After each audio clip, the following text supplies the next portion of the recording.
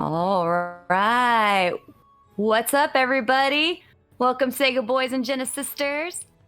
This is Shannon Last, and I am joined by Apollo, Sir Sultan of Smug. How you doing, Apollo? I'm doing well. I woke up and all of a sudden I was like in this channel, so I don't know what's going on right now. So I think I need a little information about like why are we here? What is going on today? Well, What is first of the all, event? Apollo, this is not a renegade race. So we'll first clear the air about that. This is a Sega Genesis race, 16 classic Sega games. And Apollo, did you know that the winner is gonna win something? Wait, there's a prize at the end? There actually is. Yeah, it's a prize. The winner is gonna get Xenocrisis. Do you know what Xenocrisis is, Apollo? Um, Absolutely, but remind me. Let me remind you, it's a shoot 'em up that was just released last year for the Sega Genesis, the OG console, because Sega Genesis is so awesome. They're still making new games. I actually did not know that. I did not know it was a newer created game, so that's pretty cool. And obviously, if someone's a big collector, enjoys the Genesis, they might want to compete to get this game. I was gonna join just to try to win this game. I mean, there's still time. There is join still the race. time. As you can see, we have 44 minutes. That is 44 minutes where everyone in chat and everyone watching can join the race. Yes, just go to Discord. Anyone who wants to join. In fact, we did have a last minute racer join that was a little unexpected. I don't know if anyone knew that Infinite Mystery was joining this race. We have we do have a blind attempt celeb, well known for his blind attempts at the Big 20 races, going as long as 30 hours sometimes to finish blind. So this is kind of an exciting addition. Did not know he was joining, and I'm super stoked about that. No, that is going to be really cool. So I figure, since we're here, let's go through the games. So like you can actually tell me what is going on, what are we playing, and then maybe we can talk about the runners in a little bit. Sounds good. In fact, I think I'll probably mention a few runners too while we talk about some of the games. But let's give some knowledge to this Ness boy Apollo on why he needs to tune into all these games for the 16 game race, because these are 16 classics that you might not actually know about, but you should. First one is Golden Axe, which we were just talking about this one. You were a little wooed by the speedrun page, if I'm not mistaken, Apollo? Yeah, no, it's very scenic. So go check out the background in the speedrun page, and it's actually fun. So this game, I do know this game. It's a fun game. I've played it every once in a while. I played it back in the day. Funny enough, when I first started following different people on Twitch, I think I meant to go look, but I think Beatles like one of an early followers of mine, because he was playing Golden Axe. And I was like, oh, I remember that game. I'll give that a follow. So I think before I even communicated in chats and was the smug as I am now, I think I was lurking in Beatles' stream a bit. Yeah, and Beatles actually the former world record holder with a really impressive time, 7:58. But yeah, I love Golden Axe Warrior because, with me growing up with Nintendo, I didn't own a Sega growing up. And I was very accustomed to, saving the princess. So the first time I saw Golden Axe, I was truly wowed by this Xena-style badass chick, just a warrior princess battling through the stages. Really, really just wowed me initially whenever I first saw Golden Axe. But yeah, Beatles got a great time. And also Sheem runs the game and has an 832. So two runners that have a little bit of a leg up with the very first game. I think it's smart. It's good, especially if for a new player or a new watcher to have like a game that's, I think, so infamous that you start like, oh, okay, I remember this. And I think the goal is to beat the game. So we're starting off hot, arcade mode, and you are allowed to use continues And so we're gonna see the entirety of the original Golden Axe here. I'm also glad you mentioned arcade because a lot of people might recognize it from the arcade since it is an arcade beat 'em up, an arcade port.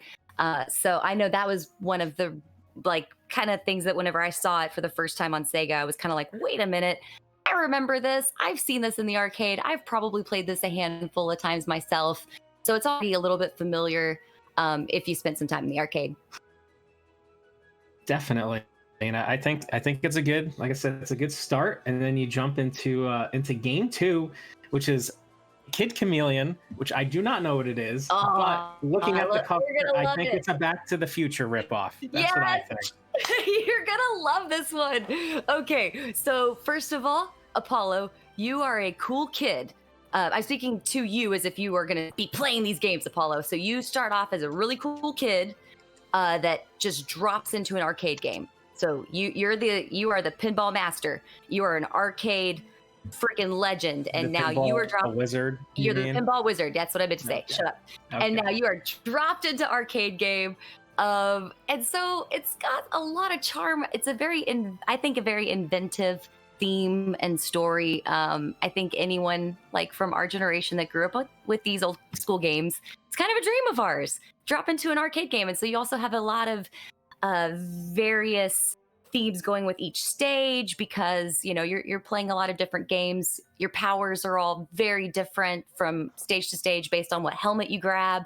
And yes, you have the swag hover. You have the hoverboard, very Back to the Future 2 style. You're gonna love it, Apollo.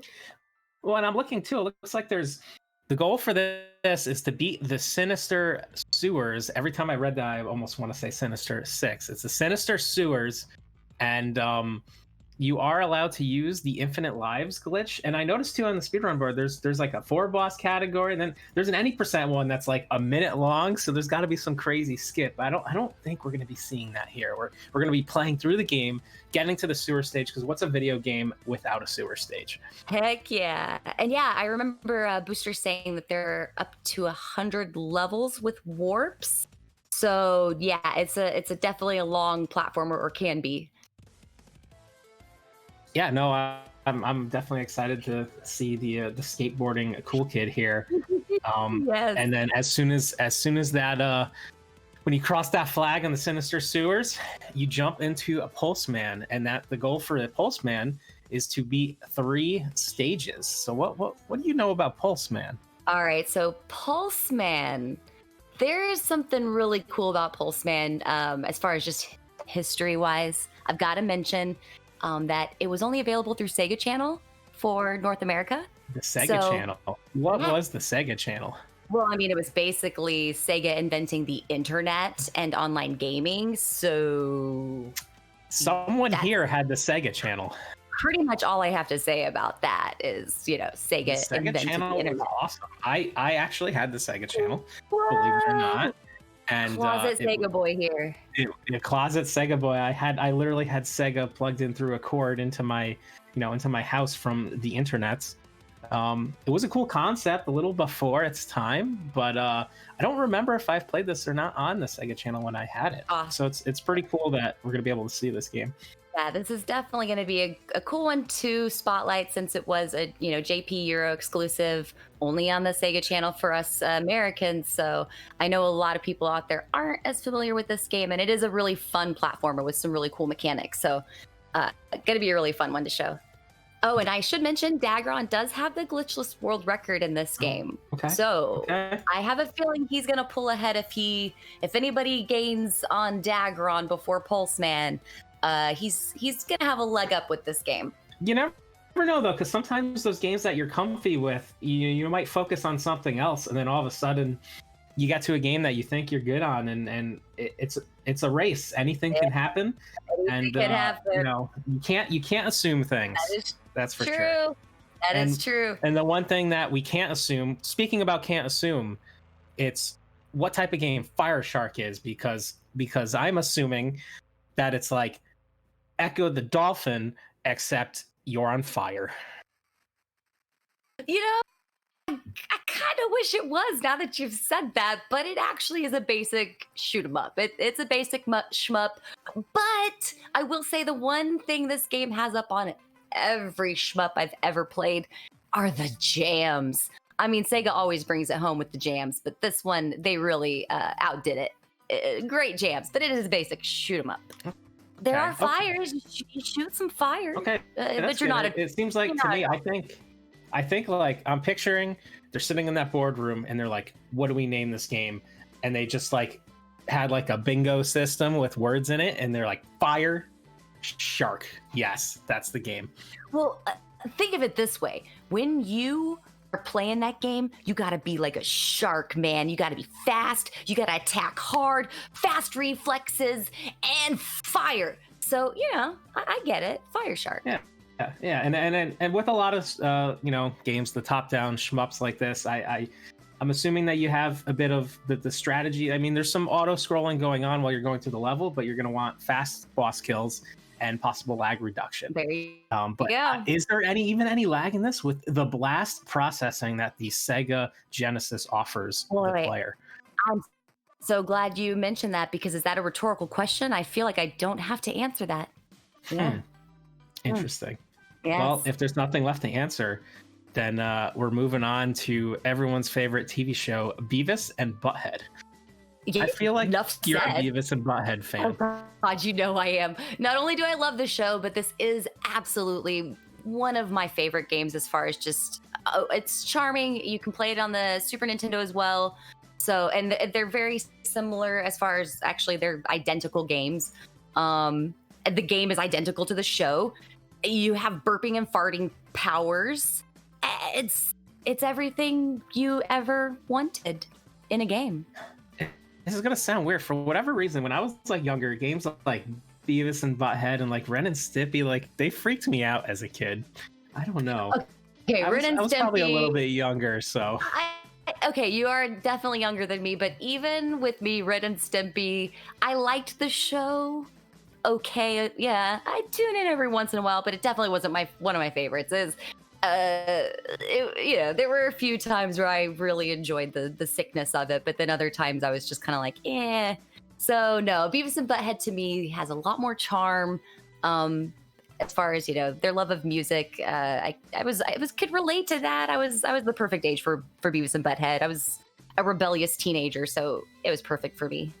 Okay. And to mention, the goal for this game is just to collect the hospital ticket. So it's going to be pretty short. Yeah. There's like this turbo tunnel-esque level that I checked out, and chasing you in this turbo tunnel where you're getting pushed on like a cart, there's like this giant, like naked fat dude behind you. And that's kind of like what I looked like when I woke up this morning tied to a chair inside the Sega Crew Discord. So like, I guess you can guys see what I looked like this morning a few hours ago when I just opened my eyes and, oh my God, Shanna's in front of me. Oh man, yeah. So this is definitely a short one. It's a scavenger hunt game. They kept the goal really short, just because you pretty much get the charm of the game by the time you get that first ticket. So and you do have a few puzzle things to accomplish, but as long as you know what to do, it can be real quick and easy to get through. So we won't be on that game for very long, and honestly, I was kind of pulling for the goal to be harder, but it's just me. Well, I'm a Beavis and Butthead fan. Yeah, I mean, if we're okay, so if we're not going to be on that game very long, then let's move on to High Seas Havoc, which when you hear it and you look at that cover, it looks like it's like a pirate game, and I mean, I love pirates. I'm actually wearing a pirate shirt right now, but so High Sea Havoc is kind of a platformer. We're doing a beat the game goal again, so you got to sprinkle in some beat the game goals in between all these like shorter goals. But it's one of those games where is there like a loop or a couple extra levels where when you actually beat the game, it kind of says, hey, you got to try the harder difficulty to get the real ending. It's those games that always taunt you at the end. Mm-hmm. It sounds like you actually know more about this game than me as far as the ending, because I'm not really sure. I think what it is, it's basically Sonic. Is it Sonic? Is this just Pirate Sonic? Yeah. So, I mean, it's kind of Sonic, but you have a cool bandana. Like, it's very much a Sonic clone. But you have a cool bandana and a cool Han Solo vest. and some really cool jams. So, but yeah, it's very much a Sonic clone. And it looks like I see JKL says Heisty Havoc is one of the hardest games ever made. A, I don't know if he's telling the truth or not. B, if he is, then what does the harder difficulty even mean? So that's scary. So there might be some scary moments in this game. Some possible time losses coming in here. This could definitely cause a few people some problems for sure. But this one's gonna be a good one as far as I don't know what's gonna happen with this one because the goal is pretty tough. But yeah, the goal is where the game ends and says try the harder difficulty to get the real ending. Yep, that is where we're going to be ending the game. But yeah, I know that the speed strats to find the fast shoe upgrade. So I think that'll be a changer. Yeah, because you can't do the Sonic speed until you get those shoes. So that might be a little bit of a game changer is who can get that faster. Okay. And then, so the next game I'm looking at, I've played this game on Super Nintendo, and I actually played this game a lot. The Great Circus Mystery starring Mickey Mouse. This is a Capcom game. I knew you were gonna love this. I really liked this game when I was younger. Like I'd be willing to like run this game, but why Sega though? Explain. Okay. Explain to me. Well, for one thing, it was originally Sega, and it was so good that Nintendo had to have it.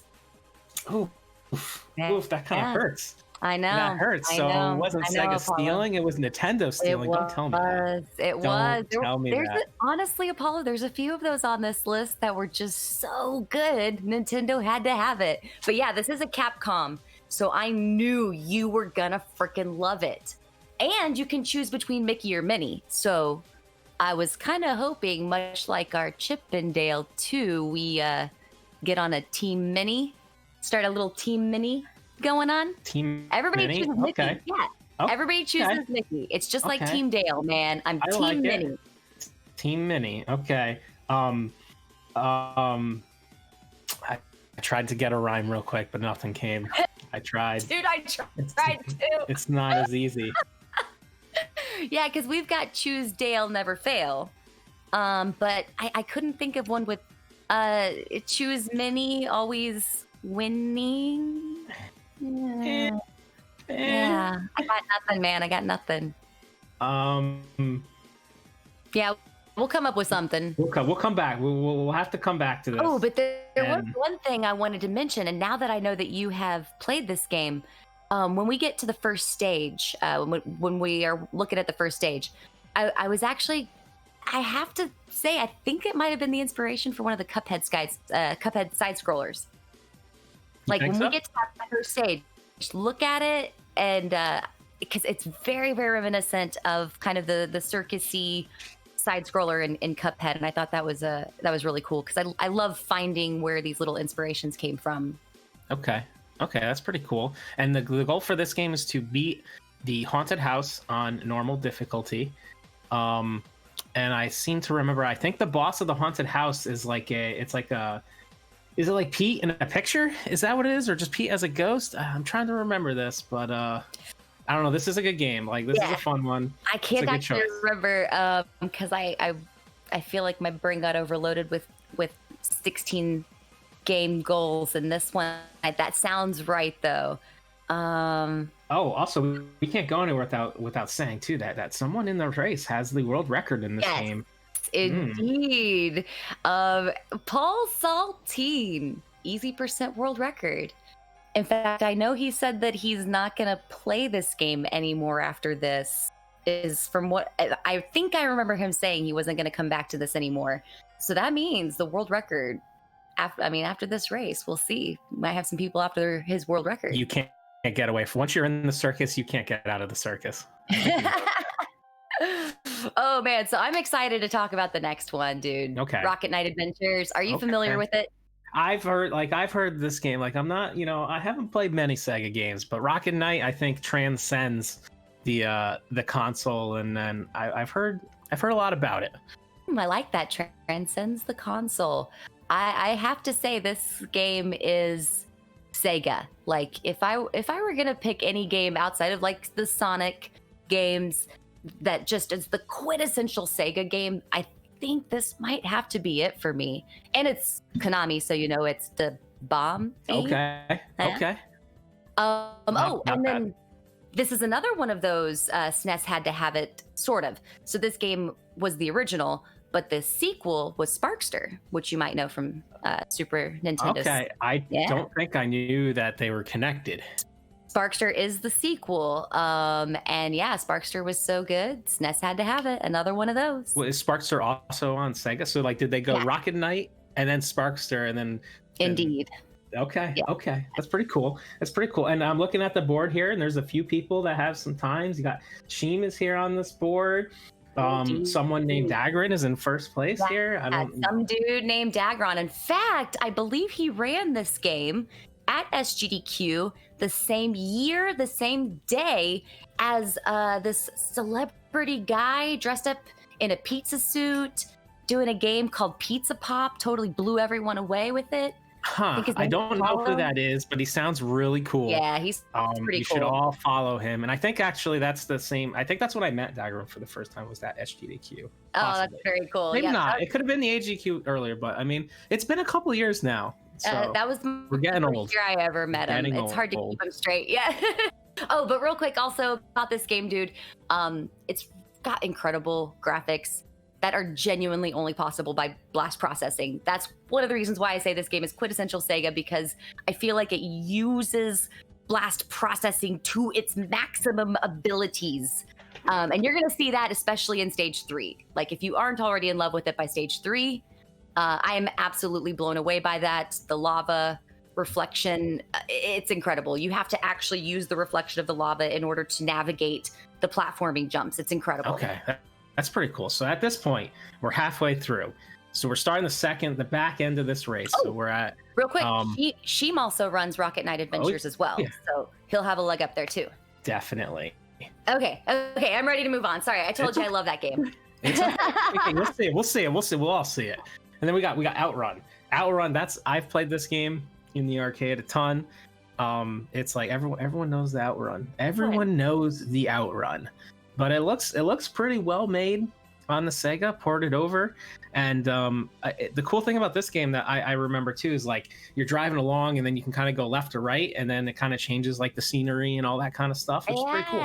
In fact, I didn't really. It's so funny how I played this game so much in the arcade, and it wasn't until getting ready for the Sega16 and watching everyone race this that I finally realized that when you're turning left and right, you aren't just changing the scenery, you are actually choosing your route, which can have a huge effect on your outcome as far as how long your race is, which I didn't realize. So when you look in the top right corner, you'll see kind of like a sideways bowling pin, indicator.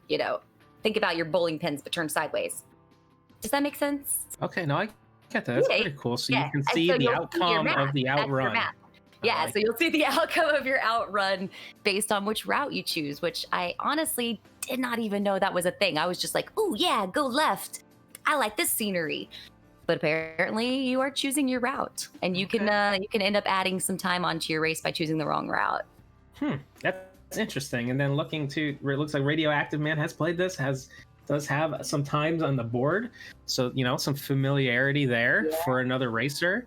And choose your stages wisely, because while you're driving, you're going to be thinking about the next game that everyone's talking about. Man, Dr. Robotnik's Mean Bean Machine. So excited about this game because I mean everybody's terrified of what this can do to the run, and it's such a fun, charming, freaking like Tetris, Puyo Puyo, just Dr. Mario-ish game that, well, not quite Dr. Mario, but that for me, it's a really just charming, joyful experience.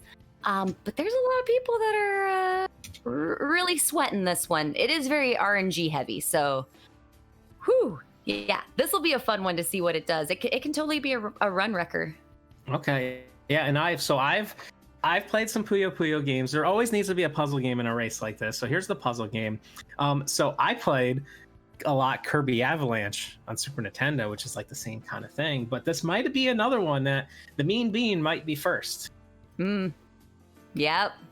I do know that there is a kind of penalty thing that people can take if they skip a game.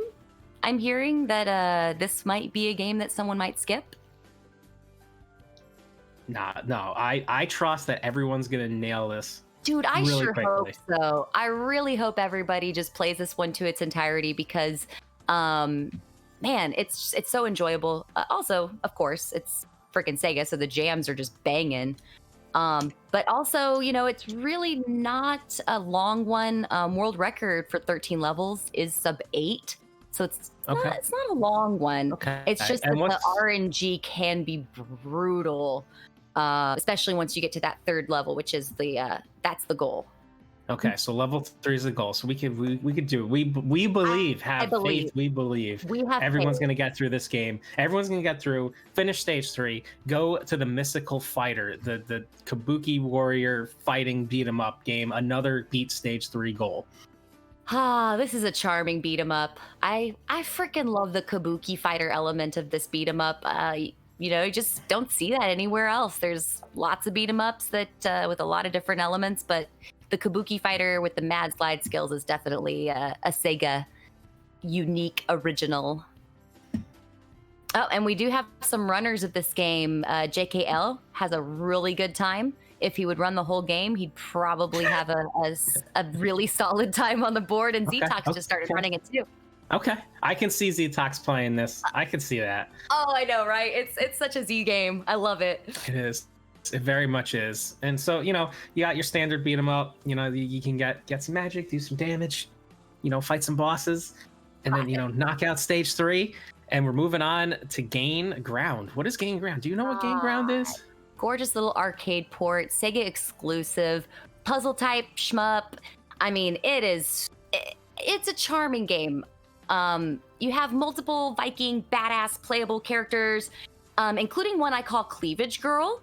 I swear this character, it's very, as far as your sprite on the screen, you're a fairly small sprite. However, it is possibly in the top 10 most prevalent cleavage ever witnessed in 16 bits. So, you know, be prepared for Cleavage Girl. But also it's just a really charming shmup. I'm interested.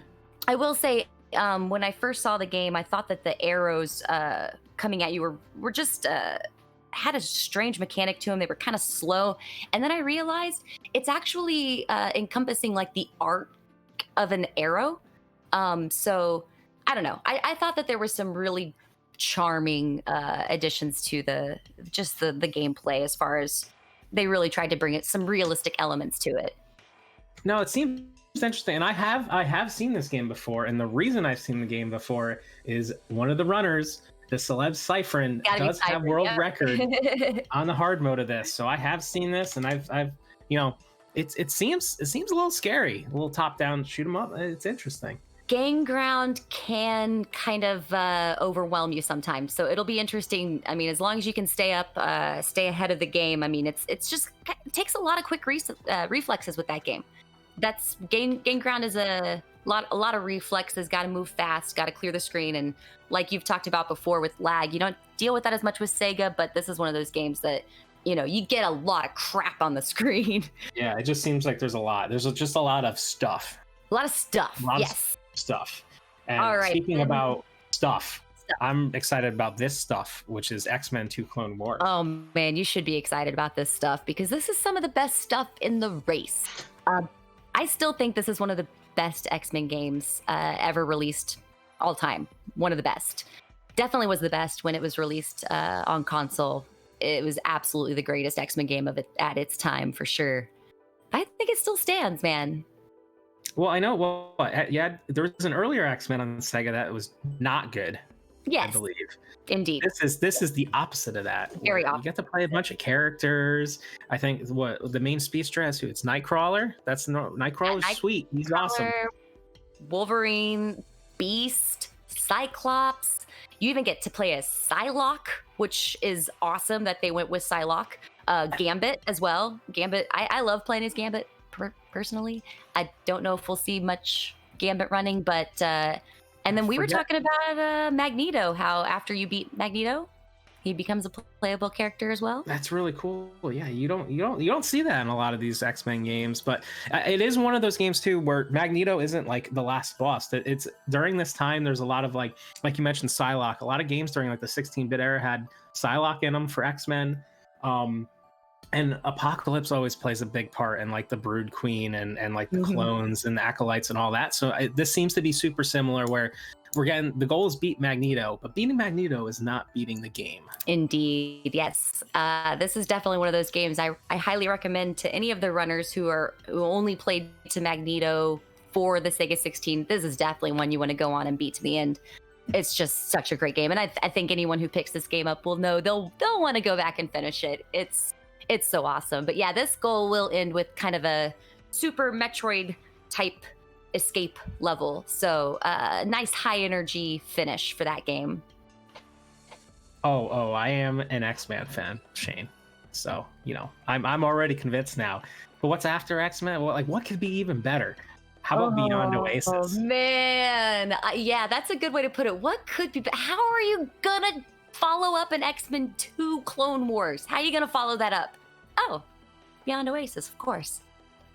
Are you familiar with, I'm sure you've seen it a little bit, right? Have I seen it? I don't know. Real quick, I looked last night and the sprites are gigantic. Yes. Oh my God. But it is a Zelda-style game, so I think you'll really enjoy an amped up Zelda-style game, whereas instead of your cute little Link, you get to play as fucking Thor. Pardon my French. You're Thor. Flexing your muscles, strutting through dungeons. Water doesn't stop you. You don't need a raft. You strut through it. Bosses are huge. Take up the entire screen. It's incredible, man. Okay, that's cool. I mean, you're saying Zelda-esque, and if you want me to be like back in the Sega here today and going anti-Nintendo, how about this? I'll say not anything is more exciting than Zelda. Oh, So wow. this has to be. Okay. This has to be. If this is better, then I would hope so. I would hope so. I think you're gonna love it. If you just you saying that about Zelda, I think this is gonna be one of your new favorite games. Because it takes everything that you love about Zelda and just throws it through some blast processing and pumps it up to a ridiculous level of intensity. It's absolute pure nightmare fuel too. The final boss. Okay. We won't get to see it. Okay. We won't get to see it on this one, but it is just pure nightmare fuel. Just pure Sega originality. Love this game. The goal for this, like you say, you're not getting to the end, is to find Ifrit, and then the time ends when you see Ifrit is my name appear on the screen. And then as soon as Ifrit is my name, then all of a sudden Rockman is your name. Yes, and I think you're pretty familiar with this one. Mega Man. I can talk about Mega Man 3. It's a Mega Man. You shoot things, you fight robots. Okay, but can you talk about why this one's different from the Nintendo one? Why is it different? Why would I play this over the Nintendo one? Let me know. Well, first of all, 16 bits. I mean, we doubled your bits. Okay. You're welcome. Okay. Then also, the face alone, like if you're familiar with the differences, I've got to say, just graphically what they did to Mega Man himself, the face alone is so it's a little more charming. It's actually relatable rather than the dopey cracked out eyes that we're used to with Mega Man. This has just a nice human, non-shocked look on his face. There's additional animation. Yes. One of my favorite aspects is the backgrounds. Enjoy the backgrounds, Apollo. A gift to you from Sega Genesis. Brought to you by Sega Genesis. Not bland colors, but fully realized environments. You're welcome. And then it's also still the same charming gameplay, just might be a little more difficult. I think it's notoriously difficult. I did see a little bit of the differences between a few of the boss fights. Just take a little more time, and I think that might have something to do with the additional animation. But So time-wise, you'll see a little bit longer fights, just barely, seconds longer than you would on the Nintendo version. Okay. But personally, I do think the changes were quite charming. Okay, and the goal for this one, we're not doing the whole game. I always enjoy these goals in Mega Man games during races, is just beat the Robot Masters. It's always a fun. Sometimes the Wily stages go a little long, they're a little hard for no reason. Like, do the stages, do the normal game. We're beating the normal game before going to the extra part of the game. Yeah. So that's game 15, and then we get to the finale. The finale of the Sega16 ends in game 16, believe it or not, which is Shadow Dancer. Great choice for a finale. When I heard this was the last game, I kind of just smiled. It's like, yeah, this is a good one. Are you familiar with this one, Apollo? So Shadow Dancer? Again, there's a celeb that I've seen play this game at an event. And I think it's mandatory for all. Part of the goal is that during the part where you're falling from the sky and there's a bunch of enemies, you have to drop your controller and dance. And I think that's part of the goal. Sure hope it is. God, I hope it is. And there is the doggy dance. We will be able to see that today. That's a Sega exclusive, everybody. I don't see doggy dance in any other games. So it's a beat the game goal, and JKL's okay. So JKL won already. We already won. We don't even have to do the race. I think he won. I declare JKL the winner. The game gets sent to him. We can all leave, everyone. I guess we're done here. We're done here. No, we have to play the games. You got to play the games, and that's what we're here. We're here to see all the games. No matter what your personal goal is doing this, whether it's to just jump in, have some fun, jump in blind, trying to grind those times down and maybe compete for a winning time. Just the goal itself of being able to beat 16. Think about it. There's a lot of people that just would never be able to beat 16 games. So everyone that's joining, it's pretty sweet. So let's real quick. We're under 10 minutes. Once Beat the Game Shadow Dancer is done, we're gonna start seeing the times come in, and we're gonna get everyone on screen. We're gonna get we're gonna cycle through all the runners. Let's just real quick go through some of the runners we got joining today. And if I miss any, you can throw it out in the chat too if any extras join. So like I said before, we got JKL, and he plays a lot of games. He's been in a lot of these races. I think he's most known for what? James Bond 2, JKL, right? That's like your most famous game, maybe. I don't know. But I think he joined. His first speedrunning thing was the same as mine, I believe, which was Big 20 number 6. And we were like mini rivals, I think, because we were first starting. And now look how we've changed. I sit there and just play Renegade all day, and he's in like these big Sega tournaments. So I don't know what happened. But JK always does well in these events. He puts in checks, like he hasn't practiced that much, but we'll see. He's a good runner. Yeah, no, he's got a few surprises up his sleeve too. I think we're gonna see some time saves come from JKL that we might not be ready for. So that's interesting to watch. He likes finding the weird strats. And then next we have Dagran, who's I will say, I think that he is one of the most underrated runners in the speedrunning as a whole. He's so good. Yeah. I think I agree with you there. Definitely not underrated when it comes to the Sega crew. I think a lot of people are sweating. There's been some chat on Discord about how are we going to stop Dagran. So he'll definitely hear on Sega crew. He's a legend. We all know he's one of those front runners. Gonna be fun to watch him plow through these 16 games. Yeah, all of these runners are, and like you said, anything could happen. Anything can happen. There's no resets here. Anything can happen, because then you look over at a runner like Sheem, and then you look at some of the times, like a Golden Axe 2 master right there. So you're gonna come out hot with Golden Axe 1 possibly. I don't know. Sheem also has a sub 13 in Shadow Dancer. Zeetok, Sheem, and Sai. Okay. Those guys have they're gonna come in last, or they're gonna come in at that last race. And regardless of where they're at, those 3 guys are going to be hot to watch, because, Sheem, Sai, Z, they're all Shadow Dancer runners, so they might shake it up at the end. And then next up, we got Paul. PaulSaltine's also racing. Okay, yeah, we got Paul. Look at speaking of, we talked about before, the Great Circus Mystery. A good time in that game. We got the world record. For the easy category, there's a couple other Disney games that he's played too, like Aladdin, Castle of Illusion. There's some Disney specialty right there. Yep. And yeah, Paul's an old school Sig boy. I've seen him putting in some run efforts on his stream for these all 16 games, and I think Paul's going to put forth a very good time, good effort. I'm excited to see Paul run this. And look, we just saw that there's less than 6 minutes left till the race. We're getting through to we got Radioactive Man, Todd's Adventure in Slime World. That's a Genesis game. There's some Shinobi times. Oh yeah, there's a lot of first place times. Radman knows his Shinobi, man. I'm sure he's wishing this list did have a little Shinobi on it, because that would definitely give him a bit of an advantage, because he's kind of that Shinobi king.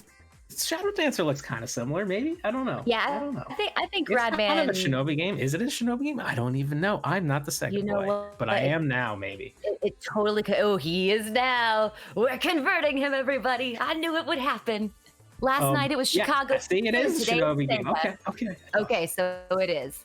I was gonna say it's very Shinobi-esque. So there we go. We got the answer from Bacon Omelet. Yes. Who knows his Sega? For sure. And then we got Narblast. In fact, Bacon Omelet, you run NES games here. Okay. This might be my pick right here.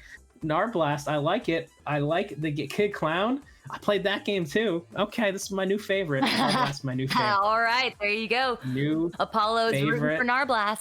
We need to make sure we got to give our stream here time to get set up too. So let's real quick. We're gonna fish out. We got Beetle. Again, like Beetle has a ton of times. Golden Axe, a bunch of other games, and Beetle's been playing for a long time.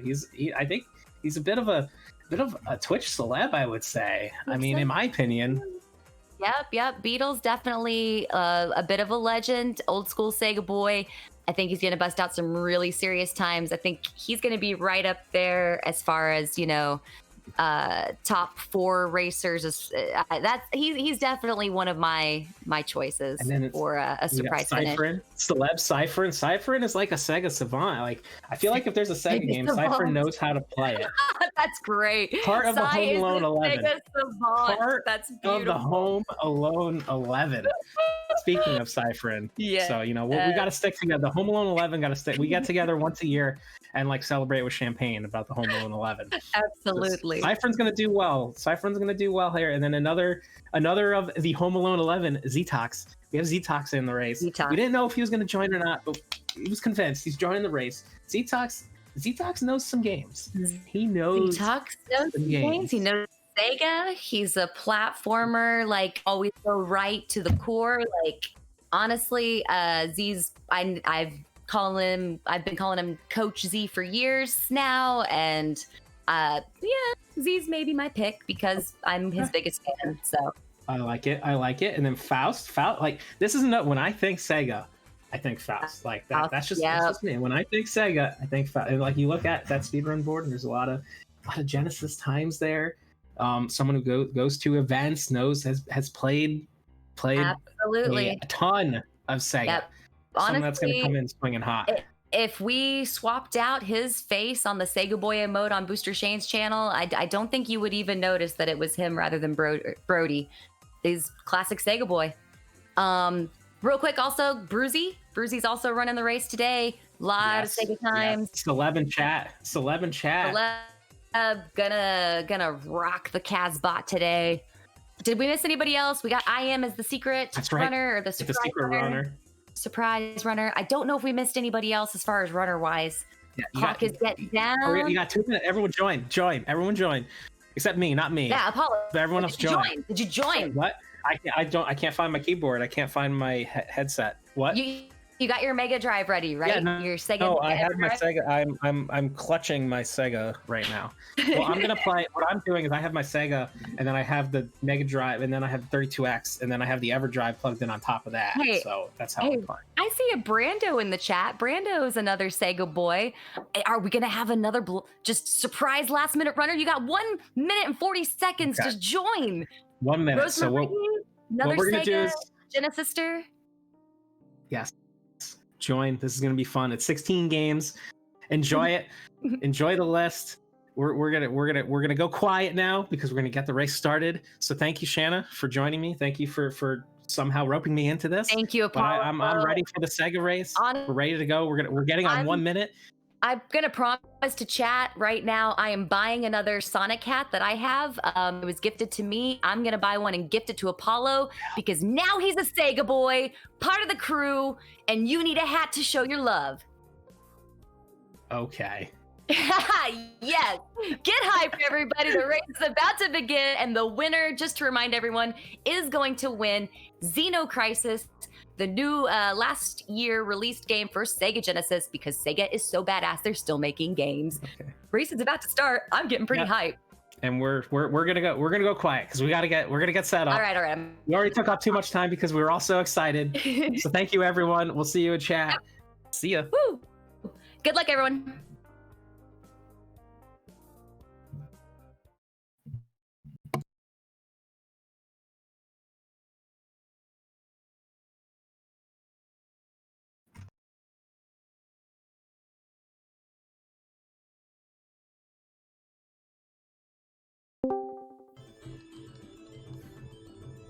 There I am.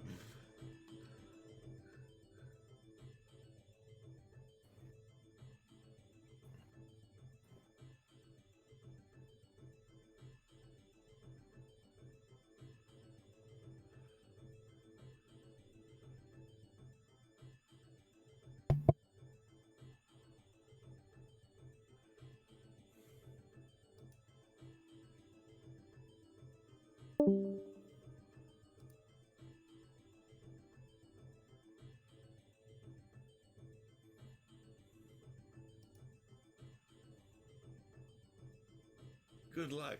I think you're winning. Gmail, hi! Yeah. I'm just here for the fun of it, Gmail. And the practice of it and everyone's... That's the real winners, is everyone who came out to watch me play.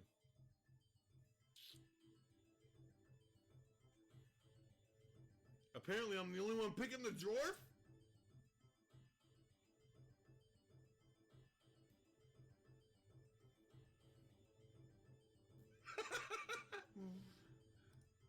No one else is picking the dwarf. Kid Chameleon is just a dumpster fire.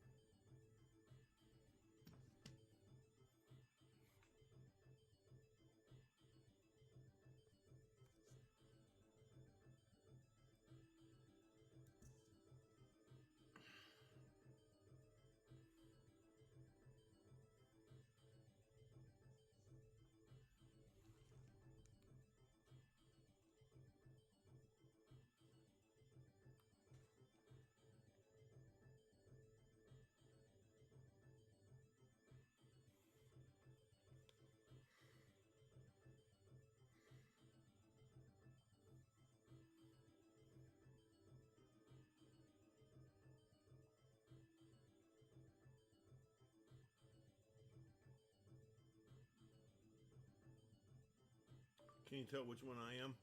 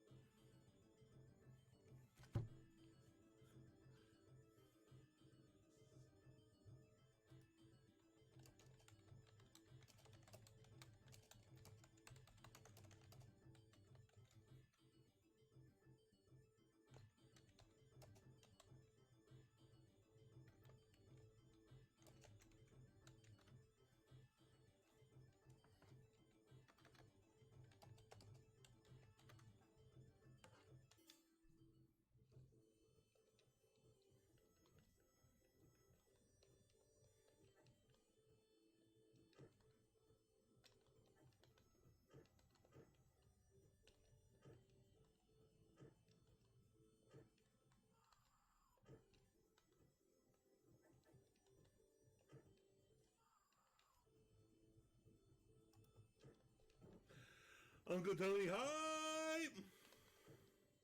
What's good, Uncle Tony?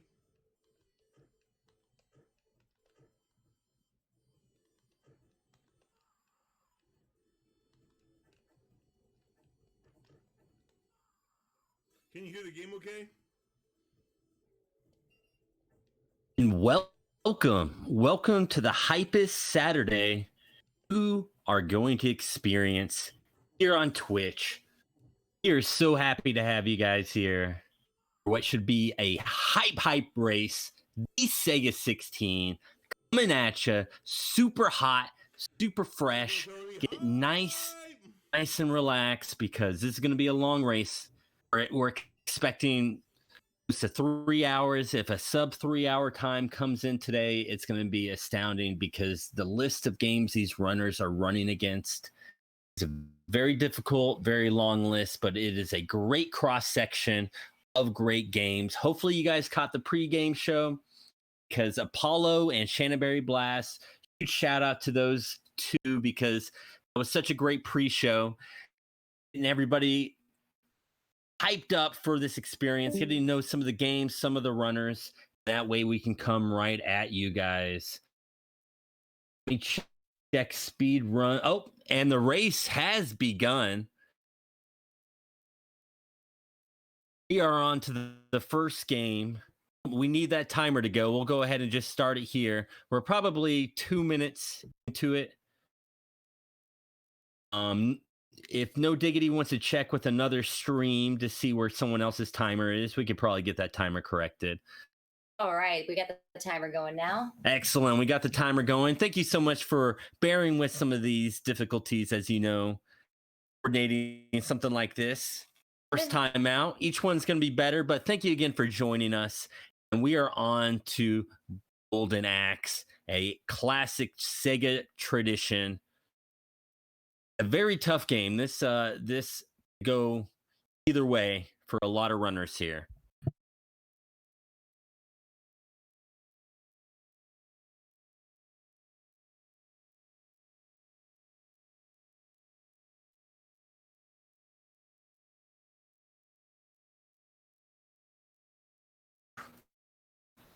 Let's try to get some game audio as well. That'll help with the set the race.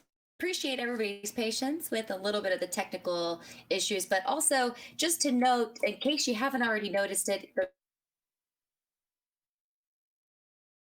correlating with their name. So right now we've got, the displayed runners' names. We're down in the K's right here. So right there, John Drill, you'll be able to see him on the right side, second row. All right. John Drill's another one that I am sorry I did not mention during the pre-show. Did not realize John Drill was joining. That's my bad. So good luck to John Drill as well. We did throw out some good luck to all the runners. So yep, that's how you can tell who's on what screen. So those screens will be changing throughout the game, throughout the race. But that's how you can keep track of who's on what. Yeah, and I just saw a note. Let's get the runner info box scroll a little bit faster so we can see these people. And appreciation to No Diggity for doing all of this capture for us. He's got the speed and all of the skills, so we do appreciate that. So everyone, thanks again for all of your patience with that as well. And I have Shannaberry Blast here on commentary with me if we haven't introduced her already. But Thank you, Booster. It looks like these runners are making their way through this game. JKL, he's up in the top left screen, and he's making easy work of this game. But with this game, the major strat is the magic pickup. Some of the magic animation lasts longer than other magic animations, so you'll see a lot of these runners not picking up the full magic power-up just because the animation takes longer than some of the other power-ups. You'll also see in a lot of these runner screens these down stab attack. That is the most powerful attack in this game.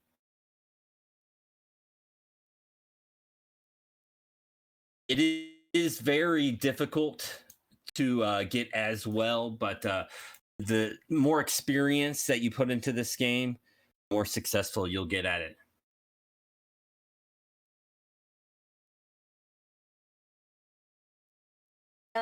we'll do our best to shuffle through runners and give everybody a chance to be on the screen. But it looks like we just don't quite have enough squares for everybody. We did have more runners, which is awesome. So the more runners, the better. But we'll be shifting through those throughout the race. Everyone will get a shot to be, you'll get a chance to look at everybody on the race. Absolutely. We got no diggity on the tech side. So if you guys have any input, you can throw it up there in chat. He will be looking. I'm hoping that we can get some game audio up on this. Unless maybe it is, and that's just what I'm hearing on Discord. As of right, I'm not hearing game audio. Third player, Okay. whoever that is doing really well. Oh, I can't hit him.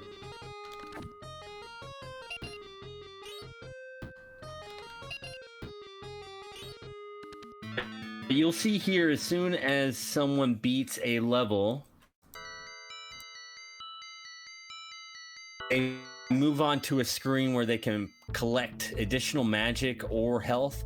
The problem with these guys that run around, you'll see that they just run around just crazy people. I know that Brando Oates likes to call them Adam Sandlers. They certainly act that way. And so a major speed strat is just knocking these guys as quick as you can.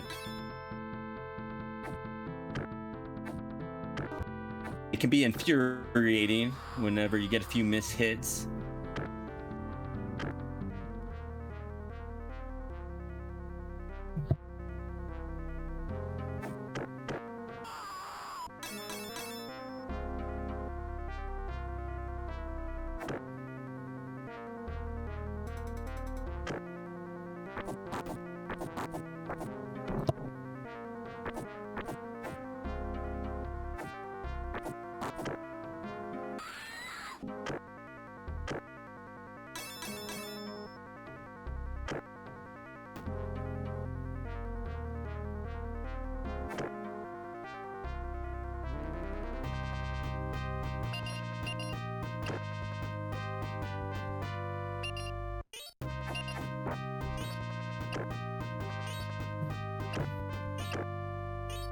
And you'll see, starting at this point, you'll see a lot of these runners utilizing these pit strats. The main advantage of these pit strats is quite obvious. You get them in, they're done. You don't have to fight them anymore. So a lot of the speed run strats for this game is manipulation of the enemy sprites. You want to obviously get them into the pit or group them up to the lower part of the pit. You'll see JKL there at the top doing these downward thrusts. And it looks like he's on to the final boss here. Just a little bit ahead of, I believe that is Dagron. Sheem's not too far away either. So we got three of the top runners. Look at that, just JKL and Dagron in unison with these downward stabs. That is just quite impressive.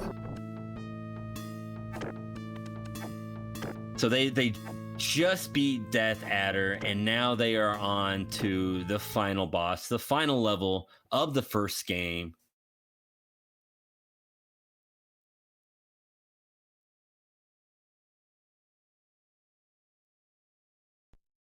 And Beetle down there and Box G already on Kid Chameleon.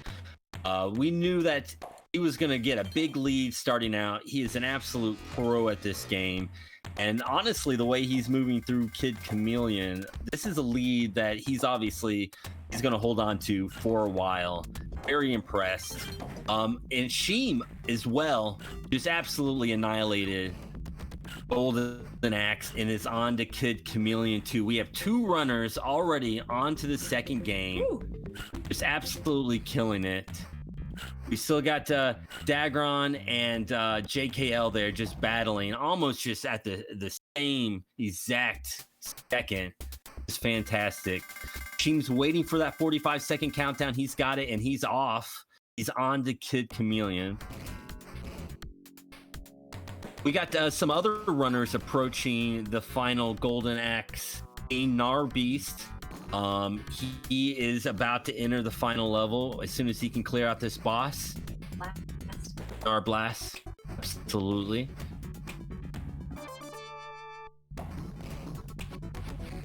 JKL and Dagron taking out these two. As you can see, using the pit strats. JKL's a little bit... Oh, Dagron is able to use the pit strat faster onto the final boss fight. He should be starting Kid Chameleon soon with JKL right behind him. But we got some other tight runs. Like I said, Gnar Blast right there. Battling Death Adder, trying to get to that final level. Sheen completed the first screen of Kid Chameleon. Well, we got Beetle there. He's working his way quite nicely through this. You should be getting to the section where you can get the tornado power up. And the big strat for this game is how long can you hang on to that. So we'll see soon how long he's able to hang on to that. Is this going to be one of those booster where they'll have to choose between the tornado strat and the hoverboard strat? Is that something that they can stack and go back and forth between powers, or do they kind of have to choose? For those of us who are a little less familiar with the game mechanics and play of Chameleon. Well, first of all, let me point out that Dagron has finished Golden Axe and is moving on to Kid Chameleon. But the hoverboard strats are actually used for the longer speed runs. This is actually a very short goal in Kid Chameleon. So the first power up they'll come to will be the top tornado, and we'll actually see Beetle down there right now. He's trying to collect it. He's waiting for these platforms to disappear. Get the right block. There it is. Gotta wait for it to fall. This game sometimes, right? And now we can see the top power up, and he should blaze through the rest of these levels. JKL also starting Kid Chameleon here soon. And we got a few other people on the Darth Adder fight as well. PaulSaltine and Radioactive Man from Mars, they're also just neck and neck. And of course, Gnar Blast a little bit further ahead. He is about to battle these red knights coming up. Hopefully to get some nice pitfalls. Sheem already has the top power up as well, the tornado power up. Very nice. And he is also blazing through this game. This is quite impressive. Yeah, that's a great point, Gwen aside, that honestly that's the one strat is the tornado power up. If you see someone with something else, that's a backup strat. You do not want to lose that power up. And in a speed run, that would be a reset. But these guys, they got to take what they can get.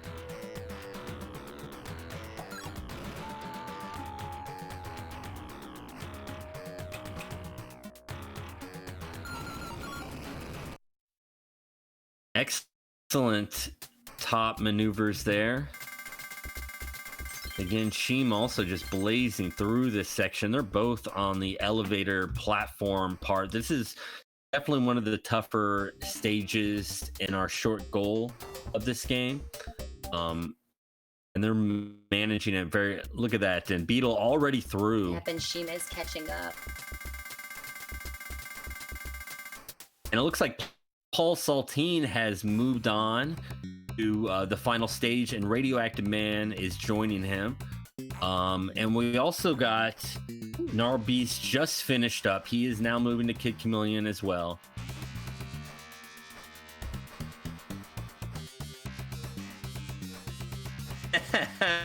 Oh, grim. A lot of Sheem supporters out there, and I understand why this guy is just blazing through Kid Chameleon. You would think he was a speedrunner of this game, but honestly, that's just how quick he picks up games. If you have not already given all these runners a follow, please do now. Or later, if you don't want to leave the stream. And you can see the names up at the top, scrolling with their correlating letters. Those should be spelled out, honestly, with the correct underscores, spaces, that sort of thing. But if any of you have trouble finding those runners, please definitely look at either the viewer list, go to Discord, Twitter. You'll find their names. All of those places. But yeah, please do drop these guys some follows. They put in a lot of effort on these 16 games. It's definitely no small task to get through this list of games, and a lot of them have put in a ton of effort in the streams leading up to today. So seriously, thank you all the runners for all of the hard work you've put in. Definitely no easy task. I gotta point out that I've just been thinking it's hilarious this whole time I've been watching the capture, and Jay is Z-Talks, my man.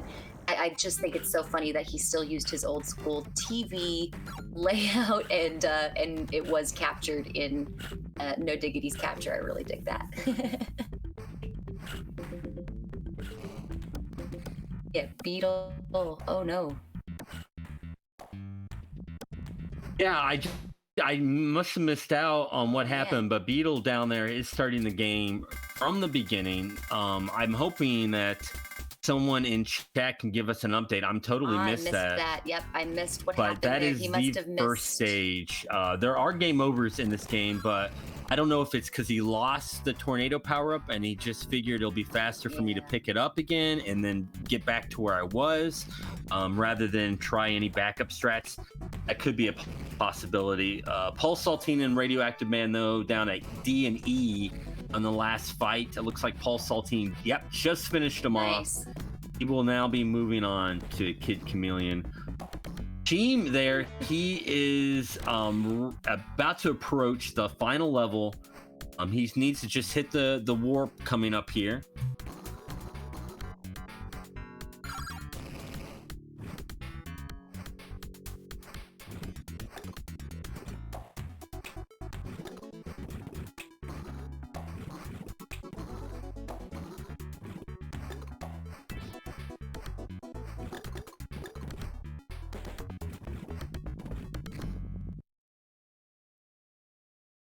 All right. I'll start that. And you'll see here on Sheem's screen there on C why the top power up is so important. You can just blaze through, but he decided to get the fly right there. Doesn't matter. He is done. He is now moving on to the next challenge. Oh, there you go. You got some hoverboard strats. Yep, hoverboard strats. By Dagron. Oh, and we up there in the top, JKL also with the hoverboard. I'm not sure what's going on with Bradman. It looks like we either have a frozen screen or he does. But it could hopefully we'll get that. There is a wait. Maybe that's okay. the reason. Okay, the wait. And she there up in C, it will be moving on to Pulseman, the third game on the list, just cruising through this. Oh, Dagron also. And this is where Dagron can really take control of this race. He is the world record holder in this game, specifically this category. It is glitchless, so expect to see some mad action on screen B up there. PaulSaltine also now starting Kid Chameleon, and now since Beetle had to reset, he is about to get the tornado power up. Boy, Shima's just blazing through this. Without a doubt.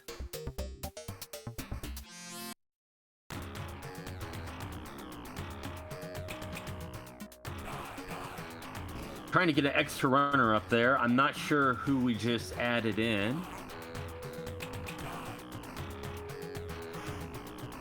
I'll let you guys know as soon as I get confirmation on who we just put in space. J down there. Oh, we already have a J. J's up. Oh, I see. We got Z-Talks up on top, right? Oh, so it'll be space L. It'll soon be space L. So that should be Infinite Mystery on the final square. Okay, thank you, Shanna. We are confirmed that is Infinite Mystery. He is on the final level there of Golden Axe. Ooh. So he's also making great time. He's soon to be... in fact, it looks like everybody is about to be moving on. K down there, John Drill, entering the final level of Golden Axe. So everyone is past Golden Axe on the boss fight or on the final level. Got two runners, Dagron and Sheem, both up there on Pulseman.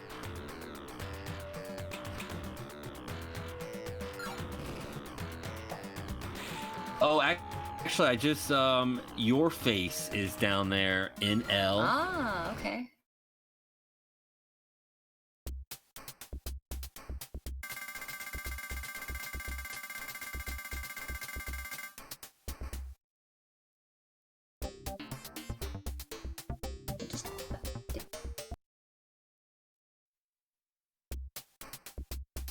we got L and M.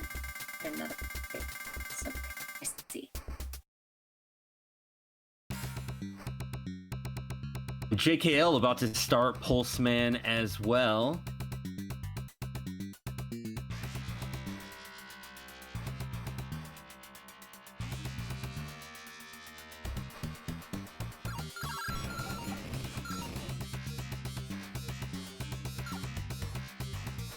Teams on the boss fight for the first stage. There is a nice speed strat setup that you can get for this. Agron just entered the first boss fight there, so he's just a few seconds behind. Cypherin and Zetox moving on.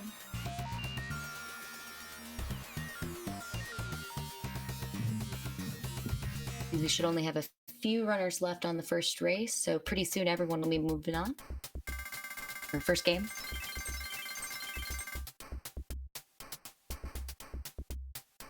And as you can see, Dagron, the world record holder, just finished the boss fight. Sheem's still working on that boss fight, so just like that, Dagron has pulled ahead. We knew that was this was definitely going to be one that Dagron had a bit of an advantage during, so kind of almost expected him to pull ahead during this one.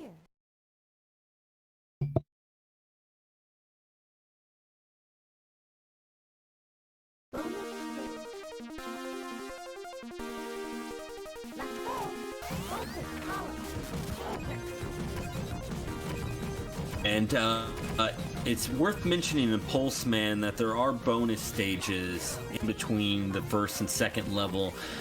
So something I'm sure as a speedrunner is a little frustrating that you kind of just have to wait out this time. But there is a way, if you are able to complete the bonus stage quicker, it will end the bonus stage before the allotted time.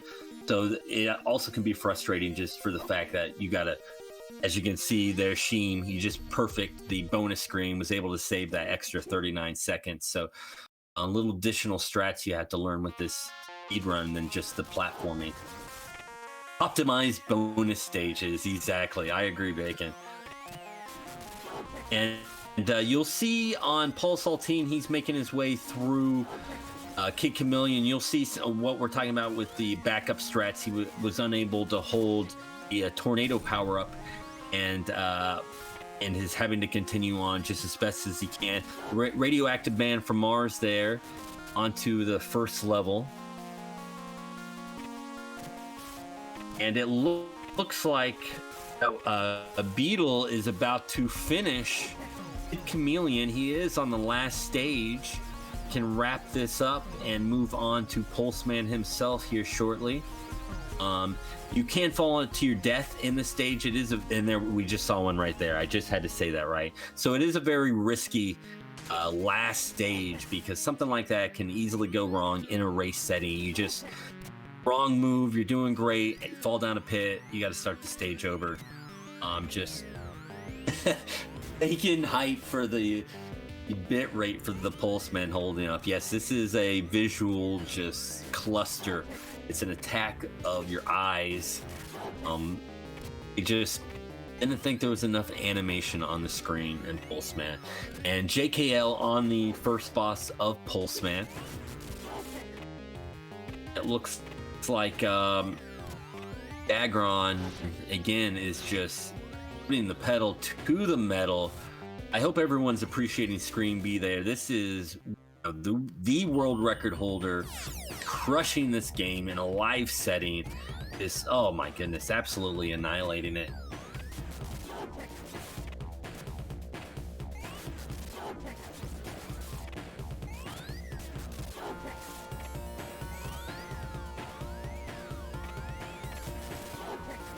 And there we go, Beetle onto Pulseman. And this is, it is a very fun game casually. I'm still always impressed with the voices that they were able to capture and to project into their game. It was very, very early game to be able to have such clarity. Very impressive. Yeah, zipping like Sonic. He said he would. Yeah, he is taking advantage of the speed. That's for sure. Mikhail did promise us some zips. No diggity, just taping the stream together. Well, no diggity. If you'd want to go, maybe we could just shuffle through some of these to where we can go to the 4-screener for a while, just to help the computer, maybe rest a little bit. Maybe the output won't be so high. So maybe we can go to just show a 4-screener. Yeah. Way we're not pushing the limits of technology, of machine and man. I mean, this is a lot of blast processing. I don't think today's technology is ready for this much blast processing. That in is one true. stream. That is true. We're talking about 12 games of blast processing here. That's incredible. And it looks like John Drill took a tragic game over somewhere on Golden Axe. I remember seeing him get to the final level, but there are no infinite continues. It is arcade style Golden Axe, and if you game over, game's over, and you start from the beginning. And it looks like that's what happened to John Drill. It's unfortunate. But hey, it's a long race. Got plenty of time to catch back up. Absolutely, plenty of time. And in fact, Infinite Mystery down there, making short work of Darth Adder himself. He's about to enter the final level.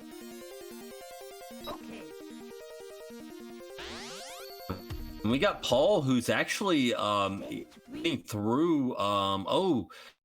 Did we just see a reset on Paul on Kid Chameleon? I just looked over. I'm getting reports now. Stay tuned. I'm trying to get eyes and ears on the ground. Scene right now. Man on the scene. We're trying to find out. Did he move on, or is he moved on? Okay, we didn't see him beat the goal. We just saw we just saw Kid Chameleon, but we have confirmation he has moved on to Pulseman. Ooh. We do apologize for the concern that Booster Shane just caused.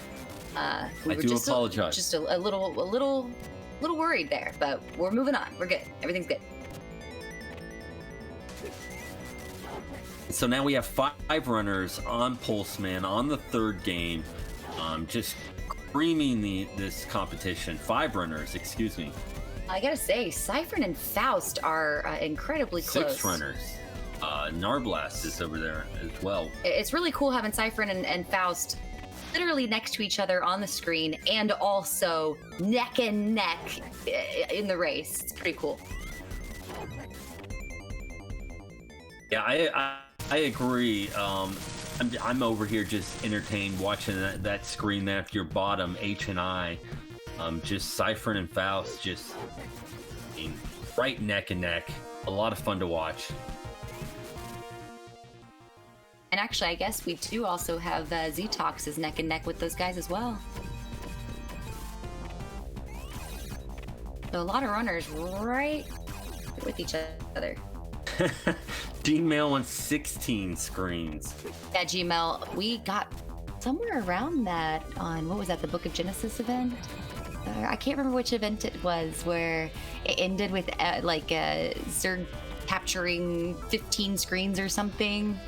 And everyone was playing Sonic at first. I think it ended with a Sonic race or something. It almost broke his computer, I think. Everything was glitching out so bad you could barely see any of the actual gameplay. Okay, so Gwen aside, M is YourFace. So it looks like that last screen has been swapping in and out YourFace and IM, who are going to be looking like fairly neck and neck for the race, though IM's pulling ahead.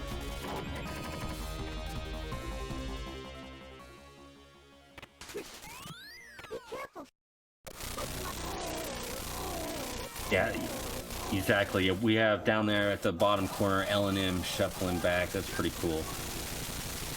You can see why No Diggity put a lot of work into this. That is very cool.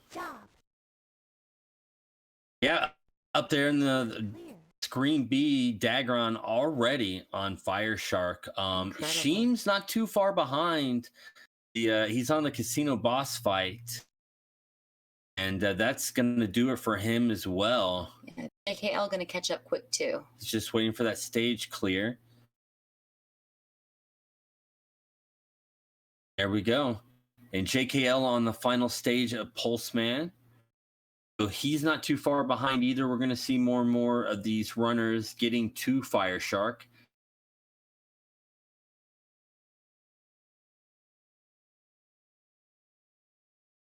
Absolutely. If this hasn't been confirmed that Dagron is the greatest, this race should settle all doubts.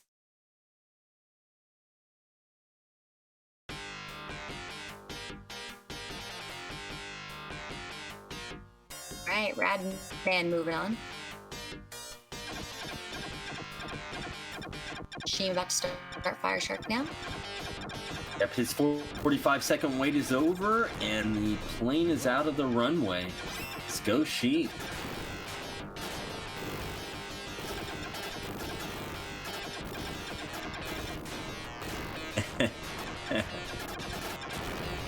Yeah, this is, I do personally like the Fire Shark music. I think that this is a quintessential Sega Genesis sound. When people think of the Genesis, these are the tones you're thinking of a lot of times. So I know it can be a love-hate type soundtrack for Fire Shark, but I don't think it gets any more Sega than what we're hearing. Foundation rumbling bass. That's what I'm expecting. Absolutely. And it's quite impressive that a pretty much just a synthesizer is creating all the sound effects, the music. None of this is analog recording, except for the voice acting in Pulseman. But just fantastic output for a machine that was built in 1988. Doc busting out the toast for all that jam. Loving it. Need a bigger piece of toast.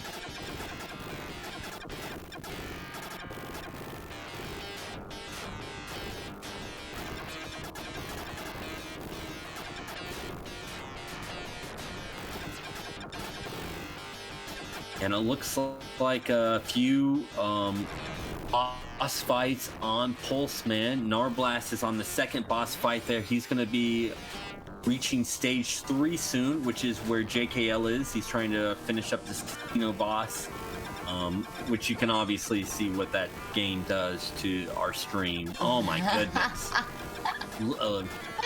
Eyesight warning. Yeah, Capture's gonna improve once he gets past the casino stage. Once we get past Pulseman, things will run smoother.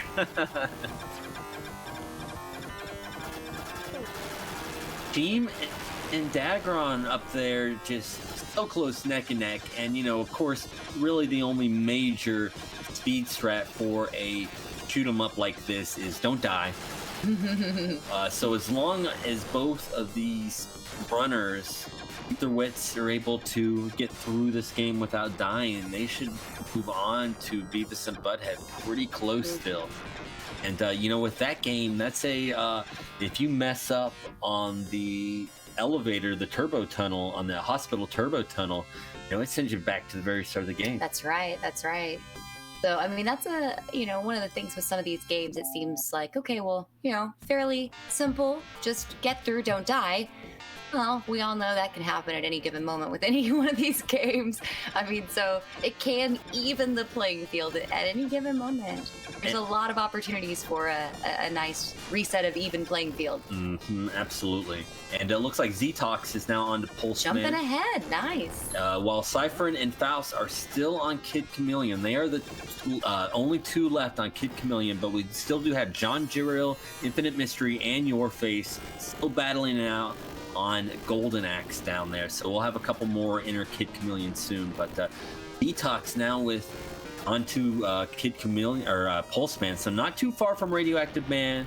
or with Beetle down there, who had to sadly reset with Kid Chameleon. Still not too sure what happened to Beetle on that. He had a very good lead, and I think he had a big enough lead at that point that even if he played it safe, he still could be in the lead right now. So something tragic happened. I can't wait to rewatch this VOD and find out. Yeah, and you know, usually once runners finish, they'll kind of join the chat, help commentate. That's probably whenever I'll take a back seat, let some of these runners chit chat with Booster. And honestly, that will be one of those questions that I'll be waiting to hear from Beetle. Like, what happened? And Z talks, chatting in the middle of his race. That's pro ballsy stuff right there, Z. Get back to the game. I got this.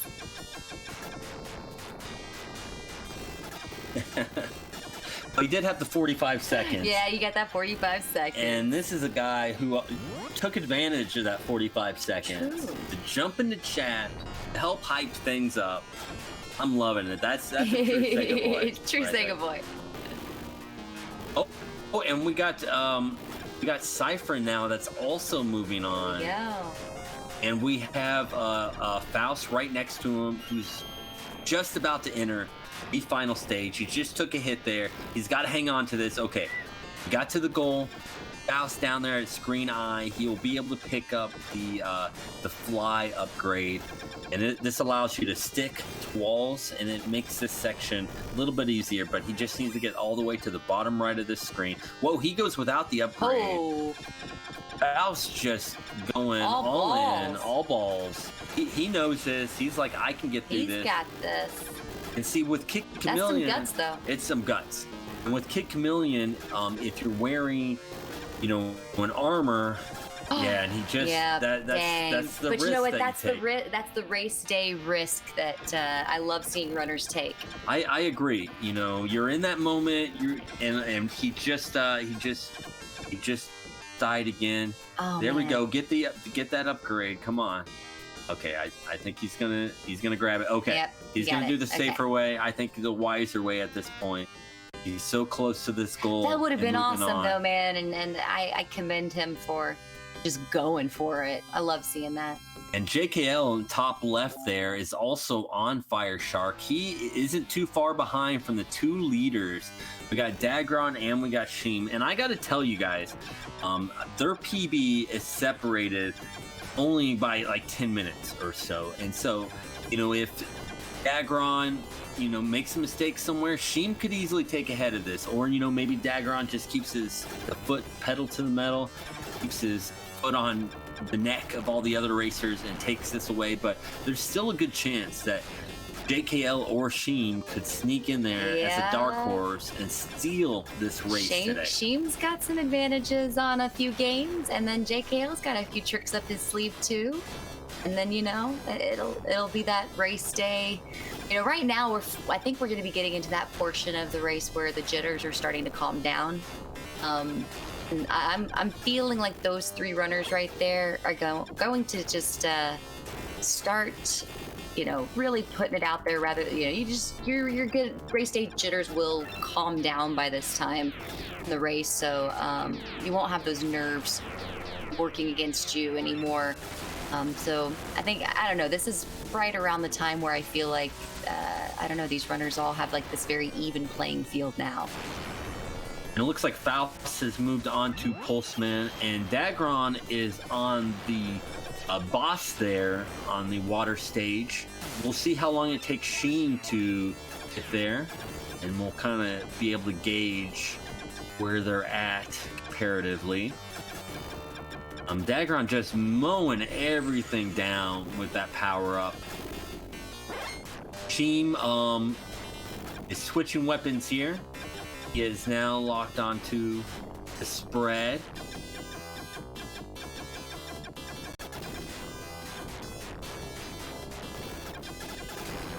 And Dagron is now landing, so he is about to start the next stage. Very clean. Very, very clean play from Dagron.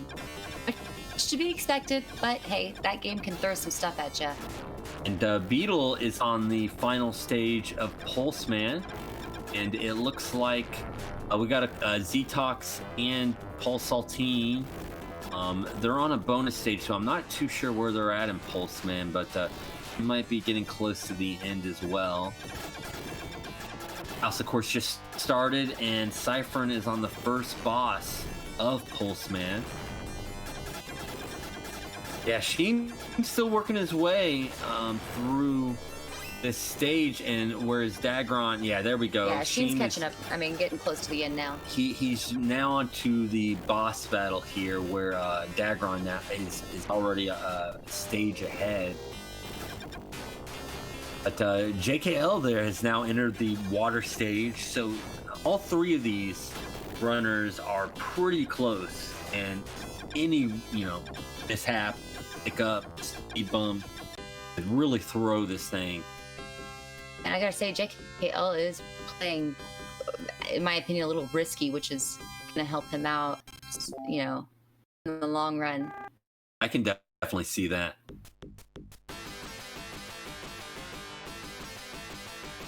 Yeah, it looks like Paul has also entered the final level.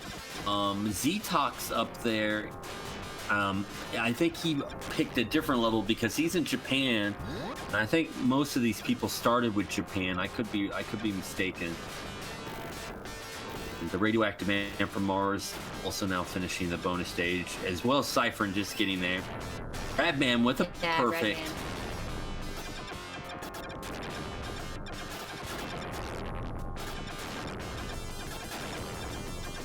We have YourFace down there on the last level of Golden Axe. He just slept to his death. He still has some continues, or they still have some continues.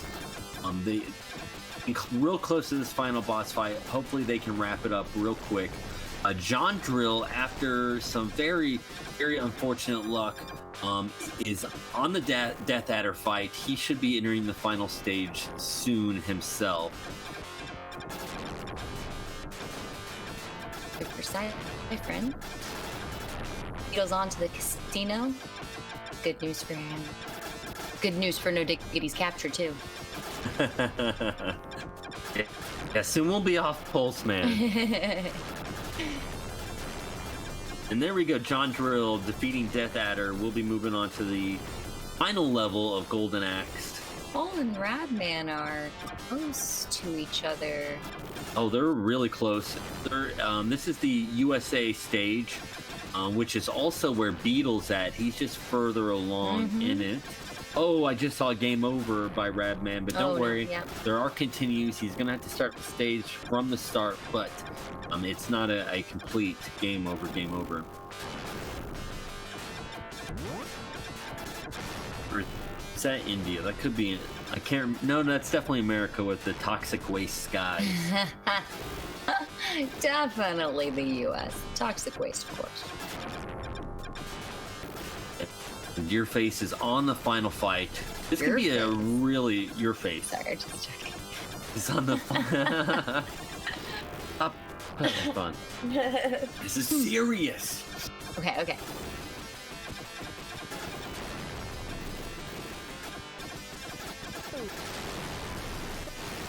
I think Dagron's approaching the final boss, or did already completed. He's getting close to wrapping up Fire Shark, which would move him on to Beavis and Butthead, if I'm correct. Ozymandias. Heck yeah. We're saving the world through Sega16. JKL had a Game Over. Luckily, there are checkpoints in this game. Sure. So you just don't want to die. Absolutely. But, I mean, if you can help it.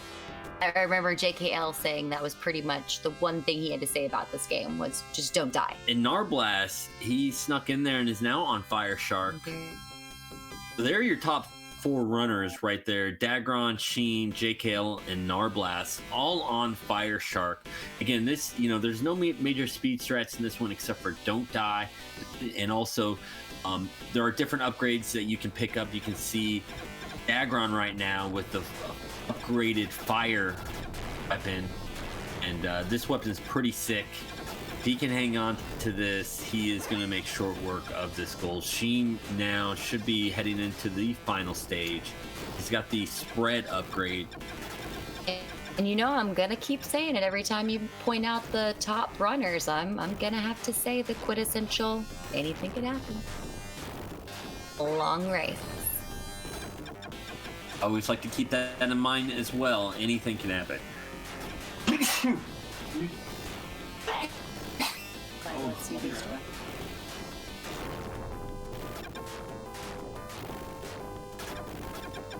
He left us. He left us. All right, JKL making some progress there.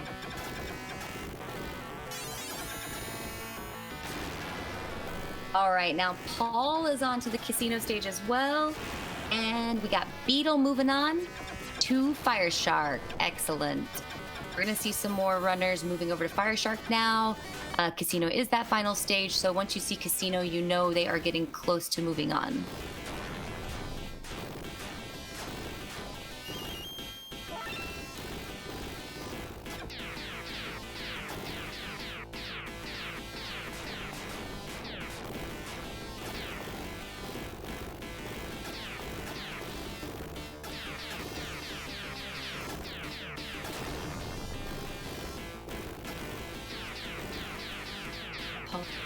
No. Several runners getting close to moving on. Yeah, PaulSaltine's on the final boss of Pulseman.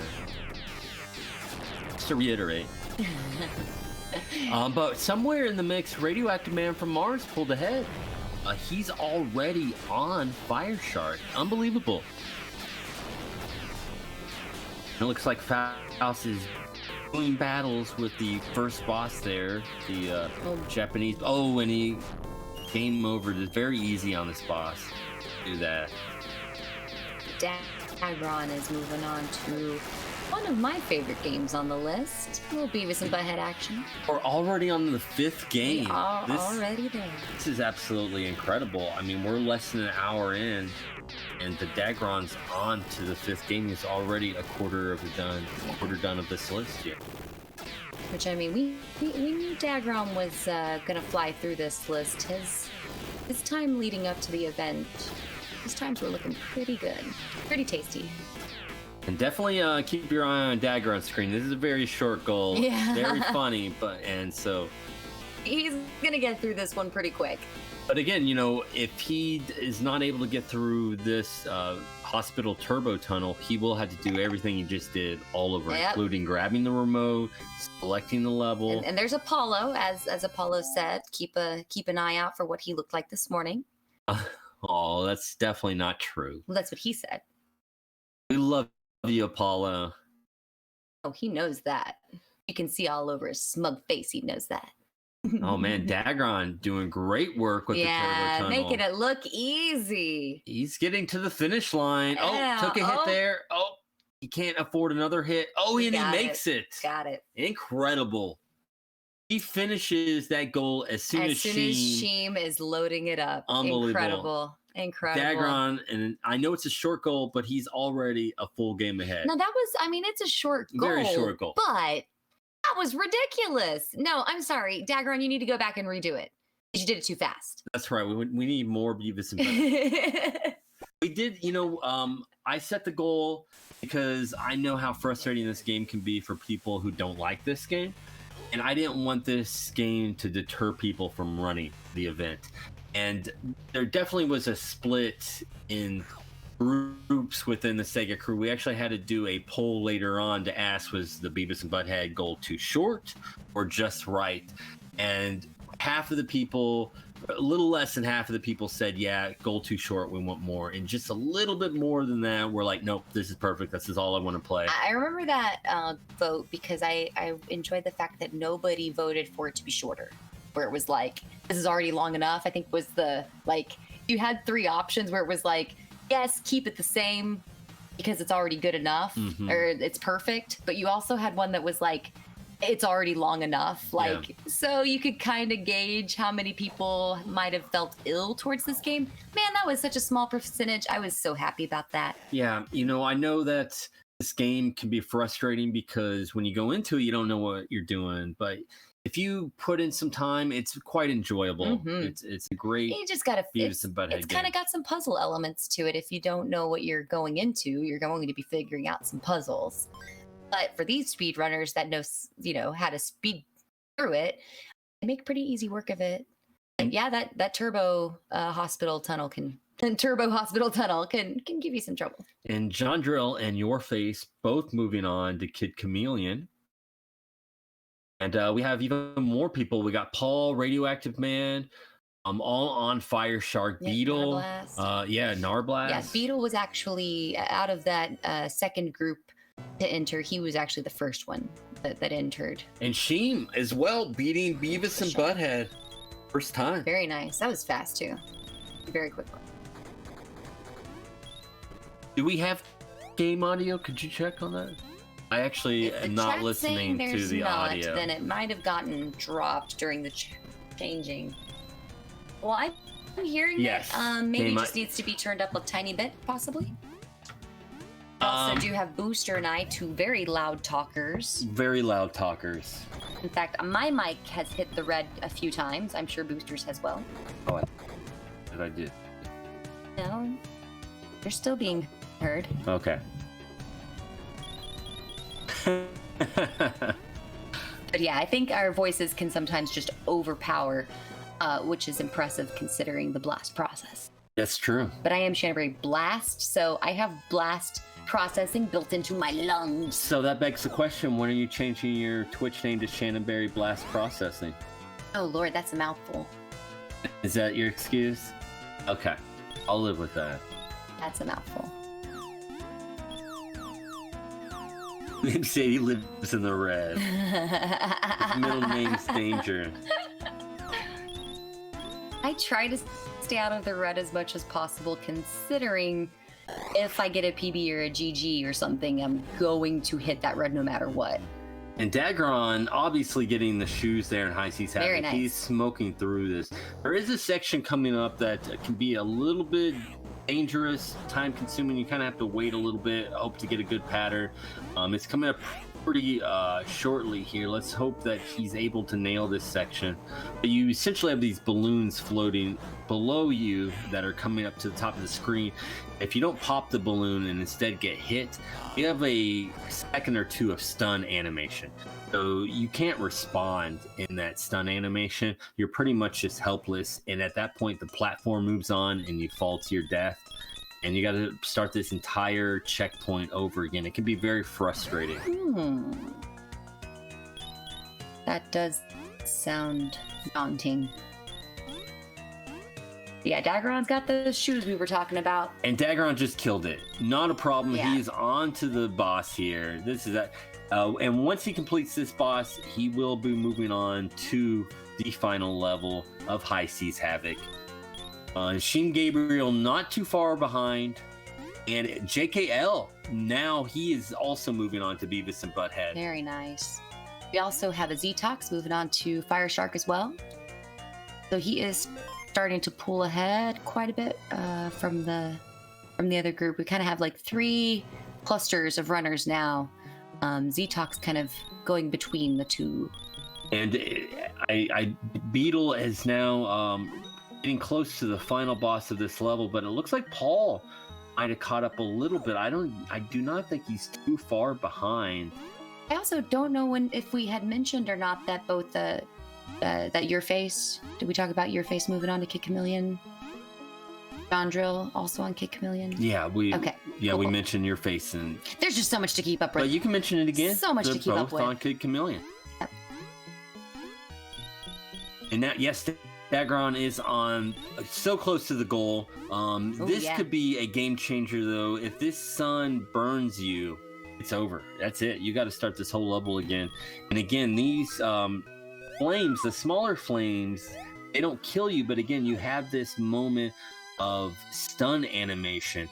And if you get locked in that stun animation by one of the smaller flames, it gives a chance for the big sun to catch up and kill you. It's a very unforgiving stage, and I've been looking forward to see if any of the top runners make a mistake here, because this could be a quick game changer. Dagron does get the extra boots. They do stack. He's going to be even faster now. Just racing towards this goal. Yeah, he is just killing it. It's getting close too, as Sheem is now making his way to the second boss fight here. This boss, his arms and chest look very similar to mine. Just completely ripped. And that's it for Dagron. He's 2. There you go. Congratulations. Now GG. trying on normal. Yep, moving on. And JKL, it looks like he's getting close to finishing this. He needs to make sure he can avoid this guy. Oh, he hit a hospital bag there. He Oh cannot man, it's gonna be afford- close. Oh, It's gonna be close. Can he make it to the end? He's so close. Got it. There he is. Oh, just seconds away. Ooh-wee. That would have been devastating, because again, he would have had to start it over again. He picks up the ticket piece.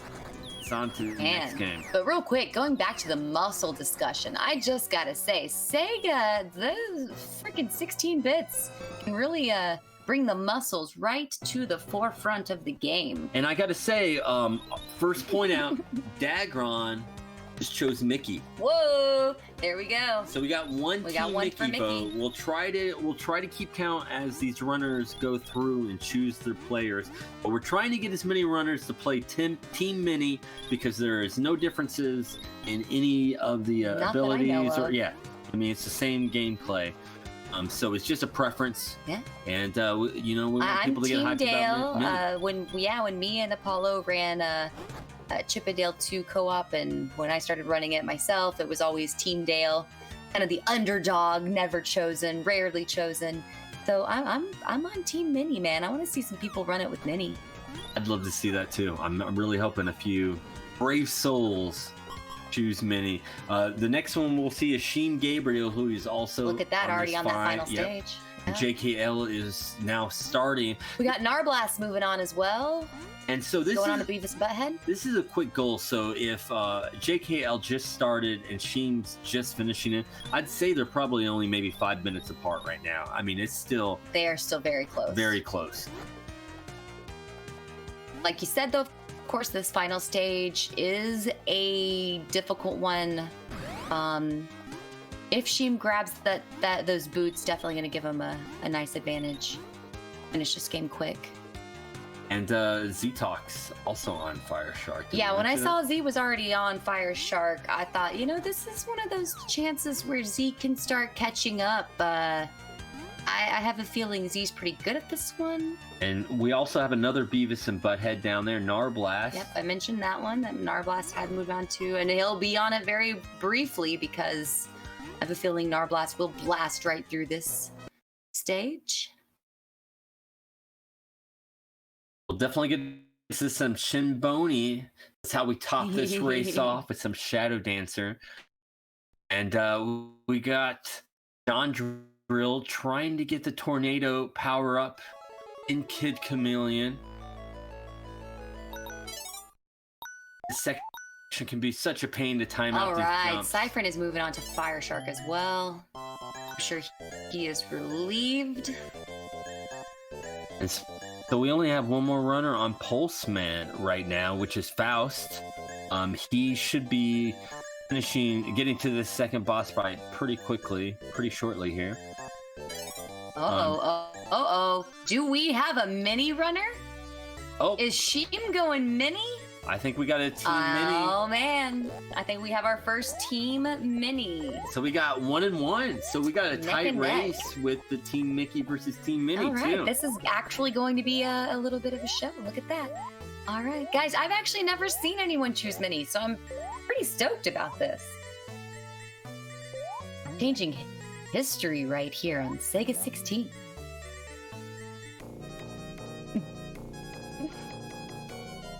And The sunshine of the Mickey games.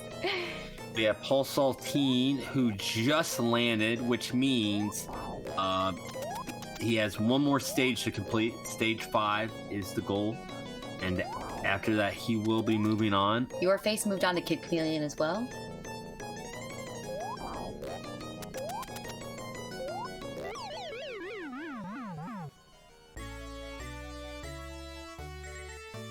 And Beetle not too far behind JKL. JKL just finished stage 2, entering stage 3 now. And Beetle, he's on stage 1, so he's just a stage and a half behind. Paul just died right there. Over. But as Booster said already, game over is not the end of the world. You do have checkpoints. But you are going to lose some time. Yeah, you're going to lose a lot of time on that death. Is Narblast moving on?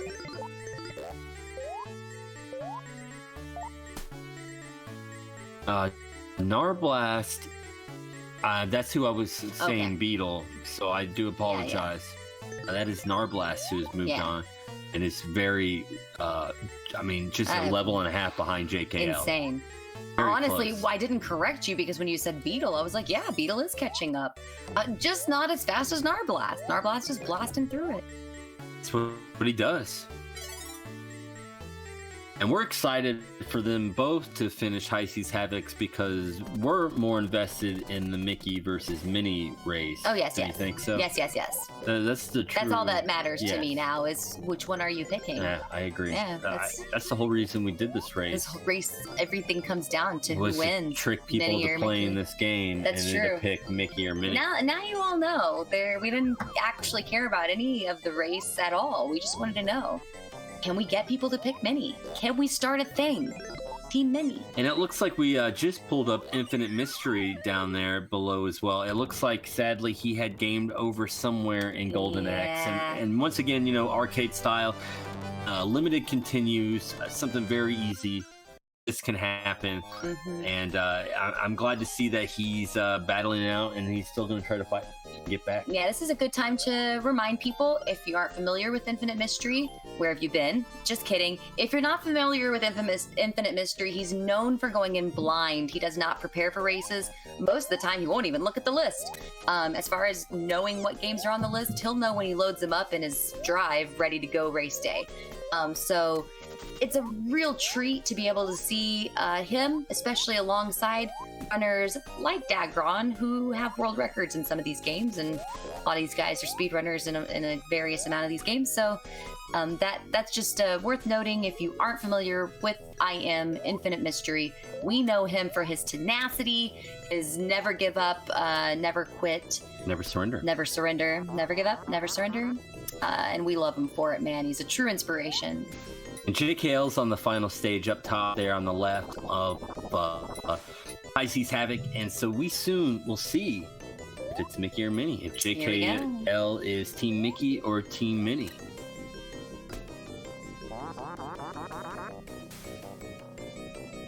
First, you gotta get past that flaming fire face. For keeping it PG. I sure tried. I could hear the struggle in your voice. She was looking for words that weren't in her vocabulary because they weren't swear words. Yeah, getting through this long chatting with this little of swearing is almost, actually, it's probably more difficult than racing these 16 games for some of these runners. That's the real challenge. In fact, I believe Paul said when he got to Mean Beam, this was earlier, whenever we weren't sure like how commentary was going to be done, if we were going to have runners being captured or anything like that, and Paul was like, well, no matter what, I will be muting my mic when I get to Mean Beam. And a lot of people were like, yeah, absolutely, cannot be heard playing Mean Beam, because that is one of those games that I think everybody collectively has to put a lot of and JKL is now moving on from High Seas Havoc to Circus Mystery as well, so we'll be able to get to see his choice. And you make a great point about Mean Bean. I think that it's very, yelled at and brings out explicitives because it can be a game changer. I mean, we talk about all the different mistakes this race is up in the air, but honestly, Mean Bean makes this race up in the air. It's the RNG. Hey, we got a team Minnie. Minnie is winning. We got two team Minis. All right, but real quick, back to Mean Bean, what you were saying. It really does even the playing fields because of the RNG. I mean, you keep saying, anything happen with any of these, any small mistake could lead to a huge time loss. Whereas with Mean Bean, it's not really a mistake that can lead to a time loss. It's just RNG that can lead to a time loss. Exactly. I mean, that you have the competitor of the computer that can just really screw you on that game. And they will be playing on easy, but anybody that knows Mean Bean knows that that's meaningless. It's meaningless. I mean, that RNG is going to come at you regardless. No, it's not easy, especially once you get to the third stage. I mean, first stage, easy peasy, honestly. Even the second stage, for me, I don't see it as too much of a bigger challenge than stage 1. But for some reason, the shift in stage 3 is, level 3 is insane. And as Sheem's taking out the second stage boss there in Great Circus Mystery, Dagron just took out the mini boss of stage 3, and so now he'll also be approaching another stage that's very similar to Battletoads. A lot of Battletoads love, I guess, in this Sega16 competition. Also, Beetle is on to Beavis and Butthead, which will be short, so enjoy it while it lasts.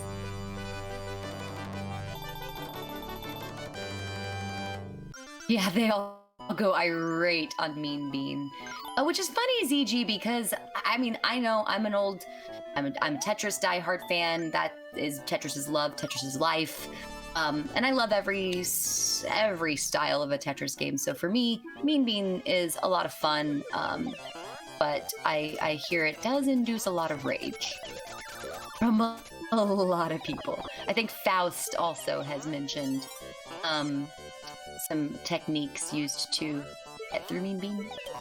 And as you can see, did Beetle start?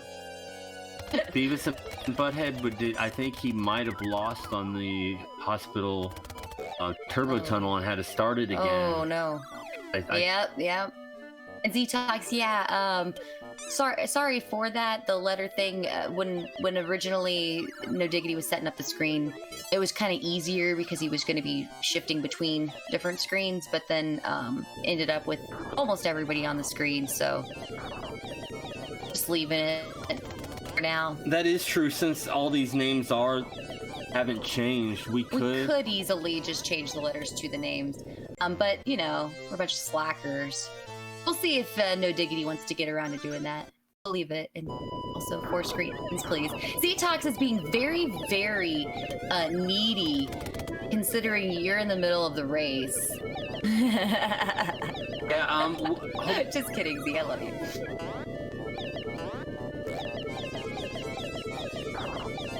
Oh, look at that. Dagron is now up to go. Rocket Knight Adventures. He is the world record holder in this game.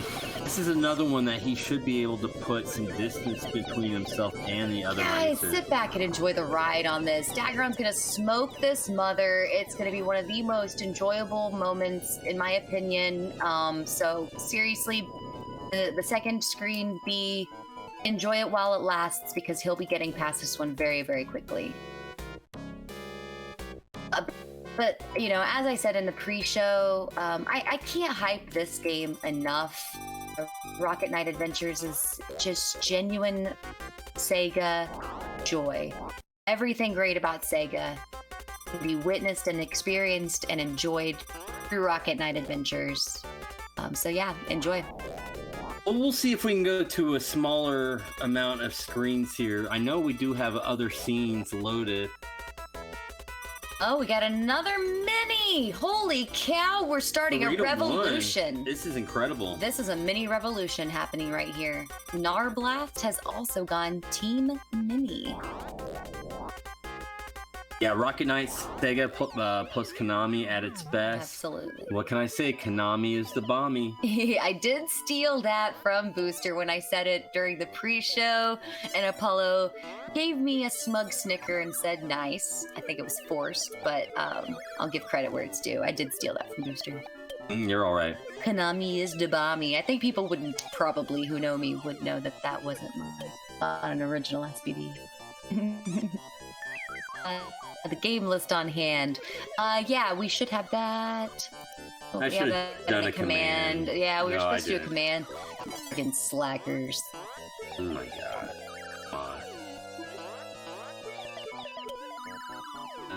Come on. Here we go. Oh, yeah, and I did not mention that Radman was on Beavis and Butthead as well, which puts actually Paul and Radman neck and neck. My god, they are truly neck and neck right now.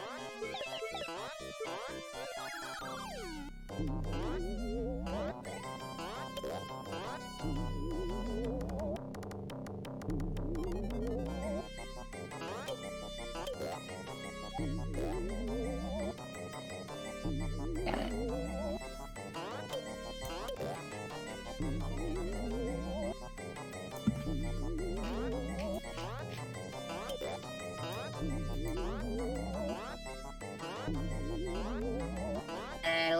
Looks like Radman and Paul are both moving on. Neck and neck still.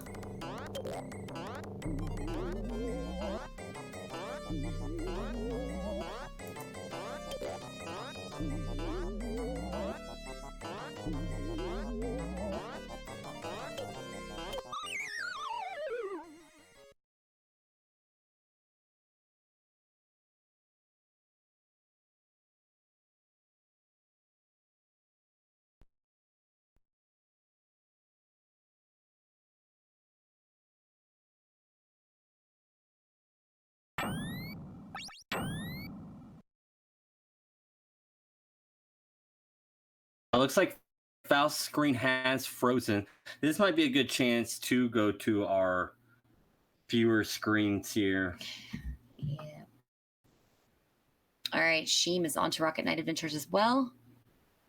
It's just on our end, Bacon. We'll get that problem resolved. Yeah, again, it's quite a bit of blast processing for No Diggity to capture here.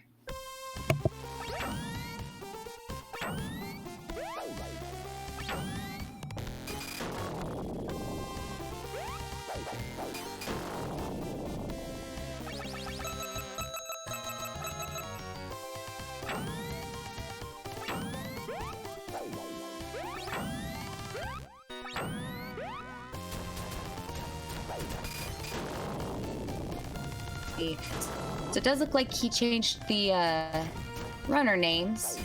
So you are getting... That might be why we're getting a little bit of... Yeah, guys, so some of... I think that we're getting this choppiness based on just the adjustments to the stream. We're talking about getting them down to a few less screens possibly, so just bear with us. But hey, enjoy all of the racers. We also have Faust onto Casino, which means he'll be on the last stage, so he'll be moving on shortly. I did also share the link in the chat for that. That right there will go to the game list in the Discord. I'll set up something here shortly. I have to log into a bunch of stuff, so just give me a few minutes here and I'll set up that. I don't think anyone's too worried.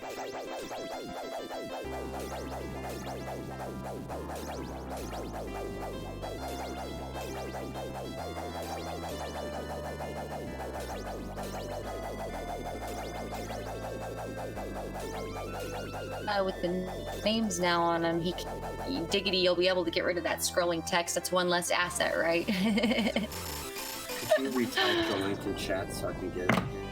I had to log myself out. Sure. I'm going to post that link in chat one more time. Thank you.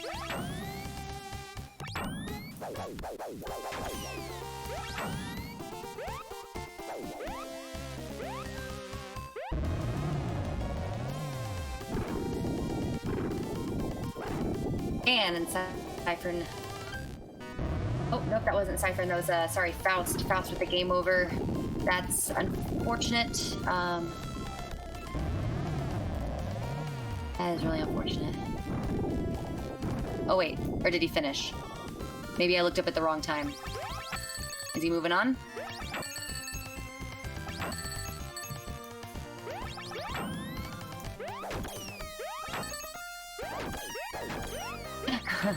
Yeah.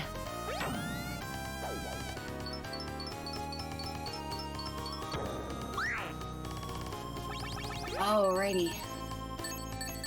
Yeah, with looks like maybe some bad luck on JKL.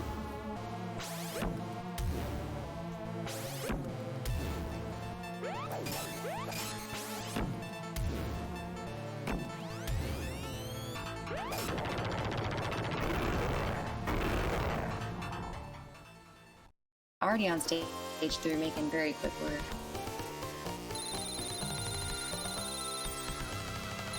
Yeah, okay, so Faust did move on. Fire Shark. My apologies when I saw that game over screen. It had me a little worried. Beetle onto the final stage.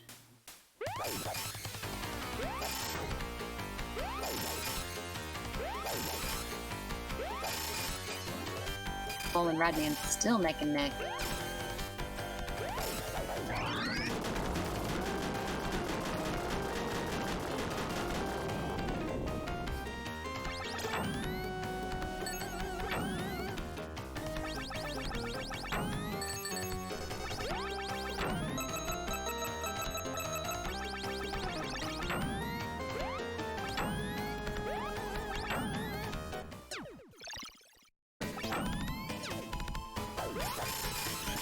Looks like...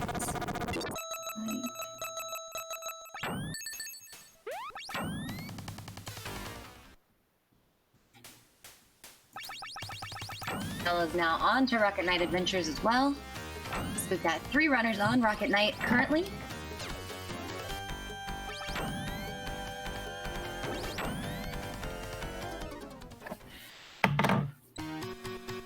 Looks like Cypherin is on to Beavis and Butthead, I think. And Cypherin was one of the major proponents to extend the Beavis and Butthead goal. He was one of the runners that was like, wait a second, this is way too short.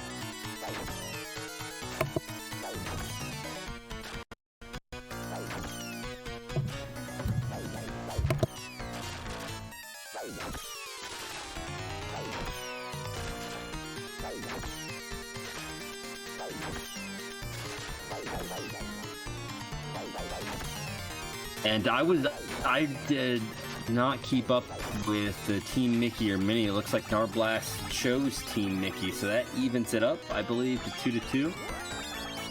We have shimegabriel on the audio. The last time I heard. Yes, thank you, chat.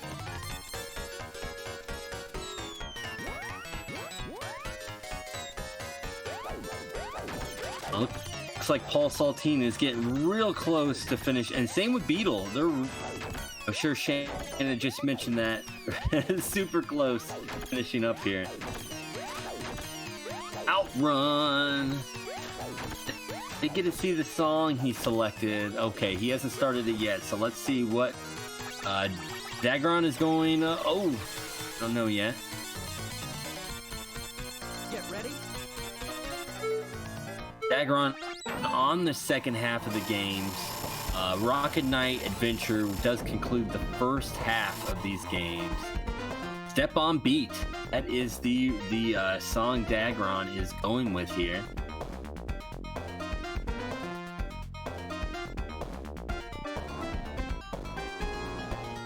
He's off.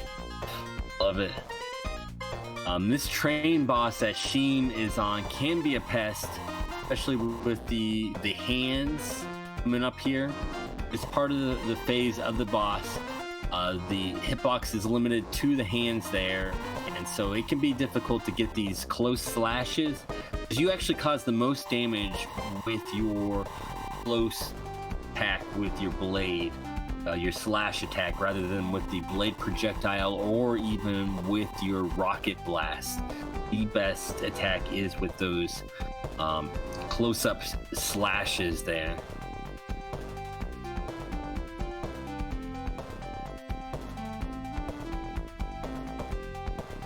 Thank you, No Diggity. Absolutely, no diggity. Checkpoint. Put all this effort in to get all these screens coming at you. And Cypherin also moving on to High Seas Havoc. And Beetle, I did not get to see. Okay, here we go. Oh, he is choosing. Oh, back and forth. Beetle's gonna choose. Yeah, these. Mickey, Team Mickey. Oh, I believe that is now Team Mickey 3, Team Minnie 2. PaulSaltine is also heading over to the Great Circus Mystery. We should be able to see who he picks.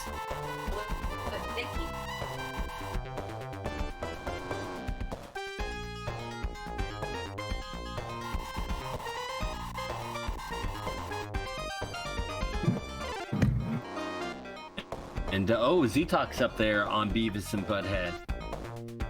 Getting towards the entrance there.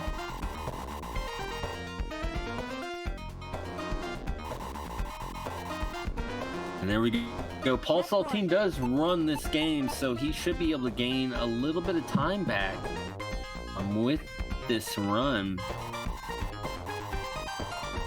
A Narblast just cruising through this goal. He is making his way to the final boss of this goal. He just needs to make it all the way up this climb, and he'll reach the final boss there and move on to Rocket Knight Adventures himself. And speaking of Paul, he did go Team Mickey, which I assumed that he would.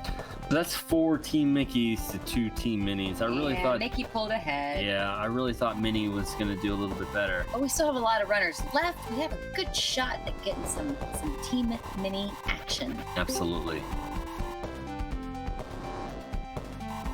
And Sheem rolling up to the final boss of Rocket Knight Adventures here. I believe there might be a quick kill on this boss. I can't remember or not. JKL not too far behind, and Dagron just this boss too. Finishing up OutRun. Eshok's moving on from Beavis and Butthead. I think that was going to be quick. Catching up with Cypherin a little. And we got Infinite Mystery on the final boss. Final boss time. Brutamon. I don't know if he's ever seen this boss before, so this could be really interesting. Oh, and then we switched over to YourFace, who is on making Pulseman his there. way through Pulseman. Yeah. Hopefully when it flashes back, will be loading up Kid Chameleon. Yes. I mean, this boss is difficult if you haven't seen it before. But looks like Sheem is moving on to OutRun.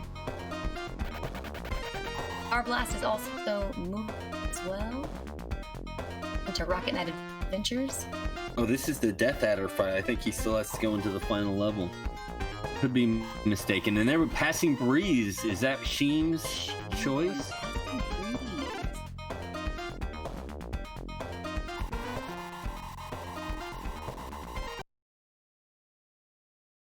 I believe he's got Passing Breeze locked in, and that is going to be his choice.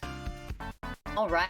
And one of the things with OutRun that we won't get to see are the awesome various end screens. If you're familiar with OutRun, that's one of my favorite things is whenever you cross that finish line, you never know what kind of finish you're going to get. But, our runners will be zipping right past that.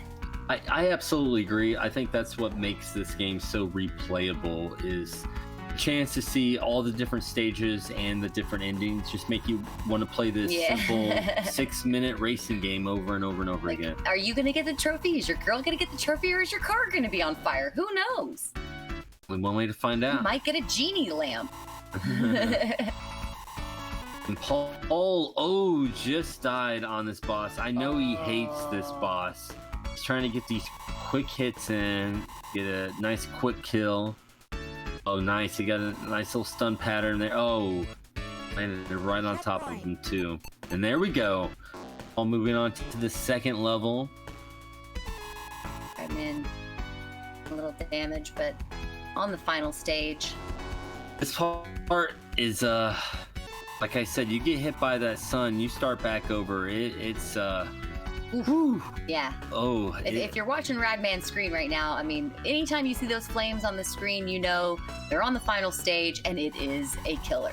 Yep. I'm over brutal. Here, just my heart's racing, seeing Radman navigate. Oh no! Oh no! Can he get through? Oh, clutch that out to the goal. Radman moving on. And guys, I do apologize that our commentary is going a little slow because we are watching the race screen ourselves, not No Diggity's screen. So our commentary might be a lagging a little bit, but we're watching right alongside with you guys. A Dagron now moving on to Mean Bean. Ooh, all right. I know this is gonna get you pumped. Mean Bean action about to begin. And guys, like this is the game that could level the playing field. It really could. I mean, I'm excited to see Dagron's mean bean skills. Radman is moving on, and he's debating. He's going back and forth. He's not sure, but he went with Mickey. Radman with another Mickey choice. Mickey's pulling ahead again. All right, Dagron's on to Mean Bean. As I said before, stage 1 is fairly cut and dry.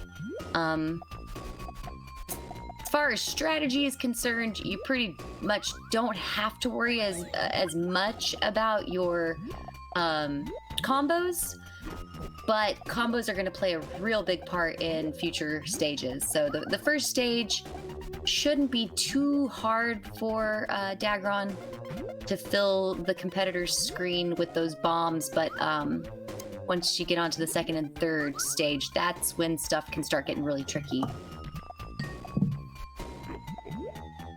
Sheem's on stage 3 of OutRun, so should be moving on to Mean Bean soon as well. Yeah, and this is a good chance for Sheem to catch up for sure, because he's not too far behind either.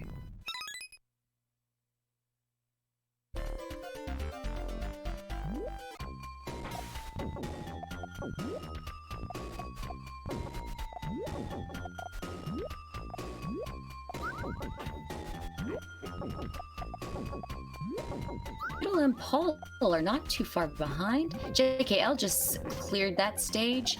Moving on to the, I don't know, I call it the lava stage. I love this stage because of the reflection. I think it's just quite beautiful. Yeah, so much hype in one place, no kidding. Especially with so many great runners and so many great opportunities for people to catch up. And everyone is fairly neck and neck. We have about 4 different groups that are neck and neck with each other. So couldn't have planned for a better grouping, in my opinion. Yeah, Sheem is getting close to moving on.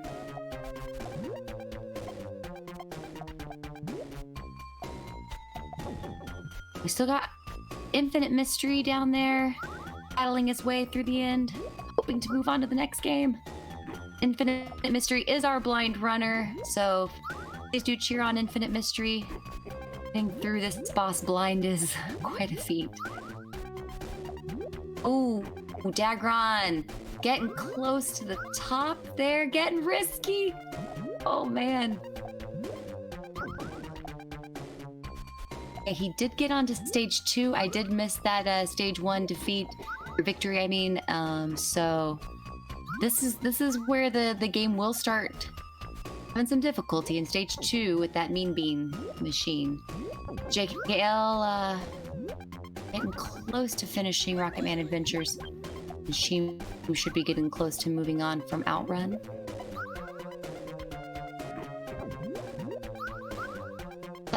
Cypherin's on that final stage there. That is the tricky one. Take a look at the bottom at Cypherin's stage for some heart racing. Ooh, intense Sega action down there. That is a tough one. Sheem got the goal, looking good. Crossing that finish line in style and gonna be moving on to Mean Bean as well. And we did have a game over for someone.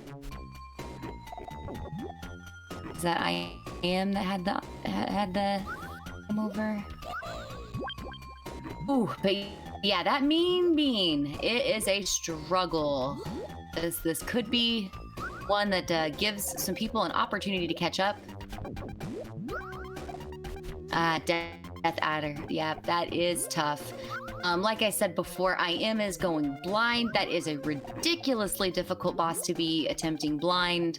I'm gonna have some real struggle with that, but we all know I Am will get past it because I Am is just a fighter.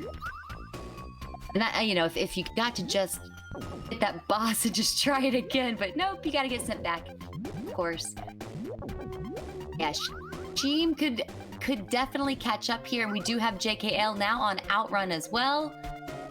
Cypherin's moving on too. I believe that will... Come on, Circus, right? All right, yeah, stage 2 and 3 are no joke in Mean Bean. This is definitely where, yeah, the race, it's very interesting. As we talked about quite a bit before, but I'll say it again, it's a very RNG heavy game. Very much like Tetris, you are in the hands of the RNG gods. All right, PaulSaltine and Beetle are neck and neck.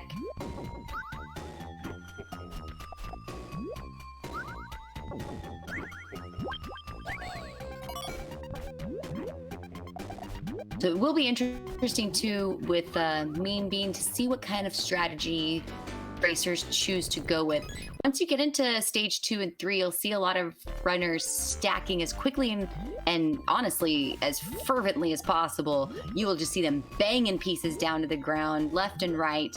We'll pretty much be building up both the left and right columns, leaving the center somewhat empty, which seems to be a pretty good strategy for especially the third stage boss, which it looks like Dagron is moving on to that third stage boss. This can be tough. Team going on a 2. Catch up here. Faust is finally moving on. Heck yeah, GG Faust. Good to see you moving on.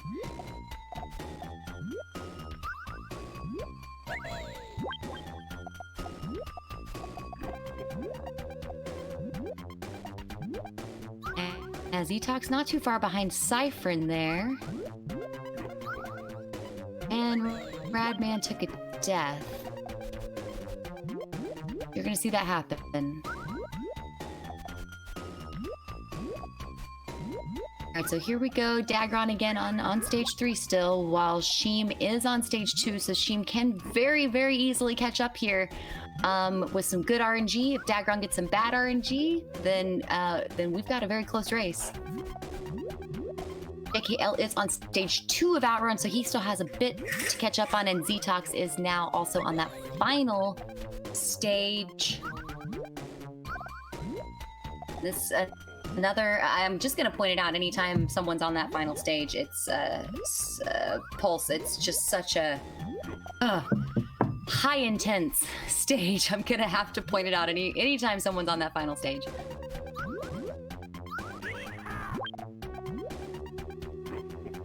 And yeah, once Zetox gets past this stage of Pulseman, he'll be on to Fire Shark as well. Yeah, Sheem already here on stage 3. Dagron, stage 3 boss there, already in panic mode, but he was able to clear out some of that garbage and throw it onto Dagron's screen. That's going to make it a little bit more difficult for him to persevere and move on. Mm-hmm. Paul did just move on to Rocket Knight Adventures as well, which we expected him to zip past Great Circus Mystery, being the runner of that game, but gave him a little trouble.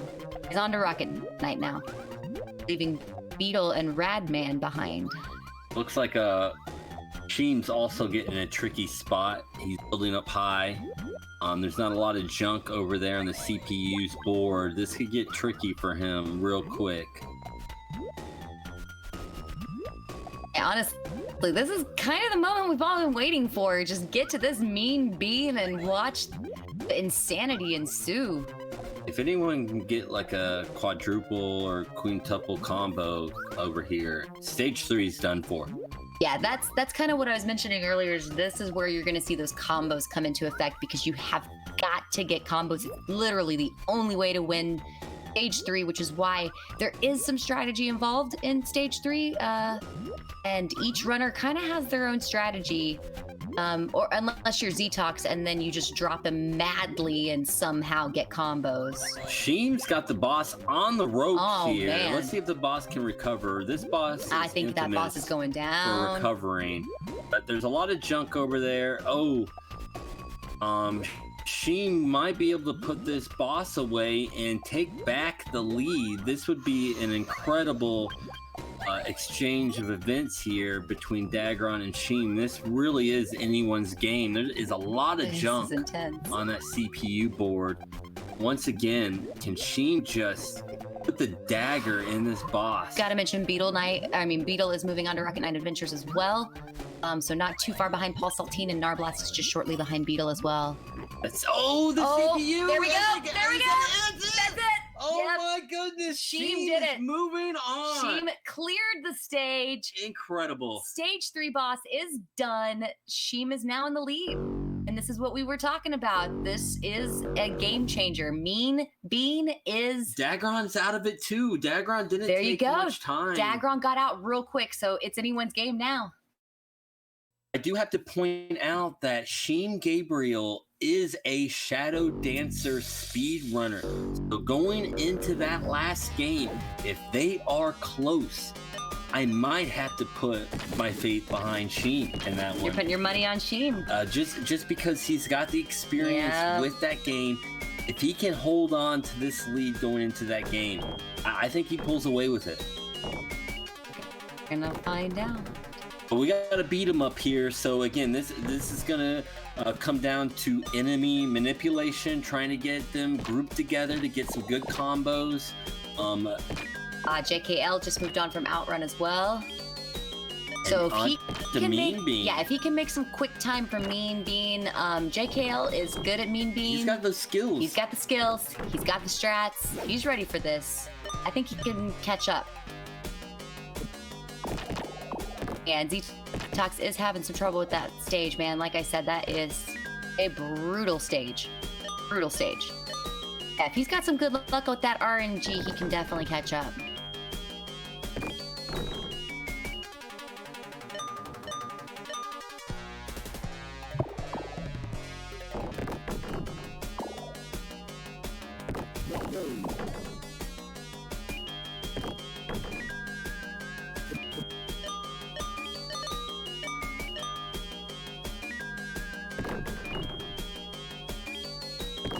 And Dagron and Sheen, this is a just great match. They're on the same scroll. Team now just a little bit behind, it looks like, based on the screen scroll. This could easily go back and forth in this beat 'em up, just depending on how quick they can clear these areas. Yeah, I mean, they're just absolutely neck and neck. These enemy spawns, these weird little alien Buddha things, they can be a pain, as you can see in Sheen's screen there, as it took him just a little bit longer to clear those guys out versus what Dagron was able to do.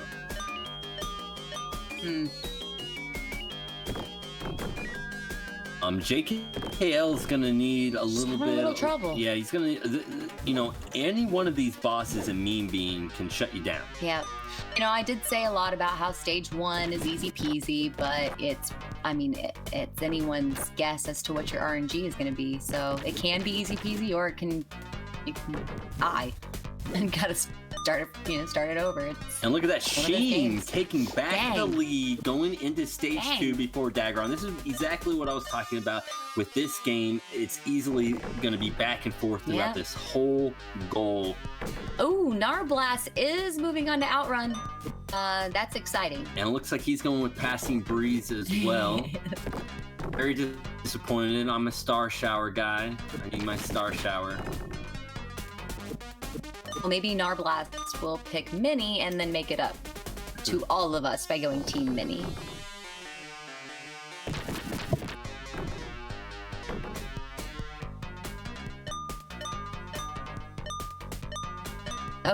Okay, now JKL is on to stage 2 on Mean Bean. This is where it really cranks up, and it gets dicey here.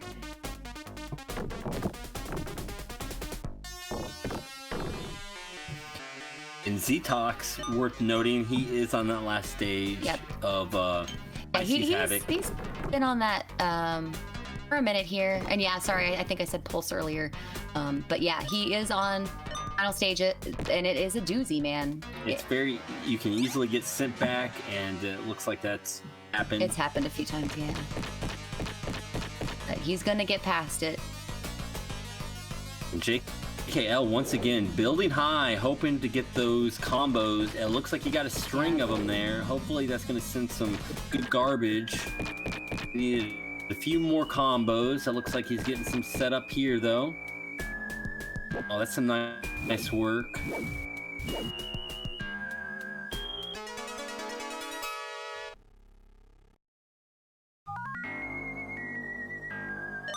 Radman on that mini boss of Great Circus Mystery.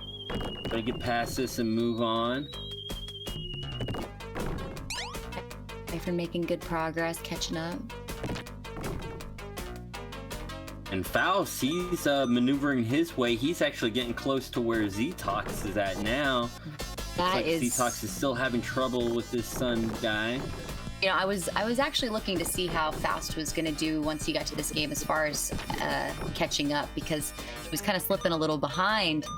And as soon as he got into this game, I was like, oh, this might be where he catches up. Z-Tox is still stuck on that final stage. It is brutal. And it looks like Sheen got to the... oh, no, I'm mistaken. They're still waiting to get to the boss. They're both really close, though. It looks like Dagron's just a little bit ahead. I'm sorry, is JKL on stage 3? Did I miss that transition? He is on stage 3. Holy cow. And again, he's going for the high stack strats, hoping to get the combos. I just saw a Zergy in the chat. I am on the edge of my seat. Oh my god, me too. We have about 4 different groups of runners that are all kind of jumbled together. So there's some real neck and neck action happening here, and it's been going back and forth with multiple runners and multiple little groups. So it's and then once you get to Mean Bean, it's anybody's game. So this is awesome, man. Watching Sheem and Dagron just battle back and forth is it looks like Dagron's about 2 screens ahead now.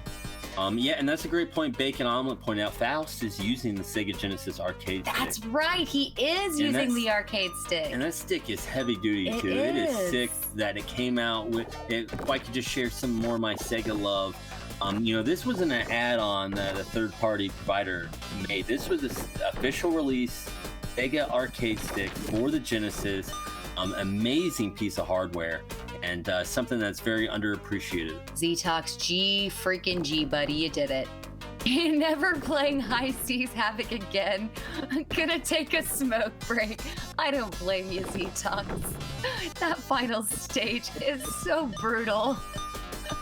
Yeah, maybe it reminds them too much of Sonic Zerg. That's why there's a little bit of Z-Rage. Oh, and look at this. We got a split screen. Did this just for Z-Tox, and Z-Tox is going on the Be Right Back. I think No Diggity was like, you know what? Let's finally give Z-Tox exactly what he wanted.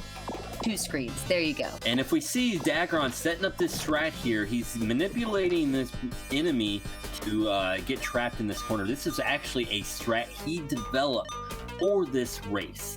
This is what happens when you have someone as good as Dagron's caliber start looking into games. He finds these amazing strats, and here we go. He's manipulating the boss with the exact same move, getting him stuck in the corner, and he's going to finish this guy off real quick. Incredible. And he will be moving on to the last stage. Looks like Sheen picked up on that strat as well. One of the great things about, you know, race strats is a lot of these runners are sharing them in Discord prior to race day. We're watching each other's streams, picking up on safe strats to use for the race day. Yeah, Dagron just killing it.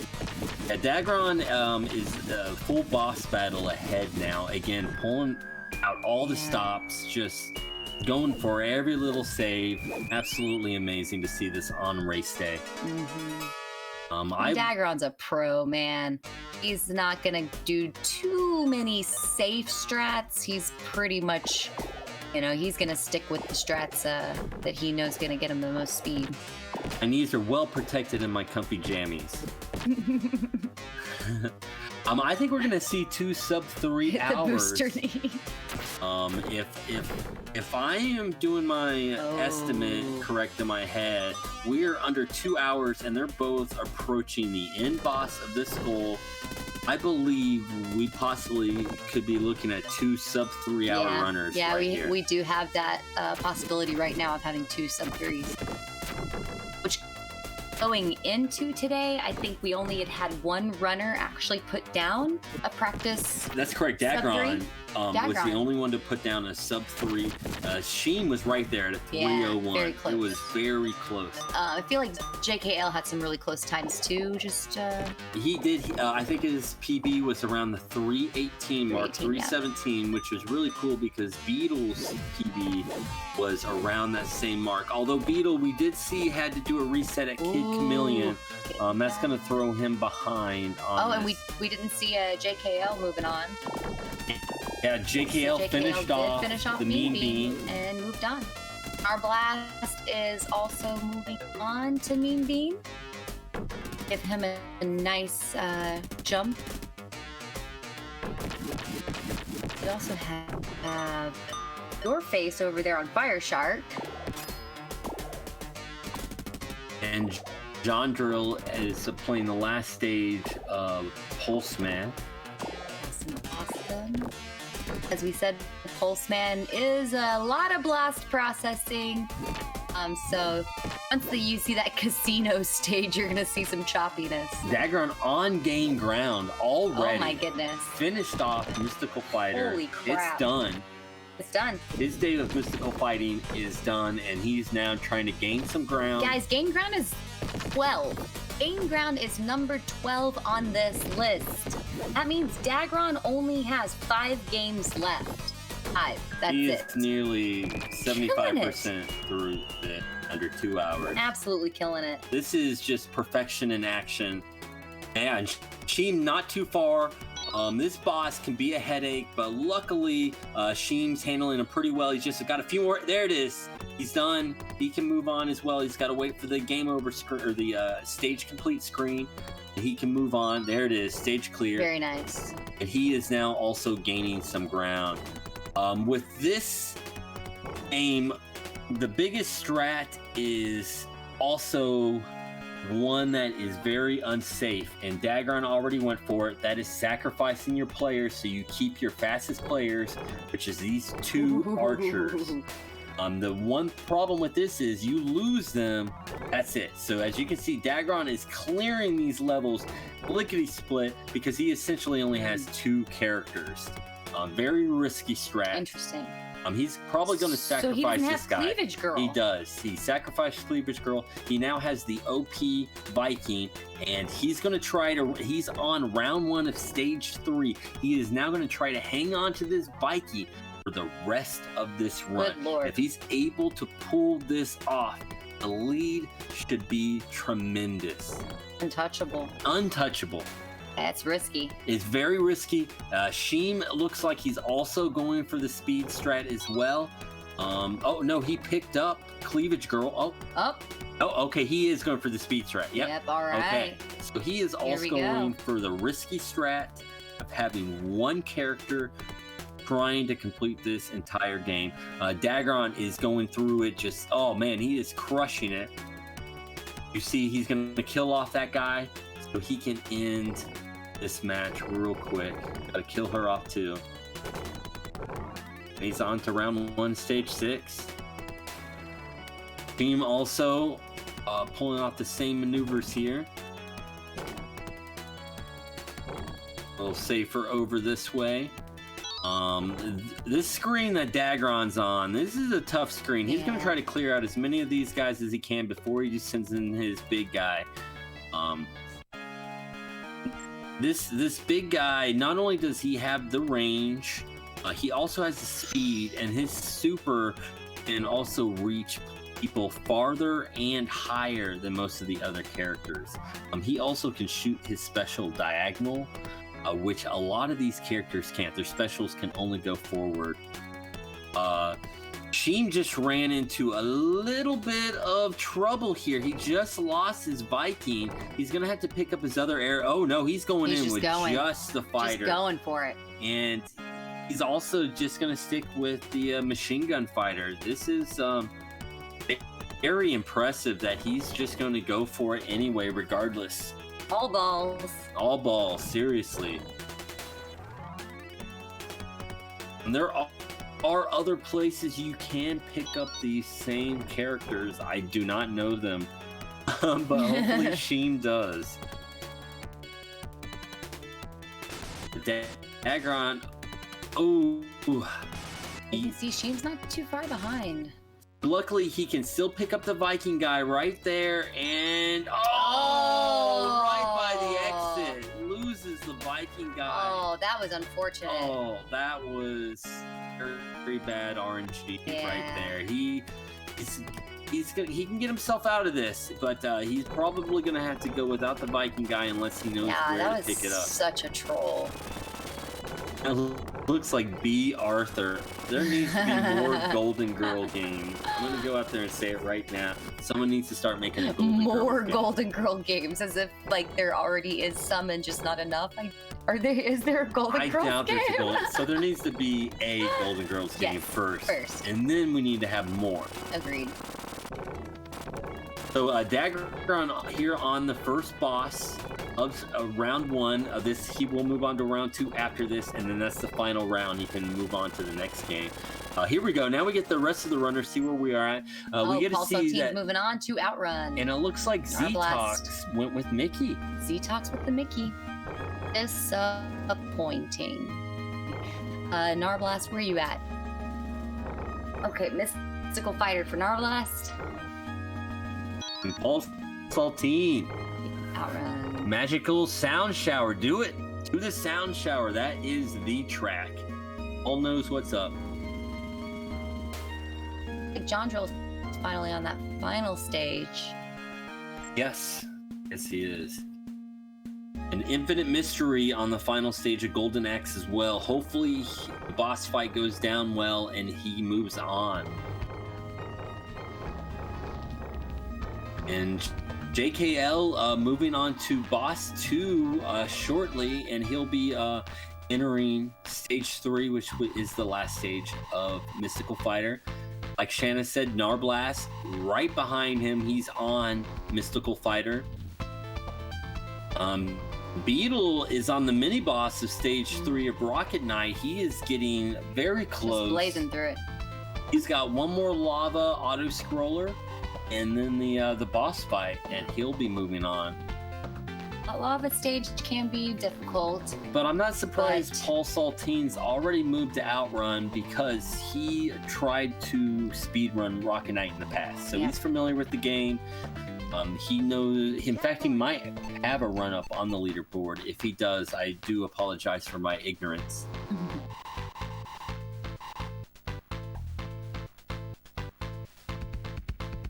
I should be getting close to the final boss. And yes, after this section will be the final boss. He's going for those down stabs. He's no stranger. Trying to. Out the strats.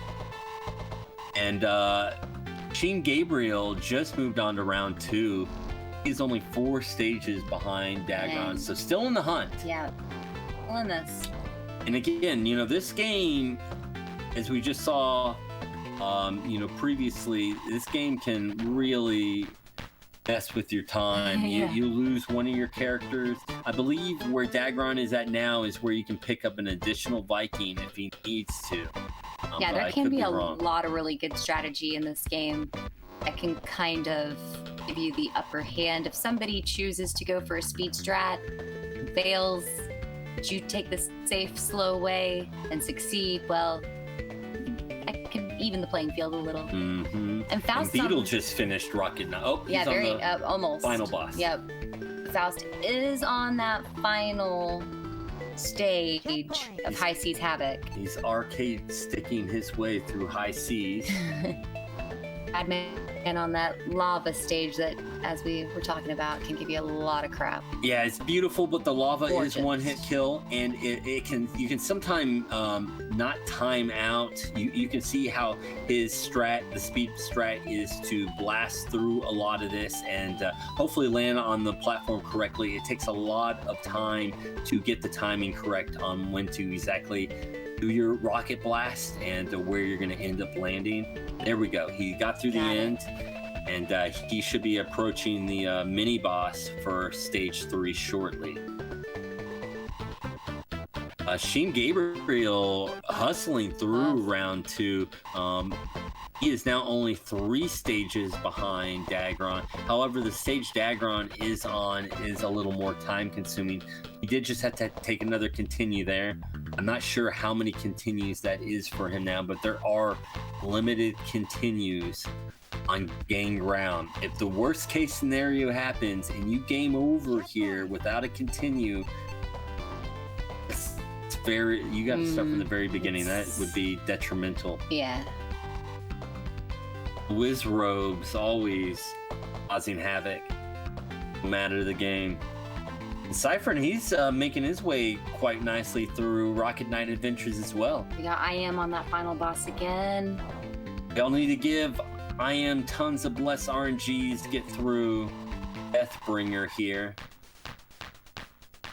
Looks like final life. I'm not sure how many continues he has, but hopefully, oh, Got it? Almost? is that it? That should be it. Got it. That's Got it. it. Infinite Mystery. All right. Moving I Am on. is moving on. GG, buddy. Excellent. Woo. All right, and Beatles on to OutRun as well. And L's JKL, moving on. All right. he's now on game ground. He's just 1 game behind Dagron. Dagron now in the final boss level. Short on lives, but it is Dagron. Yeah, Sheem now, stage 8. Sheem has Dang, caught up a little catching bit up, with yeah. game ground. The little bit of time that he's lost on Mystical Fighter, he's might have made up for it in game ground.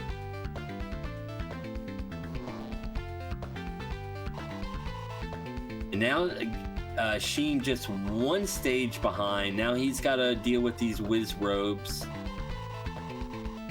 And this is quite the back and forth action that we were hoping we'd Yeah. see between these two. Both of these gentlemen doing their countries proud. Great representatives of the Sega community as well.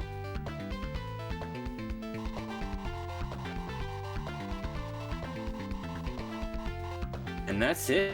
Here we go. We have someone now Wow. entering X-Men 2. Now this one's a little crazy because Agron's gonna kill himself so he can get to the character select screen, because you still have to have the 45-second wait. He's gonna kill himself in that 45 seconds, select Nightcrawler, and there we go. He is now ready to begin this. Sheem getting close to that goal. If he can just get past these whiz robes, he can move on to the final boss of Game Ground. So close. Almost there. Both of these runners are familiar with X-Men 2, so I believe they know all the speed strats, the glitches, and we'll see Dagron in action. Yeah, he is doing the jump glitch there. You'll see Nightcrawler just absolutely get way more distance with his jump kick than you're supposed to. It is a glitch that speedrunners have found. Essentially, all you have to do is just let go of the forward button. And the quicker you let go, the farther Nightcrawler will fly. And Dagron is just smoking it through these levels. And Making it look easy. Sheem there, he decided to play it safe. He's taken as many characters as possible into this last stage. Wants to make sure he Probably can complete the game. Really, really smart. I agree. Safe strat. There's, he's in it. He's within tasting distance of the final goal. You might as well not do anything risky. And once again, I want to bring up, Sheem runs Shadow Dancer, an amazing time in Shadow Dancer. That's I believe the last game on the list, so And that's the last game on this list. exactly. It's one of those races that there's lots of spots that can even the playing field, but the final game will definitely be a very exciting one to watch. And we have the world record holder in X-Men 2 Yes, pop I in here, did see Mr. A-Frame A-Frame. over there. Yeah, it's like I've been here from the start, but looking forward to this one though. I think we're all kind of looking forward to this one, honestly. So many good games on this list, but this one, it's not too often that a game, what are we looking at, 20, 30 years later? 30 years later is still one of the best of its genre as far as its theme, X-Men. I don't know if there's very many other X-Men games out there other than Legends that I would put above it, or Legends 2 for that matter. But yeah, all these years later, it still stands as one of the greatest at least top 5, if not higher, X-Men games ever made. I do want to point out that within the runners, not everybody loves X-Men 2. And I thought that was one of my favorite parts about organizing this event was hearing the different opinions from the racers. Some racers would love Mystical Fighters. Other racers would think it was trash. And so just to see which games attracted different runners and which ones surprised them or they fell in love with or they even hated was a lot of fun. I would love to see a poll where the runners vote for their best games, rank them in order. We can kind of see what the consensus was. Y'all know where Mean Bean will end on that list. At the top. Right. Z- Sheem's on to X-Men, by the way. And Z-Tox is on the final boss of... Oh, wait, no, this is the mini-boss. Yeah, mini-boss. Of the final stage. Now, Faust is moving on as well. Should be Rocket Man. Great Circus Mister, I believe. Okay. So he's either going to be a Mickey or a Minnie. We're about to find out. With PaulSaltine, he absolutely loves this game, so hopefully he crushes it super quick. And I'm already stacking that boss pretty high, so it's making quick work of Mean Bean. And we saw our first major skip of X-Men, the Nightcrawler skip, to get the exit the level quicker. And for any of you people that didn't know, this is the easiest way to beat this Sentinel boss is use Nightcrawler, get into his hitbox, duck, and just start punching. Let's see if Dagron... Oh, Dagron's not going for the safety health. It takes maybe 4 to 8 seconds to pick up the safety health. And Dagron's like, I need those 8 seconds. I'm going on. Total pro, man. And bless you, Booster Shane.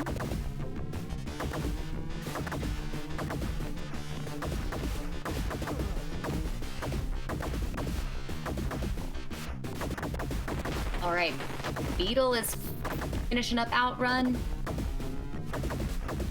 Catching up to Paul. Paul's really good at Mean Bean. Should get past this pretty quick.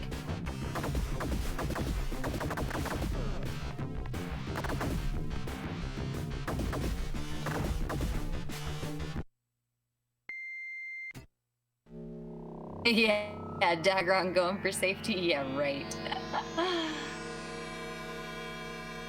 Well, that's always what's fun about race days. It's always really interesting to see what strats will be adjusted for a race, Are we going to play it a little more safe? Are we going to pick up some extra health? But when you're Dagron, screw that. Let's just go. Already on that sanctuary level.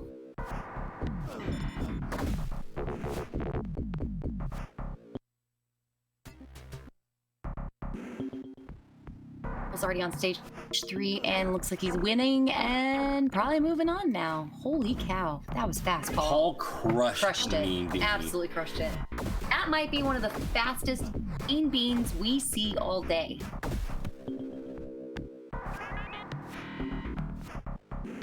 There is a boss glitch for the end of the stage that Dagron's approaching with Nightcrawler.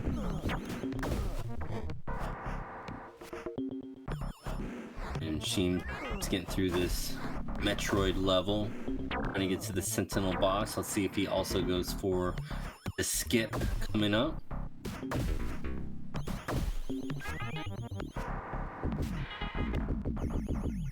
Paul salted those beans.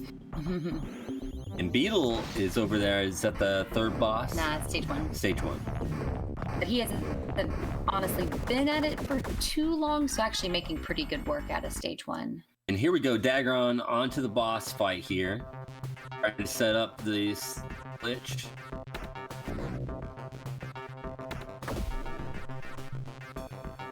Oh, he's just kicking him out. Nice, nicely Just done. Yeah. I haven't seen that one. If that one's not new.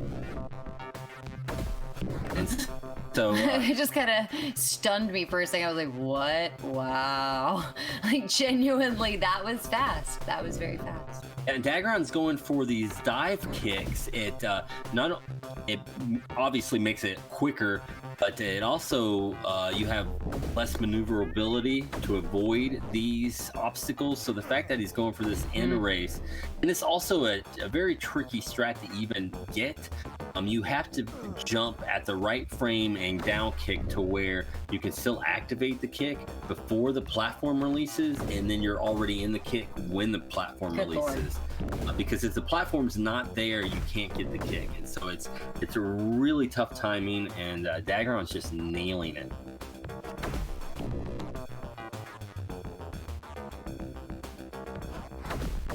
And JKL already on stage 10 of round 2 of Game Round. He should be moving on here very shortly.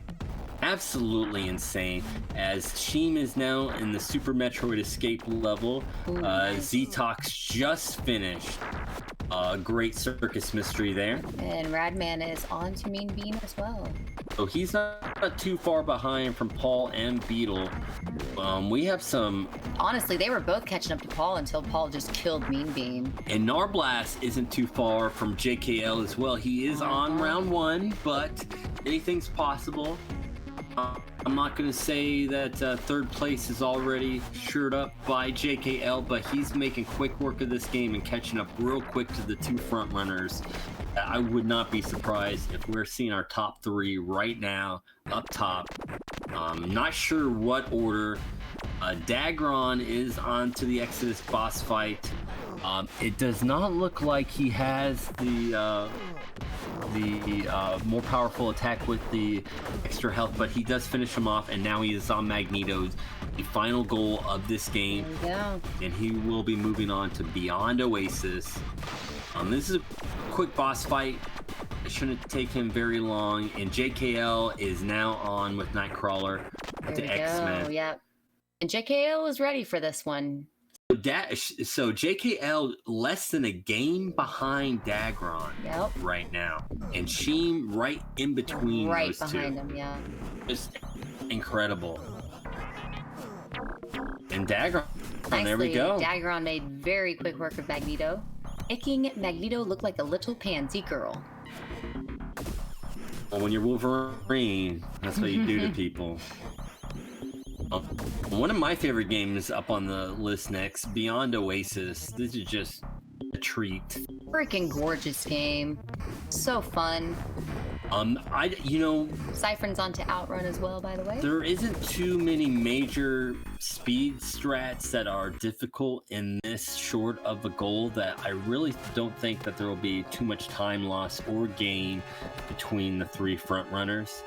They'll probably end up going into Mega Man, same amount of time separating them as they are right now. Yeah, I think the average for this one's 7-8.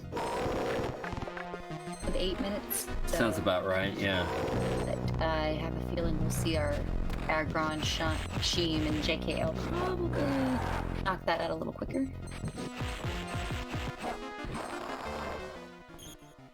And Sheem is getting really close to that final Magneto boss.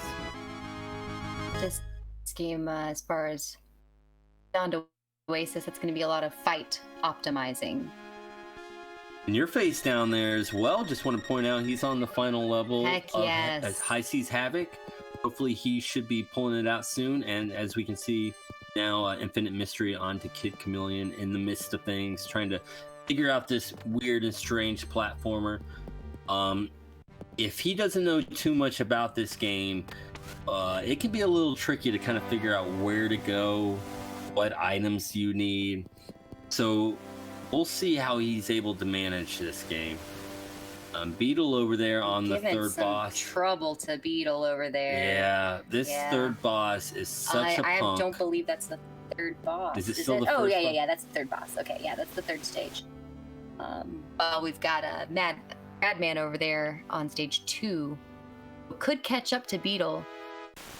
And I mean, this is all very RNG heavy, which, you know, that's one of the funny things about this game being a leveler, kind of a leveler. It can really level the playing field, being how RNG heavy it is. But the last game that we're finishing off the race with is 0 RNG. So I kind of love that, how I like throwing the RNG games earlier in the race. Really makes things exciting, but always, you know, it's nice to end on a game that doesn't have any.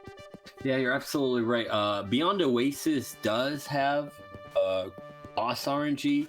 However, since it's such a short goal, it doesn't play into much of a factor, not like a Mean Bean. Yeah. Or it can totally wreck your day. This one, as long as you optimize your fights, you'll be good to go. And shimegabriel just about to wrap up this Magneto battle. He just needs to get into this next room. There he goes. Beetle did finally get past that Mean Bean and is moving on. Good to see that too. And Radman just entered stage 3. Perfect. So he and Beetle aren't too far behind. PaulSaltine really made a lot of distance between him and Radman. He's right in the thick of things. Not too far from Narblast. Yeah, and honestly, all 4 of those have kind of gone back and forth. It's been really interesting to see. Each one of them has taken the lead at some point. Although Narblast did end up barreling ahead.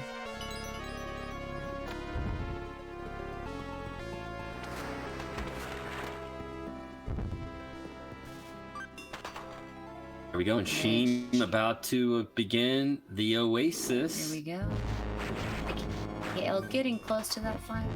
And again, there's not too much that's really going to separate Dagron and Sheen here. It's pretty straightforward to the fact that I believe they'll be entering Mega Man 3 pretty much at the same distance as they are now. I did watch Dagron. This was a few days ago, so he's might have practiced Mega Man 3 since then. But he had a few tough deaths, the hard man stage, and if that happens in this race and Sheem has no problem, this is going to be close.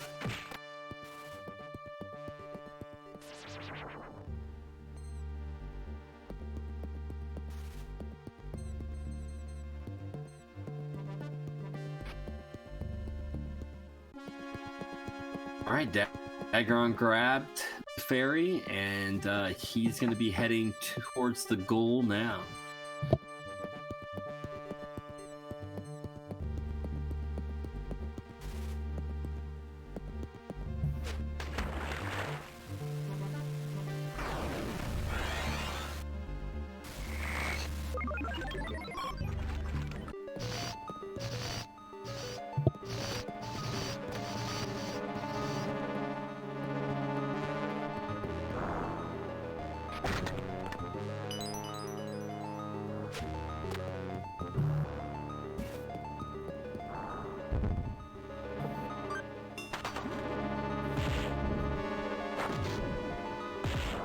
So the first thing Ashim has to do is collect the key.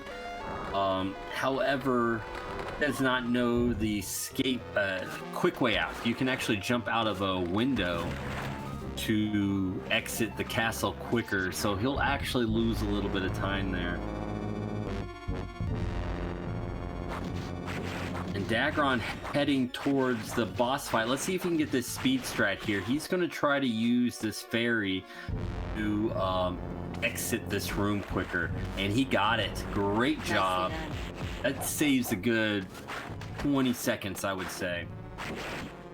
And chat was talking about Blind Kid Chameleon, as the Infinite Mystery is on Kid Chameleon now, and that, I mean, none of these games are easy blind. It's so funny how out of all the games, Mean Bean being the equalizer is going to be the one that's the easiest to figure out blind. Like... Oh, excellent. And Dagron, that's it. There you go. And that's beyond Oasis. He is now moving on to Wily Wars. So that makes 2 left for him? Yes, Wily Wars and then Shadow Dancer. Yeah, then Shadow Dancer. Jeez. So and Sheem is very closely behind. Sheem is close, but he's an entire dungeon and a boss fight behind. So even with his shadow dancing skill, I would still say Dagron has quite the advantage here, and some major Wily War mistakes are going to have to happen to see Sheem kind of wrap this one up. But like you said, he's the dancer. He's good at dancing. That's exactly. We're hoping to see all the runners do the doggy dance. We were discussing perhaps disqualifying any runs that don't utilize the doggy dance, but we figured in the heat of the moment, they may not remember, it is 2 plus 3, 5, 6 hours you might be into this run. So to remember think that about at that when moment, Infinite Mystery gets there. You can't be like, hey, blind runner, you're gonna get disqualified because you didn't doggy dance. Exactly. So we didn't want to make it unfair for everybody, but we are thoroughly hoping we see a lot of doggy dances today. And Cypherin's on to Mean Bean as well. Excellent. And Sheem is on the first boss fight. We'll have one more to go. Dagron just cruising through top, man. He's going to get the top weapon first here. This, I believe he does the regular speedrun strat. I think he does mix up the last couple levels. You can kind of play the last 3 levels however you want. The biggest thing is you want this top weapon. She's going after top man first because that's going to make the Shadow Blade fight easy. And you want the Shadow Blade because that's the best weapon in the game for everyone else. And after that, he's going to want to hit Needleman to get the Rush Jet. One cool thing about Dagron 2 is there are a few zips in this Mega Man 3 run, and I have seen him go for it. So we should see a few zips. Some crazy speed slides that only the top runners are going for. So someone like Dagron, who doesn't run this game normally, just picked it up a few weeks ago for this race, learning those more sophisticated speed strats just shows the skill level this runner operates at. Oh, that. And Sheem now entering the second dungeon.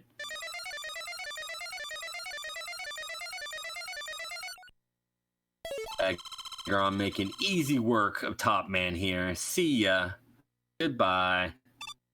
This game punishes you for mashing. Yeah, if you're a big Mega Man fan, going over to Wily Wars is very difficult because the Buster mash feels so good, and there's no mash in this game. It's 3 busters at a time on one screen. And so it's a big timing issue, and it's very tough to jump from one game to the other.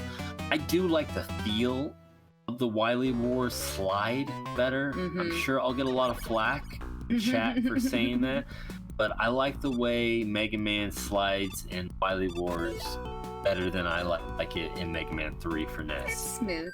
It does. It feels so smooth. It's swag slide.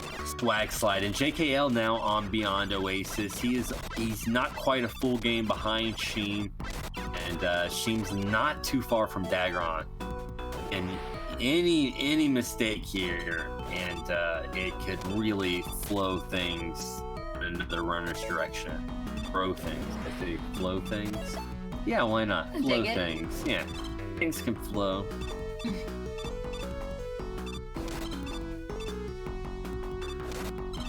I'm Black. It's just been through X-Men 2. Yeah, no kidding, he is. Yeah, probably one of the tougher aspects of X-Men 2 was these runners are making what we call the Sentinel stages. He's in the Sentinel plant, and where they're manufacturing these big robots that you can see in the background called Sentinels, and you have to go in and destroy it. Well, it's pretty much a maze, and there's pretty much these power supplies that open these doors that the game developers decided to put out of your way. And so a big disadvantage to any of these runners going into this game blind was learning the route. And so this was a game not like, High Seas Havoc that you just have to run right and you're going to get to the end. and could be very frustrating until you learn the correct route. I did also hear that the Nightcrawler, that move we're seeing with the jump and the down kick, I heard a lot of chatter that was actually a little harder to learn than it might look. Absolutely. Because it is so important in the speed run, but can actually be difficult to kind of even maneuver beyond just, actually using it, but actually doing it. Like, if that makes sense. Like, maneuvering's one thing, but actually pulling it off can be really tough. And Sheen now on to top man as Dagron just collects the Shadow Blade. I believe he will be going to Needle next to collect the Rush Jet. Let's see what he does here. Sheen really only 3 boss fights away at this point. Here we go. Dagron on to collect Rush Jet, which is going to make a lot of these stages very easy, like Snake Man. You could just Rush Jet through it and just make it look silly. Yeah, it is going to be hard. Like you said, going to take some serious mistakes from Dagron for Sheen to catch up in this game because, the drops are plentiful, everything's nice and smooth. Dagron's just making pretty quick work of it. I did mention that Dagron did struggle on Hardman. There's these these moving platforms at the very end, and they can be a little tricky, especially when you're trying to go through it quick, which Dagron's going to. He's not going to hold back. And it's when you don't hold back is when, things like that could happen. There's always at least 1 or 2 moments in any Mega Man game ever where you have to wait a second.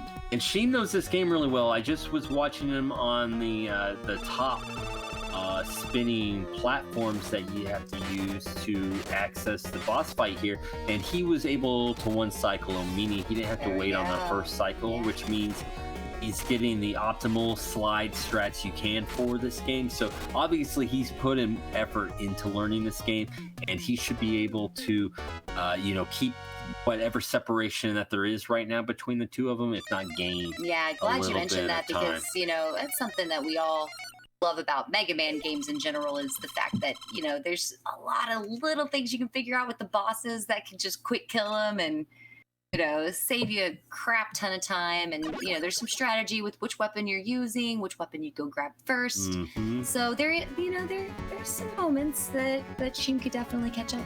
Yeah, there's a few people going in, with the childhood strats. Mm-hmm. And those aren't the most optimal. It's what they know, it's what they're comfortable with. And really, at the end of the day, when it comes to a marathon race, that's really the number one aspect, is only do the things that you're comfortable with. That's what's so amazing about seeing these two runners, is the fact that this is their comfort zone. They're these insane strats, just absolutely killing these games. Very fun to watch. I'm not seeing very many safe strats from Dagron or Sheem over here. No, not at all. JKL it's a ball ball. Finished off the Beyond Oasis first boss. He's got one more dungeon, and he will also be moving on to the Wily Wars very shortly. Cypherin's also on stage 3 of Mean Bean, so hopefully we'll be moving past that. Like I said, stage 3 is the toughest. That's the wall. That's the marathon wall. That's the marathon wall. You just gotta get past that wall. Get past that, you can finish this race. IM is actually making some pretty good progress too over there on Kid Chameleon. Yeah, for going into this blind. Yeah, this is one of the tougher platforming stages on Kid Chameleon. You essentially have to ride these platforms that if you miss and they keep getting smaller and smaller, it's instant death. There's just lava down there. And then the next stage, there's a few blind jumps where, hey, if you don't know where you're jumping, welcome again. There's lava down here. And so that game really terrorizes you if you do not know it. So going in blind to Kid Chameleon is, and finishing the goal, which we know IM will do, is quite an accomplishment. It looks like John Drill now onto the high seas. Yes. And Z-Tox battling that train boss, just awfulness. While PaulSaltine, I missed this, he is now on gain ground. I do apologize. In fact, it looks like that's like 2. And Beetle is on the last boss a mystical fighter. He's right behind Paul, just about, I don't know, maybe less than 5 minutes. If you can get past this boss right here, get a chance to catch up to Paul. And Radman finishing off first stage. He's not too far from either of those two as well. Mystical fighter, that's correct, Hava. Oh no, Cypherin's getting into some trouble. Yeah. Oh no, If and you this wouldn't- is where Mean Bean is the cruel Mother. jerk. Yes. Trying so hard. Yes, if you want to know pain, play Mean Bean. It's so unforgiving, especially the stage 3 boss. From what I have read, the difficulty ramp from stage 2 to stage 3 is the biggest in the game, and it actually decreases in difficulty the Yep. following 3 bosses. Yep. They actually get easier in 4 and 5, maybe 6. 6 might be comparable to 3, but it's just insane to me. It was one of the reasons why some runners kind of discussed, like, should it be stage 2? Like, should that be the goal, stage 2? Because the increase in difficulty from 2 to 3 is absurd. Absolutely absurd. But we do still have Dagron in the lead with Sheem very close behind, and JKL only a game behind Sheem. So that second boss, the second box on your screen, Dagron, is our current leader on the second to last game in the race. So Sheem has a little bit of time to catch up to Dagron, and the very final game after this is Shadow Dancer, which Sheem does run. So that could end for a photo finishing final. That's finish. what we're all hoping. And JKL finishing off, just slapping this final boss around. He will be starting Mega Man Wily Wars here shortly. Very quickly, yeah. So here we have Dagron on the left in the lead, Sheem close behind, and 1 game left after this for these 2 runners. And as you see, you're going to see Dagron now just completely abusing Rush Jet. There is a glitch that if you jump up and down on Rush Jet, he will last longer. The NES version is actually easier to get. It's pretty much unlimited in the NES version. The Sega version, it just makes it bless you, Booster. go slow. Oh my goodness, so sneezy today. Honestly, that was something that I learned about the differences between this Sega version from the Nintendo version. And in my summation from everything I learned is it's just slightly more difficult. There's just a few things like that where, you know, that doesn't last as long, or the animation makes it a little harder or slower. And so it actually is a little more difficult in the Sega version. And now that Sheem has just defeated Needleman, he will also be able to use the Rush Jet abuse throughout the rest of the game. There we go. You know what it is, Hava? Rush Jet, man.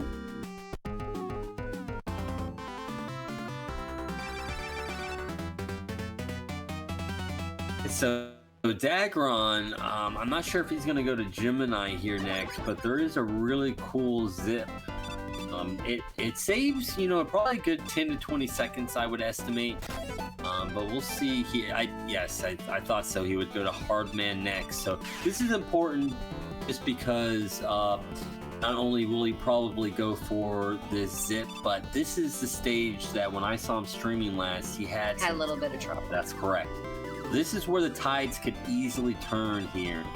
And like I said, I don't see Dagron going for the safe strats. I really think he is going to put pedal to the metal, all balls. Here's the zip right there. Nails it first time. Just a reminder, if you're not a Mega Man, if you're not familiar with Mega Man, which, you know, there are people out there who are not familiar with Mega Man, they can pick their bosses in any order they want. They just have to complete the bosses. So it can be tough to figure out who's ahead of who. But we know these 2 runners came in pretty much about the same time. Hey, Cypherin did make it past Mean Bean. GG sigh. I know he is sighing a breath of relief right now. And it also looks like Narblast finished up X-Men. He is also on Beyond Oasis. Yep. Needle's catching up to Paul as well. Yeah, Paul got some nice time with his Mean Bean victory. And JKL making some fast work on Mega Man. It's also doing top first. And Beetle, yeah, you're right. He's only 4 stages behind Paul at the moment. He has done some work to catch up.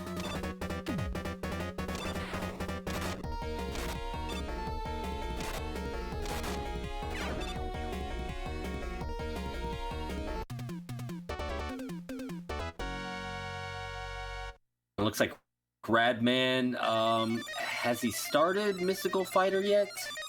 He might be taking a quick break. It is a long marathon. We will see some of our runners taking some breaks, depending on what they think their estimate's going to be. Some of these runners that are hoping for sub-5s, we might see some breaks. Oh, but I missed Dagron. I guess he had 0 problems going into Hardman. Yeah. So there we go. There you go. That might have sealed the deal for Dagron right there. It should be pretty smooth sailing for Dagron from this point on, yeah. And as we've mentioned, the final game after this, the final game is Shadow Dancer. So definitely a chance for Shim to catch up. Need a little bit of time back. It'll be really exciting, but Dagron is smoking this game. And like I said before, I really do believe we're going to see 2 sub-3s. Mm-hmm. We might even see a sub-50. 250, excuse me, sub-250. Ooh, yeah, it's possible. It's going to be close, It is but possible. Dagron right now is on his PB pace, it looks like. So he is really making just going through, making this game look so easy, making me stumble with words, not know how to describe this remarkable gameplay is what he's doing right now. And I gotta say, I agree. Gwen in chat said something about Mean Bean and how RNG, or I don't know if it was just necessarily they got easier RNG or just had better luck or what it was, but the runners haven't struggled quite as much on Mean Bean as I think they expected to. Everyone was really worried about it, and everyone's crushed it pretty quickly. Is a great point. Look here. I'm actually gonna pull up stream and see if someone has and time. Faust is now on Rocket Knight Adventures, and that is exciting to see.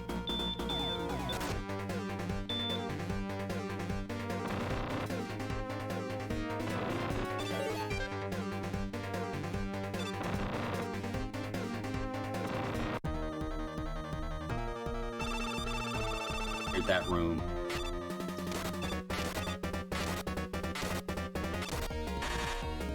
Yeah, PvP. So yeah, it's probably a good 2.5 minutes. Our timer is behind.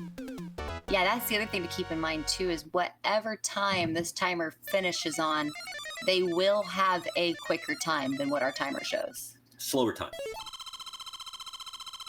Because we slower started time, late. yeah. They will have a slower time. Thank you. They will have a slower time because But we we'll did give you start the ours late. accurate Yeah, we times will as give they you guys roll the in. accurate time, but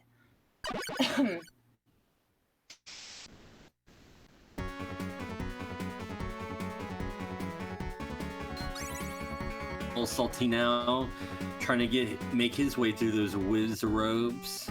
He's so close to getting to the final level here.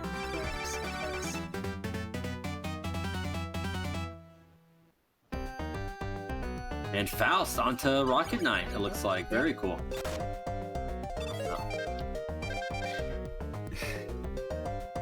Not a great listener.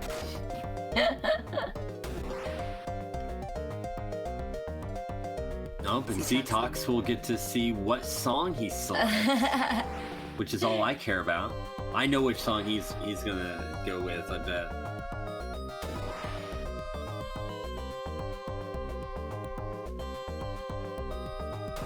Splash Wave. I agree, Bacon. Everyone follow all these runners. Not only are they great people and great streamers with great personalities, but just seeing the amount of effort that they put into these games, these are the type of people that I like to watch.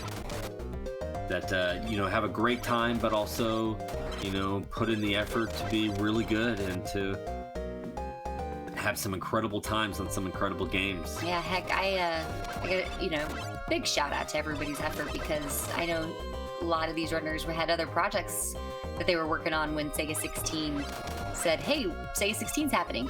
You know, and Sega Crew was like, all right, hey, we're going to do this race. I know a lot of runners that were working on other stuff that had to squeeze it in. Like even Cypherin did. I know he said he didn't get to start on the Sega16 as quickly as or as early as he wanted to, and he would have liked to put a little bit more time into practicing. So I know it was like that for a lot of people, but they crammed in a ton of practice.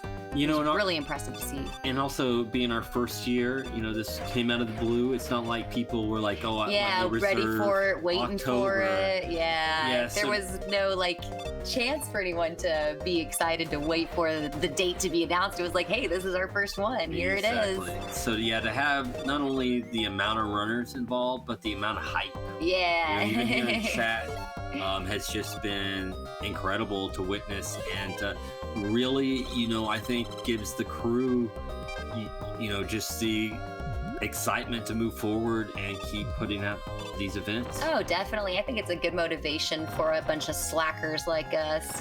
When we see a lot of hype for, you know, the first and second and third event, it's like, all right, let's just keep them going. You make sure we yeah. Yeah, and then what's next? Gotta do a big ass race. Honestly, I would love to see another Arnold Palmer race at some point. Just saying. Just saying. My favorite race I've ever seen on Twitch ever.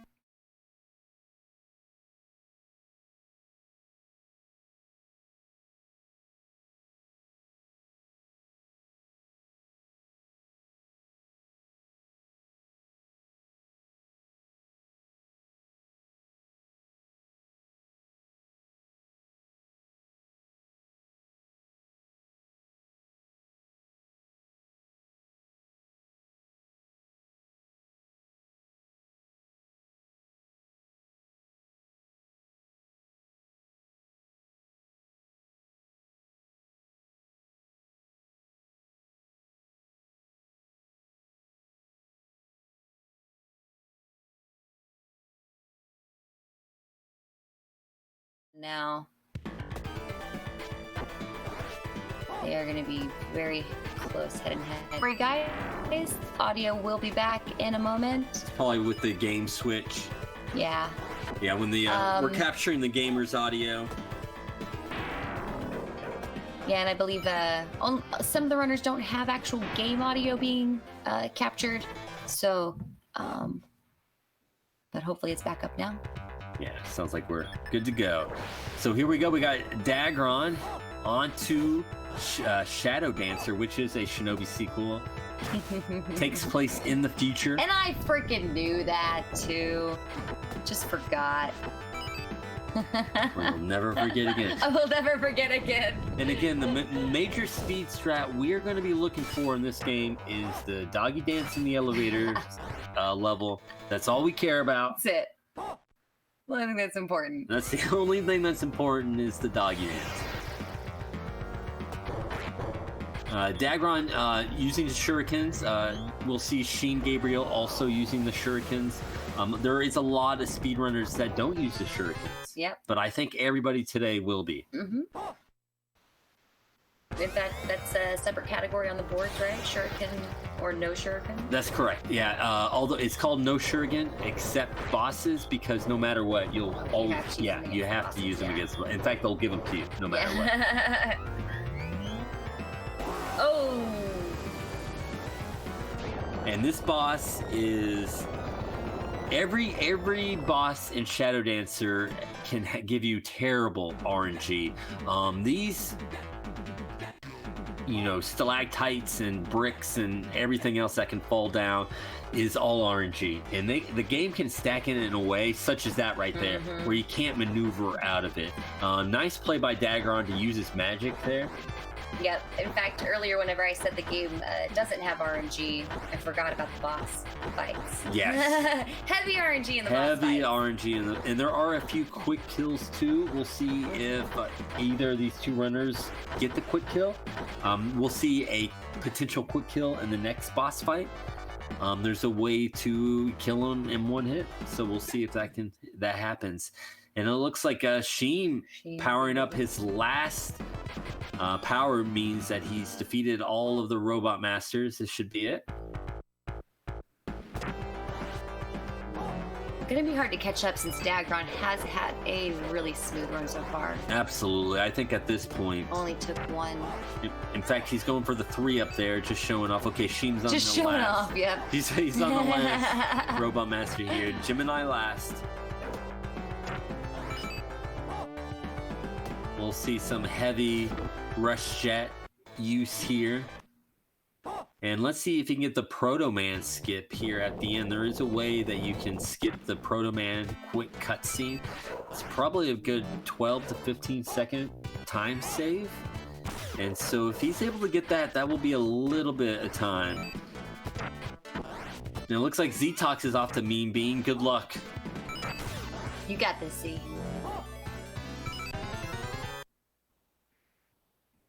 And Dagron just destroying this game. Nice little boost there by Dagron. There is no... The thing that this game...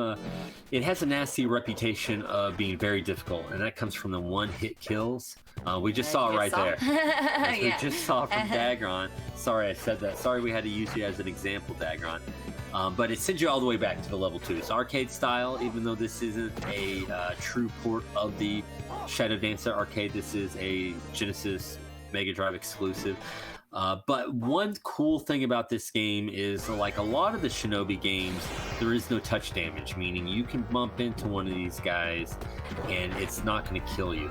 And there's actually a lot of major speed strats in this run where he's going to use the touch damage as a boost to exit levels quicker or to maneuver through some of these enemies, and it gets really cool.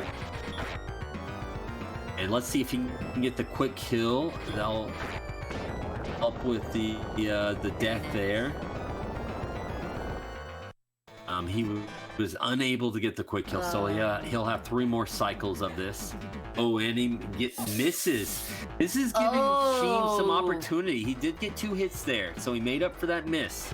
So he's able to finish it off in a regular time, but if Sheem can get the quick kill there, that's a good 20-30 seconds he could potentially save and make up for. So we'll see here. Sheem is approaching the final boss, Gemini, to finish off this game. So he is closing in quick. Dagron got a good head start.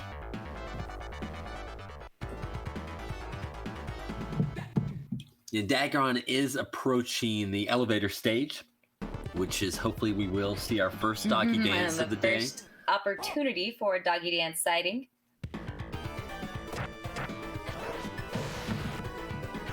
There we go. Sheem is moving on to the final game, and this is his game. He's a sub 13 in the Shuriken category on the board. Rose, we will bring it back to all the runners. Dagron's really close to the finish and in a tight race with Sheem. We're going to play this out, and then the rest of the runners, we'll even be able to feature them head-to-head when they get to the last game as well. But let's see. Sheem is now 2 full stages and a little bit of a third stage behind. But he's the Shadow Dancing Master. Let's see what he can do here.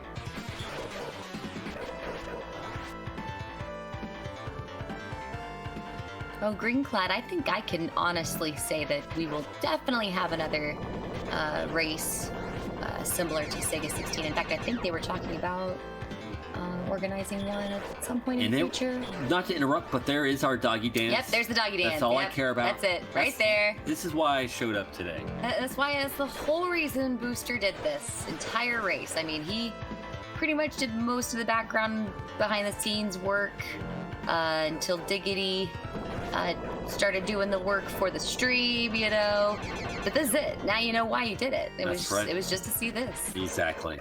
That's the dance right there. I love it. But to answer your question, just having the feedback and the excitement and buzz from this race, we will make this a yearly event. We do want to bring a race in the spring called the SMS8 that features the Master System. If we can get some strong buzz about that, we'll run with that. I love the Master System personally. I want more people to play the Master System personally. But if we're not able to get enough momentum on that front, we might just do a Sega 8 and just do another 16-bit game list of 8 games in the spring. So we'll leave that up to you. And then how do you decide, you may ask? Just go ahead in our info section. You'll see our info for our Discord. Join our Discord. We're a crew here. This isn't, anything where... Very inclusive. Very inclusive. If you have a great idea and people want to do it, let's do it. And honestly, you control your level of involvement in Project Sega Crew. That's right.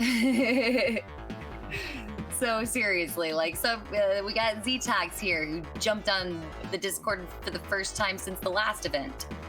Because he's like, okay, it's almost race day. Race day's tomorrow. I'll jump in Discord now. So, yeah, we got some people that are very involved. Some people that throw out great ideas, and then they let people like Booster and Diggity roll with the ideas and make them actually happen. But it's all a crew thing. And honestly, too, once you're part of the Sega Crew, I mean, going live to the Sega Crew channel is pretty much open to anyone. And as you can see from Sheem's screen over there, I mean, he is just gaining on Dagron with every move. He is so good. I mean, just everything, all the time, you can see that he's saving compared. Just a master ninja over there. Which is insane because I'm so glad actually that Dagron got into this game first, because Dagron is so good at this game. And it's like, whoa, look at him smoke this game. And then you see Sheem at it and you're like, holy crap, I didn't think it could be any better. But Sheem's a master at this game. And honestly, it's going to be exciting too once we see Cypherin and Zetox reach this final game, because they both have sub 13s and Z's in third place with a 12:38. That's correct. Both are great shadow dancing runners. Let's see if Sheem can get the quick kill here. That's going to be big. He was not able to. Dang. Oh, nice use of the touch damage there. It's so funny how now I just want him to get the quick kills, because it just makes it so much more intense the closer that they get to each other and the more time he gains. Well, he's on to stage 3. He's still got a approaching chance. the doggy dance. He got there quick. This might be Dagron's race to lose at this point. There is no time to save in the boss battle. There's only time to lose.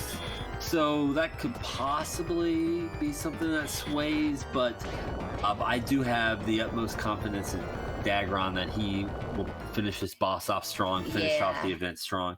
I was looking over on his stream, and he has his timer up with his splits, and I do see that he is at a 6:30 plus 6:30 to his PB time. So he is having a heck of a race. His PB being a 2:40, so we're looking at a possible 2:47 coming in from Dagron. And here we go. Sheem is now approaching the doggy dance elevator. We know we will see one there. He's an absolute pro. But one thing I love about these bonus scenes as you see Dagron progress is that the sunsets. So you go from the day to the afternoon to a sunset, and now you're at a night shot. So I do love this game. One really cool thing about this experience with the Sega16 as well was the amount of people that feared this game, that saw the game list and said, I'm going to do this race despite of this game. That put this game off till the very end, that didn't want anything to do with it. And then all those same people fell in love with this game. Yeah, fell in love with it. This was the only game they wanted to play. Some people decided to run the race to spite this game, and some people despite this game, but there was a lot of apprehension with this being the final game. But honestly, I think it's perfect for the final game. And we're getting a little bit of doggy dance. That qualifies enough for me. I'm satisfied. There it is. Okay, there it is, Sheem. Excellent. Yeah, come on. Very satisfied.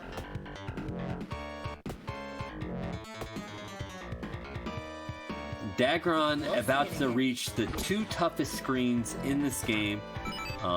The red and blue ninja room and then the black ninja room. These can be run killers. Let's see how he manages this. You'll see all the touch damage strats I was just talking about previously as he just executes it perfectly through that room. And let's see how he does on this room. This one's actually harder.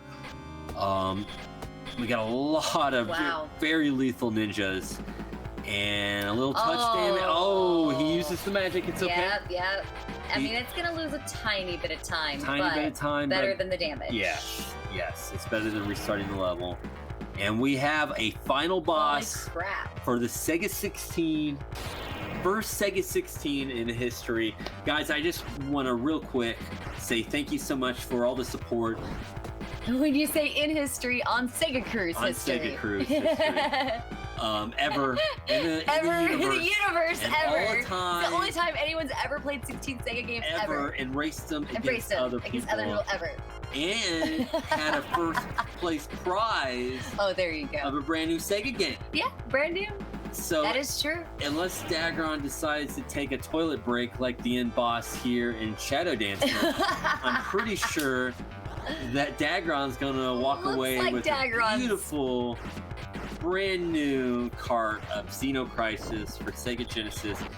Everyone else that tragically does not win this prize, I would highly suggest you going out and purchasing a copy.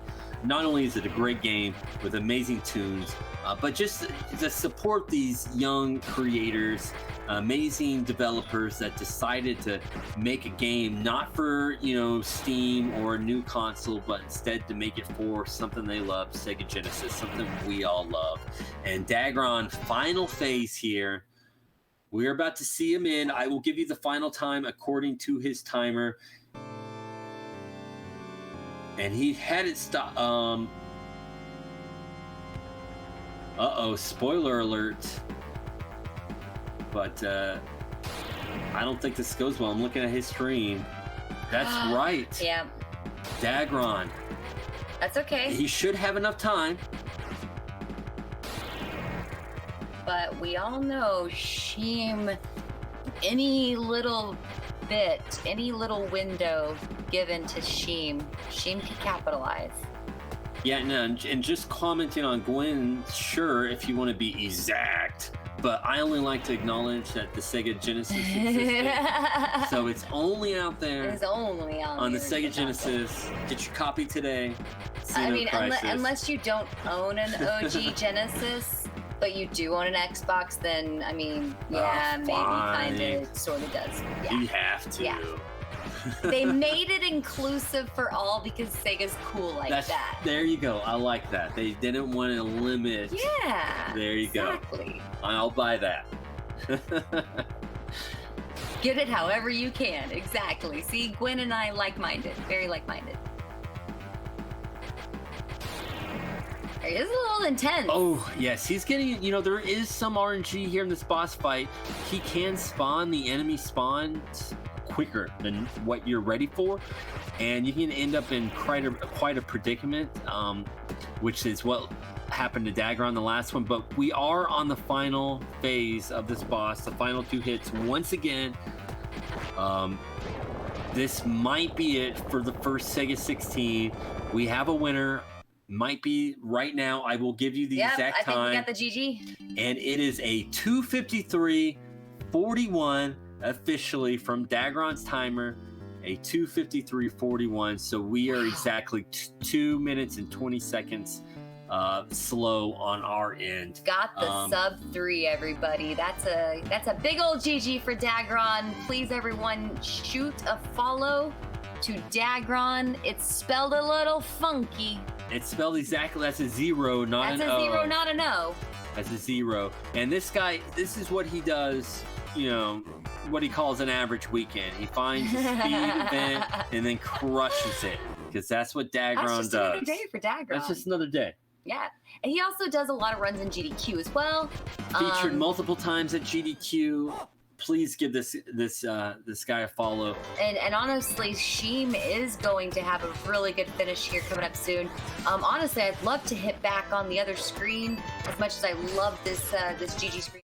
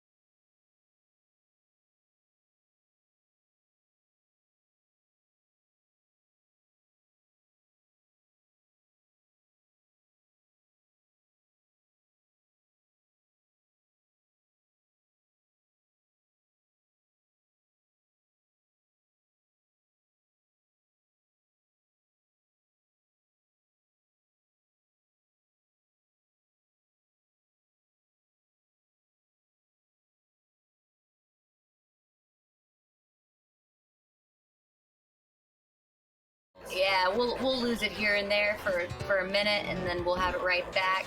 Yeah, we're gonna have to do a little shuffling. A little audio shuffle.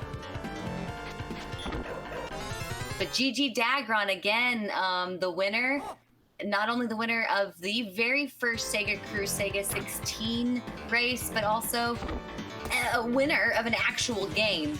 Got the Xeno Crisis game that will be sent to Dagron. Because hell yeah. So we have JKL on the left, right in time for the doggy dance, although he's gonna belay it a little bit for myself. It's all right. Just gonna make we'll you wait get a there. minute. Yeah. Just gonna make you wait a minute. Makes you earn it. And as you saw Sheem there just perfectly navigate through that black ninja room. Just no magic usage at the end. Just executed it flawlessly. Again, this guy, not only is he an amazing runner of this game, but he also runs Rocket Knight Adventures. He runs Golden Axe. Those are just the games on our list. Yeah, he runs a plethora of other games and is also just a natural. Anytime we do a Sega event, he's pulling out, Evander Holyfield or, Super Monaco, games that don't get enough love out there, that are great Sega games that this guy brings to us all the time. She's on the final boss. I'm hoping for a deathless final boss here. And I'll get you the official time. He's getting close to that sub 3.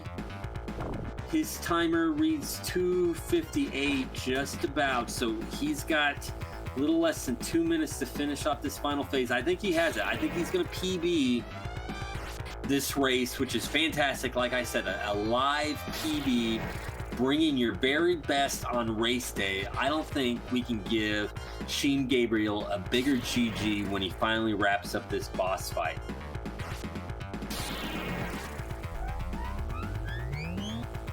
Got one more phase here.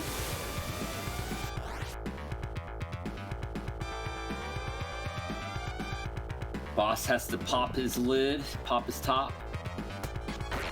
And Dagron, the winner rating. Thank you so much for the raid. And GG. Well done, Dagron. Amazing job. And beautiful race. And we just have a finish now from Sheem. Sheem just finished with a 2:58.40. Heck yeah, got that sub 3, guys. A new PB for Sheem on race day. Once again, I don't think that we could have a bigger GG we could give this gentleman. Quite a finish. Amazing job. Amazing job. And honestly, having 2 sub 3s on race day is really impressive. No kidding. 2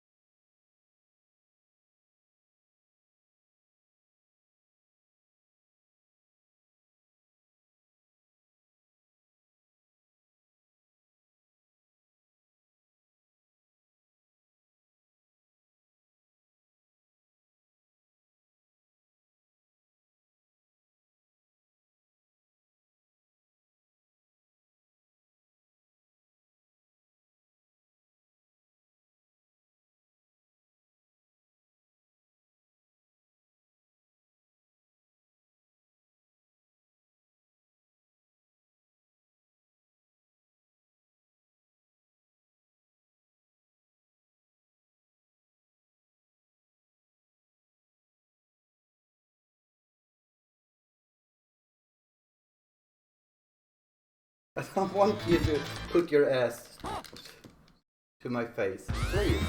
Go, puppy. No, it's a cat. Oh, that was really bad.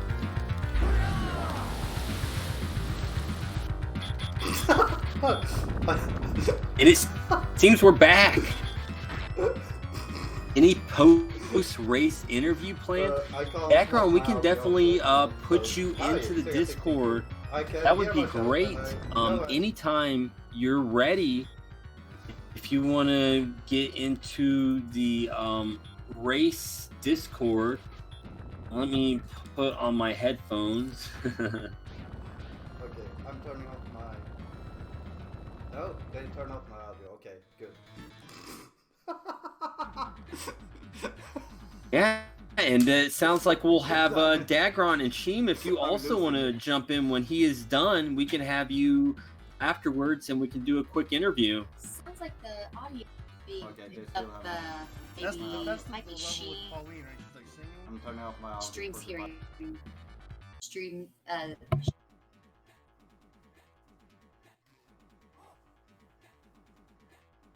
Yeah, okay, yeah, yeah, 'cause, yeah, my friend and I played through it, like, when it came out, we got, I think we got to the moon. Yeah, we also didn't collect every single, we didn't collect every single moon in the game, but, we got to the moon section. All right. Game. And I think we were starting to do the, All right, we have a Dagron here. Dagron, can you hear me? I can. How about me? I'm not sure. We're gonna have to check with No Diggity. He's actually capturing the stream. Do you want to let me know in chat? Oh, yeah, I recently played through Mario 64. That was fun. I hadn't played that game in a long time. It's kind of funny now. Hold on one second. Okay. Because it came out on the 3D All Actually, Stars what I game. People probably complaining could about Mario do. 64. Oh, yeah, it's registering my voice.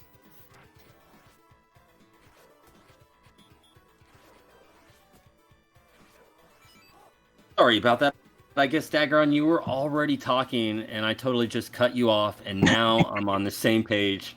I only caught up. Too much going on. So Dagron, first of all, how do you feel about your time completing this? Are you happy with how you performed today? For most of the games, yes. For some of them, not as much.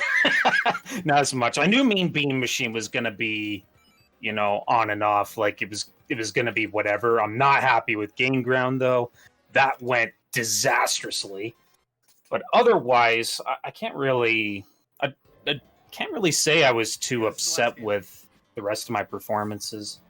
Yeah, I did notice those were the two games that Sheem caught up with you. In fact, when I think it was a good 10 or 20 seconds, he finished Mean Beam, and you guys went into Mystical Fighter. And I have to say, as a spectator, it was so much fun to watch because in a beat-em-up game, the lead just went back and forth. You'd clear screen, he'd clear screen, he'd clear one, you'd clear screen, and it was really exciting how close it was for most of this match.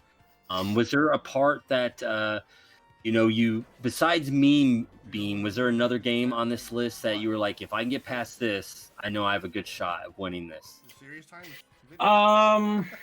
Let's see. If we go through each and every game on the list, I was pretty confident with the first three games that much.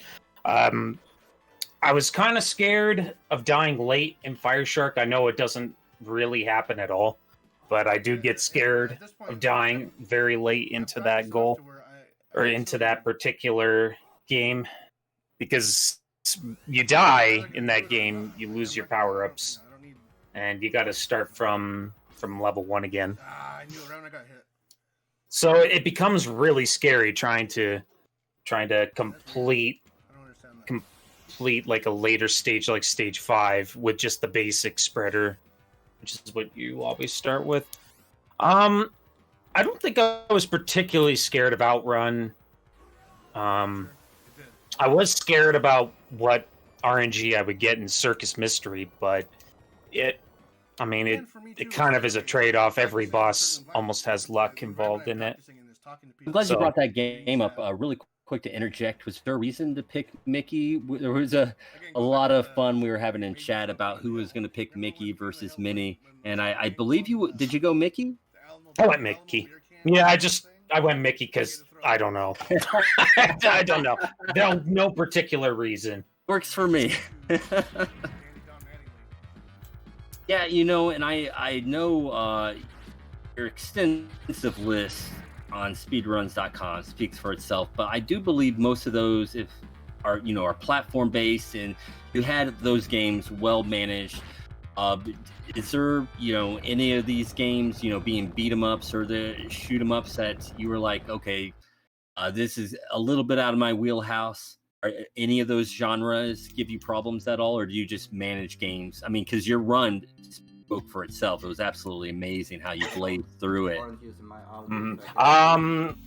Game Ground is definitely an odd sort of game that I don't traditionally play and run a whole lot. So that one probably would get my vote in that regard. You were really going risky for that as well. Yeah. And which was impressive. And what we love to see on race day, not holding back and just going for it. And also, real quick, GG to JKL, who just finished at about a 3:07, which is another PB for him. Nice. GG JKL. I think I was at one point kind of scared about Wily Wars, but then I sort of had a backup for probably the scariest screen of the entire game, or the entire goal, which was the last screen of Sparkman's stage. I normally just roll with Rush there because it's just so much safer to do that part. There's a faster way to do it, but it's you die there, you lose a lot of time. I wasn't willing to take that chance. Not after how much time I lost in Mean Bean Machine compared to the competition, to say the least. Yeah, and you at that point too in the marathon, you're getting towards the end. Maybe you hold back a little bit. Speaking of Wily Wars, I was watching some of your streams when you're streaming it, and also your PB time for the Robot Masters. And I mean, some of those Robot Master levels, you're on world record pace. Are there any of these games that you don't run that after now competing in the Sega16 you might want to go back to and maybe throw down a run? I could actually throw down a run for Wily Wars. I mean, Max probably would be happy about that. That makes sense. Definitely will pick up Mystical Fighters because of new tech discovered. For sure, I will be picking that up. Well, that's that record is definitely going to get clobbered because I think we've already found enough time saves to save like 2 minutes over the current record, which I believe is still held by Izumi. If I'm in fact, he was the only one on the leaderboard until recently, and so that's a game that he's had up for a few years now, and so I'm really happy to see that we're able to add games to these underrated games to these leaderboards that don't obviously don't have enough runners. Mm-hmm. Yeah, and I mean, it's another game that looks really interesting, or at least like every time I watch like the record, I'm quite drawn to X-Men 2's speed run as well. Although there's obviously some things I have to learn for it, but it is a very impressive looking run, I do have to say. Another game that interests me is Beyond Oasis, but I have to learn how to do the glitch, the clip or whatever. Yeah, and there's no actual anything written down. A lot of because I actually tried to run Beyond Oasis last year and could do the glitch where you go out of bounds, and a lot of it is just like, okay, I'm going to try to jump here, okay, maybe a dash jump, and you pretty much figure it out. There's parts later in that game though that some of those high-end speedrunners, like some of the bomb strats that boost you onto other platform, are absolutely insane, and I'd love to see you learn that game and just go at it, because I'm a big fan of Beyond Oasis. and I would love to see more, speed runs in those categories. Yeah, for sure. Beyond Oasis is on my radar. That much Excellent. is for sure. High Seas Havoc definitely is getting picked up. In fact, I have a good enough time to be 5th now. And I believe I even have submitted it. I know I can get under 6 minutes in that category, and might even know enough to actually challenge the record in that as well. So I will definitely be keeping up with that game for sure. I don't know about Beavis and Butthead, but I guess I'll have to see if I ever come back to that one or not. As you already know, I've dabbled with Rocket Knight. I've dabbled with Pulseman. Oh yeah, Kid Chameleon. That's a pretty fun game. Very difficult game. If I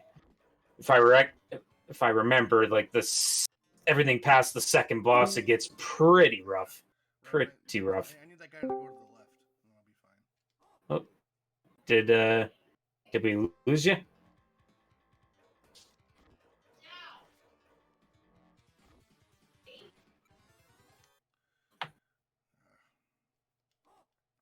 Hello? Maybe I should just kill this guy.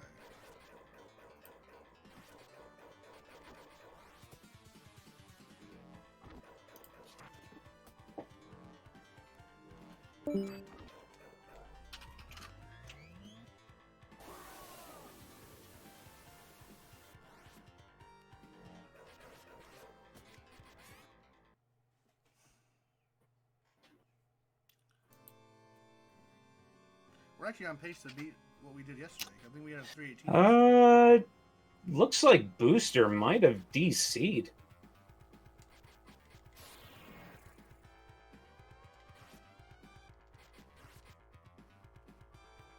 So here's where we're going to see if we can actually, if the game's going to be nice with its cycles. Sometimes the cycles Okay. are Well, I guess that explains it. Maybe we might want to start dragging in some of the other runners that finished. They've been kind of waiting patiently in tech issues.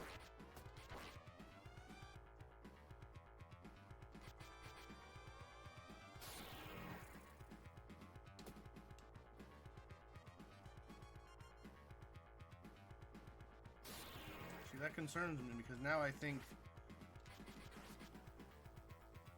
these next 4 are going to come out fast.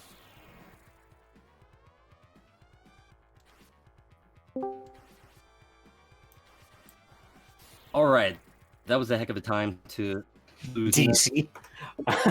Yeah. I don't think I have anything else to inject. If you want to bring in the other runners, or anyone else. I do have one last question. Is there any one of these games you'll never want to touch again? I think you know the answer to that one.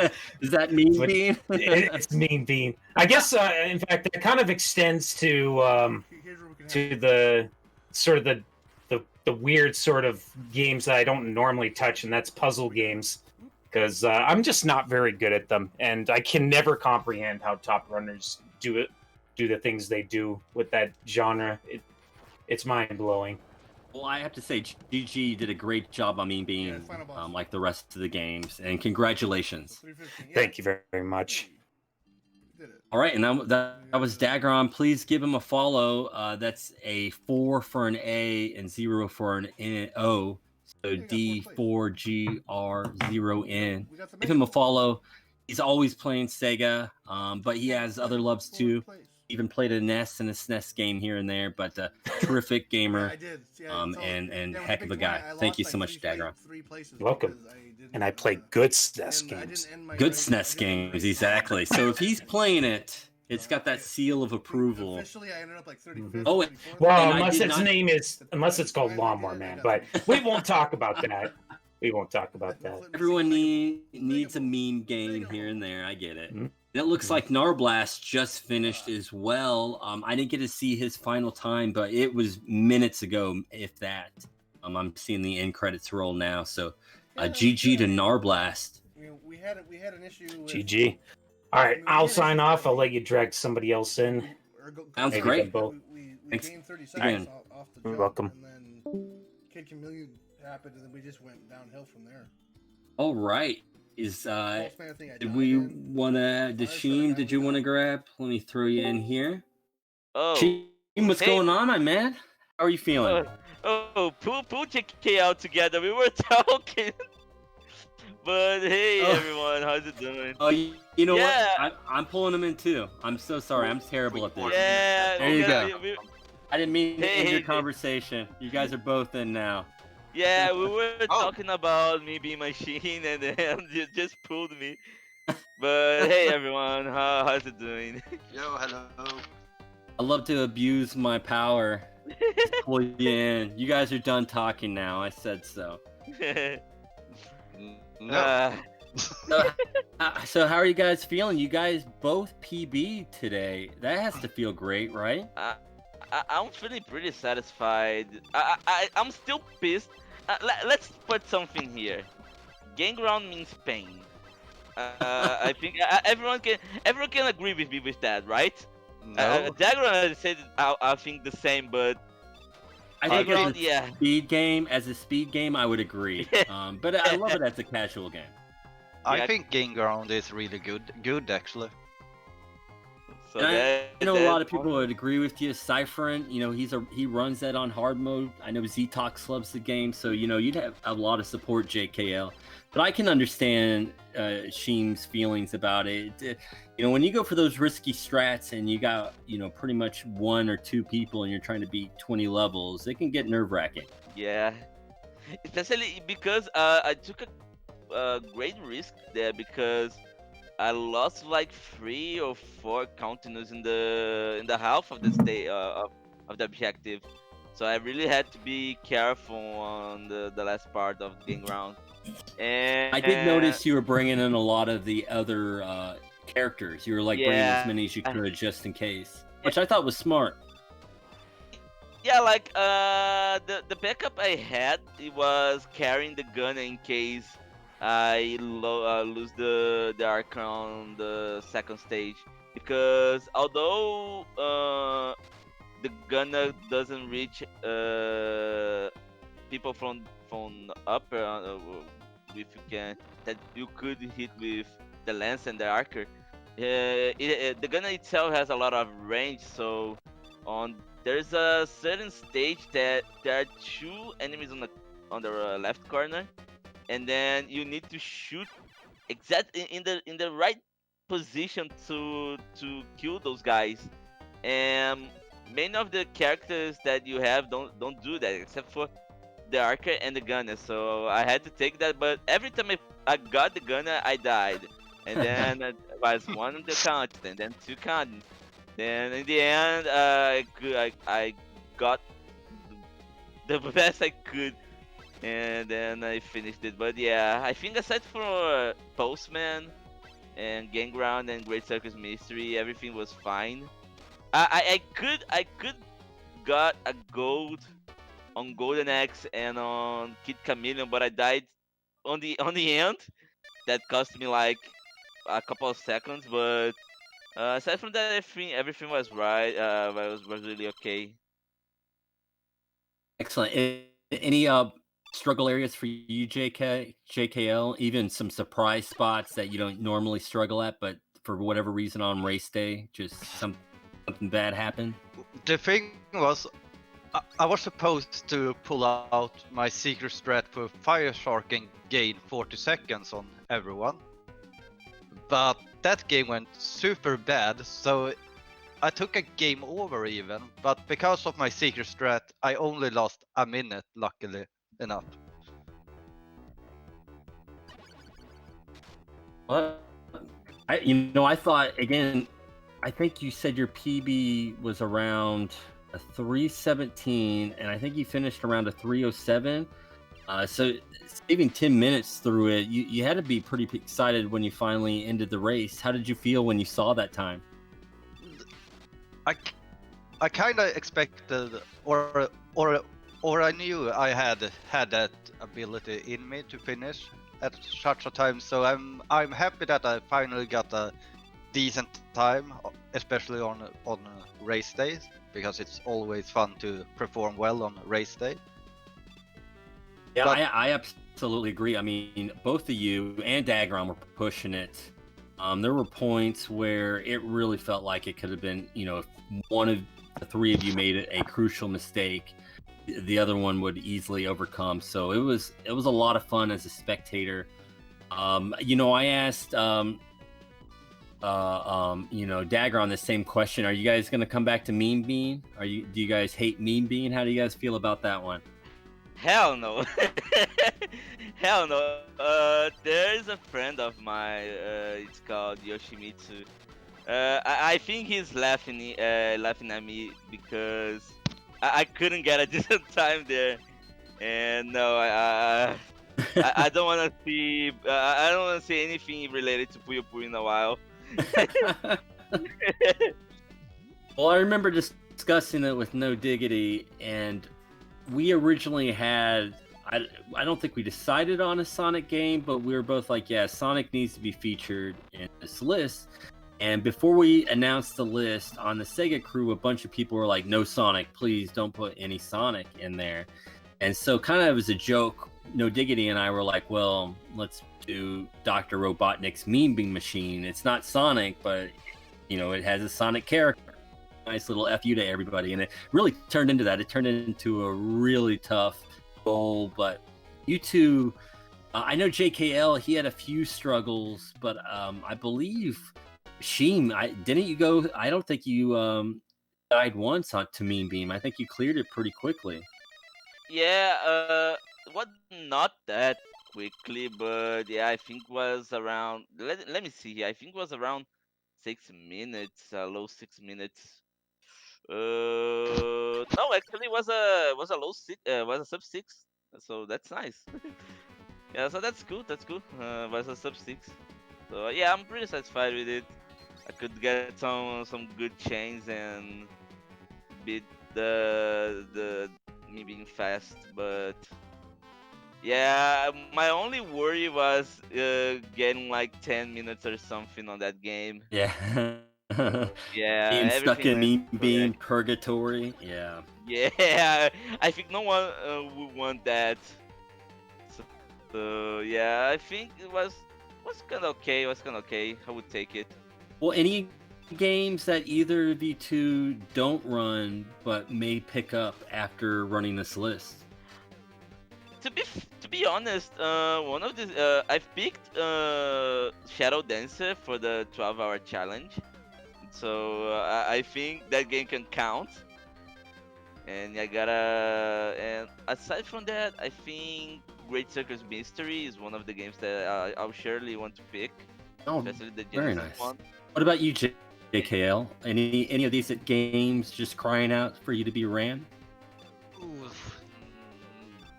Not really. I will probably do one run of Mystical Fighter if no one else does it, just so if someone else wanna pick it up, they have resources with the new strats and stuff we found during this race. So I might do that just to carry the torch. Yeah, that'd be fantastic. Just now these strats are out there, anyone can pick it up. Are either of you two going to submit High Seas Havoc or any of the other, beat the game goals, OutRun or anything like that? I don't know. Yeah, I got a good time, but I don't think I have the if I have the VOD yet. But I got a 6:30 this week, so was pretty satisfied with High Seas Havoc. But OutRun, I don't know. I'm not a big fan of racing games. But you're always playing the on the Sega Week stuff, weren't you playing like Monaco GP or something? Yeah, but like I don't touch that game for like a couple of years. Yeah. Yeah, I it don't has been a while. But I think one of the games of the list that I'll surely pick, especially next year, would be Wily Wars. But was a good incentive to learn that game. So So yeah, I think aside from those three games, I don't know if I'll get any other game of the list except for the games that I've already run or I got during the Sega week. Yeah, I might do outrun because I really like racing game. I'm an old school F-Zero player. Oh, So nice. Yeah. Nice. Yeah, so I'd love to see you fill up though, because they have all the different categories. Love to see your JKL up on every single category up there. well, I will probably not go that far because I don't like running like several categories. I try to keep it to the fastest category usually. Yeah, And makes sense. You don't have to learn as much. yeah, and I would like to do a high C Havoc because I think there's still improvement on the world record. Excellent. But I'm kind of waiting until I get real hardware because I just got a Famicom, so I'm Ooh. going to beat all of my old emulators times on real hardware now, and I realized that I got a lot of emulators times that need to be beaten, and I'm going to do the same thing when I get a Mega Drive. So I'm going to keep a little bit away to speedrun Sega game. Well, I that will- is I that is will fantastic. still join like races and stuff because as Apollo said during the pre-show, I really love doing races like this. I was talking about it earlier before the race that I probably learn around 100 new games every year because I do like the Big 20s, I do Mega 16, I do the Super 16, and now I do the Sega 16. So there's quite a lot of games that I learn every year. Well, I'm super hyped that you're getting real hardware. That's so huge. Congratulations. That's amazing. Yeah, thanks. Well, we're just hanging out. Is there anything you guys want to talk about? The games or any of the other runners or we've had a couple people drop out. We've had Beetle and Faust both drop out. So we still only have the top 4 and we have a few competitors still racing towards the end. But I'm satisfied with the time that I got. It was a really cool practice. Yesterday I just got a 301 during my last practice, and getting a sub 3 hours is really something. So yeah, it was my first time participating in this kind of race that involves a lot of games from one console. So yeah, I'm really happy with that, and I'm glad a lot of people joined it, like Beetle and Cypherin and Paul and JKL and Dagron. And I hope everyone enjoyed the race. I heard that I heard from you that me and Dagron were really close on Disco Fighter. So to know that I'm really happy with that. Yeah, if you have a chance to watch the VOD, go back to that. You guys were just going back and forth depending on who was able to clear the screen quicker, and it was fun. It was the whole time we were just like, if Sheen can hang on to this until Shadow Dancer, Sheen could win this. We were all really impressed, and I think there were, and as rightly so, there was so much hype for Dagron, and he earns it. He's an amazing runner, and he put so much time into this race. But it was fun that we were all rooting against him because, he's so good.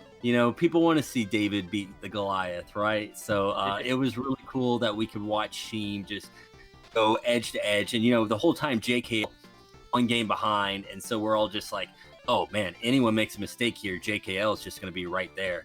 And so it was really great to see all 3 of you. And a big surprise was Narblast, a fantastic run. I think he was around right around where JKL finished, maybe a few minutes later. He came in 4th, but another dark horse contestant to just smoke this list as well. Yeah, I think Nora only had 1 minute slower PB than me before the race, so I thought that we two were going to be competing about the third place. But I guess I got some really good runs early on and got too far ahead to make it interesting enough. Yeah. But yeah, I'm pretty happy to participate, and I hope you guys do more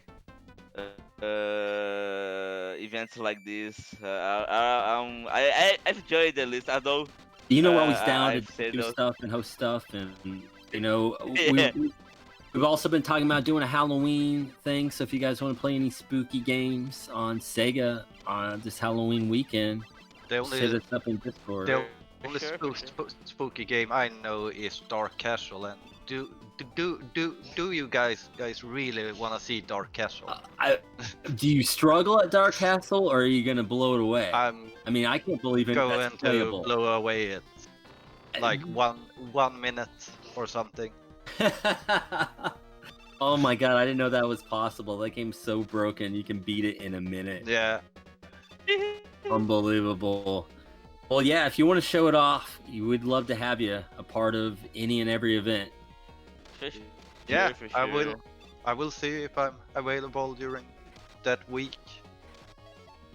Yeah. I just want to say I really enjoyed this because like most races are like there are games you're gonna struggle with, and on this list I didn't really feel that I had to struggle with any game besides Shadow Dancer maybe, but like it allowed me to be a lot more casual about the race than I'm usually am, because usually I do like 10 full runs before race day and now I think I did 3 before race day, so it was nice to be able to be super casual about the race. Yeah, or kind of maybe have a little more fun outlet and outlook to it, and just like, yeah, let's just have some fun, and you know, whatever we do, we do. yeah, exactly. I like Exactly. Like I usually don't stream races with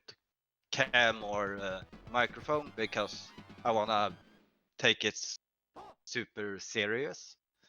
But it was really fun, and I noticed that you took my audio right when I was at Shadow Dancer, and my cat was trying to put his behind in my face, and so I said the word ass on stream on your stream, just so you know. Oh, that's right. We had Shannaberry Blast on here, so I guarantee you she dropped a couple of hard curse words without us knowing it. It happens. We're not too concerned. Yeah, and also I wanna say if other people like these kind of races, there are probably going to be a Mega 16 soon, so keep an eye out for that. It's basically the same thing as Sega16, a little bit more unknown games though. Oh, very cool.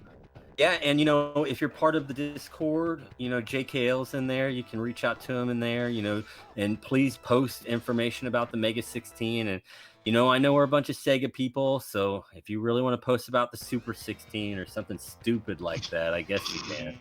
No, whatever. Yeah. No, I care. No, we love all retro here, so, you know, please do support all these runners and events. It's a lot of fun. Yeah. I'm a all-around retro guy. Yes, I think that Sega is amazing, Nintendo is amazing. So any type of retro is just so fun. I agree. I got no bad blood with any system. If they're making good games, I'm all about it. And it looks like PaulSaltine is on Shadow Dancer. He just beat the first boss, so he's really eyeballing that 5th place time there. I think he can pull it off. It looks like Beatles restarting. I know that he He said he was going to quit, but it looks like he's back at it, and he's restarting on Mega Man 3. So hopefully he's able to finish this off strongly. I don't know. I don't know which robot master Cypherin is in right now. I mean, how many robot masters he beat already? Yeah, Cypherin, I don't believe goes the speedrun route. I think he kind of goes his own mix between childhood and. Oh, it looks like he does have the rush jet, so that's good that he's rush jetting through this. I think he was missing 3 weapons, so he probably has 3 robot masters left. Mm-hmm. I would still take that race between Cypherin and Paul because Cypherin is one of the best runners in Shadow Dancer. So you're right. You know, you're absolutely right. I'm so glad that Sheen brought that up. This is actually going to be a close match because Paul, he's probably looking at it, 18 to 20 some minute time for Shadow Dancer, and Cypherin can beat this game in 12 minutes. So if he's less than 8 minutes behind, Cypherin has a real good chance to come in here and sneak into 5th place. Yeah, and Cypherin is pretty consistent with Shadow Dancer, and so yeah, he can take all that advantage in one try. So it's gonna be awesome. It's gonna be awesome to watch. It's top 5 close.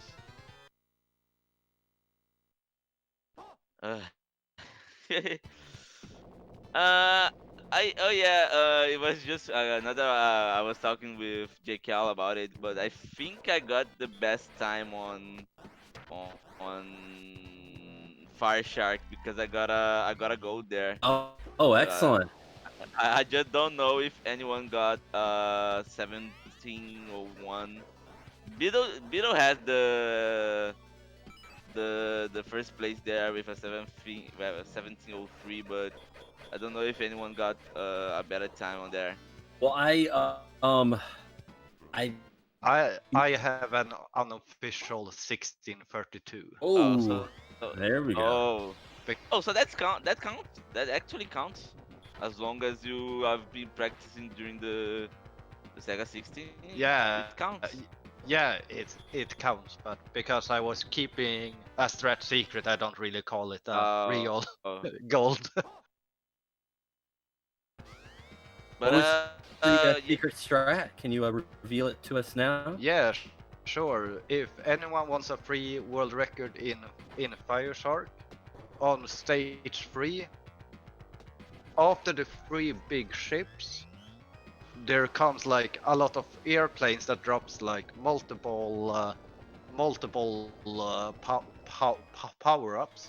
But if you take a death right before it, you will actually respawn behind that section. So you basically skips like 40 seconds of the stage. Oh wow, that's a big time save. Excellent. Yeah, and that strat was actually found by someone else. I don't want to steal his glory. Yeah, please mention the runner.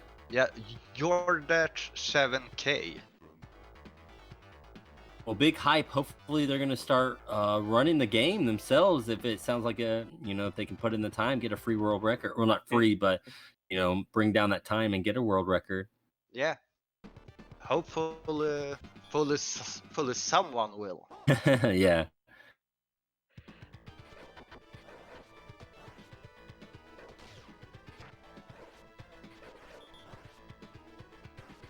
So I'm guessing in the next Sega16 Sonic Spinball will be in it because you don't want mainstream Sonic games.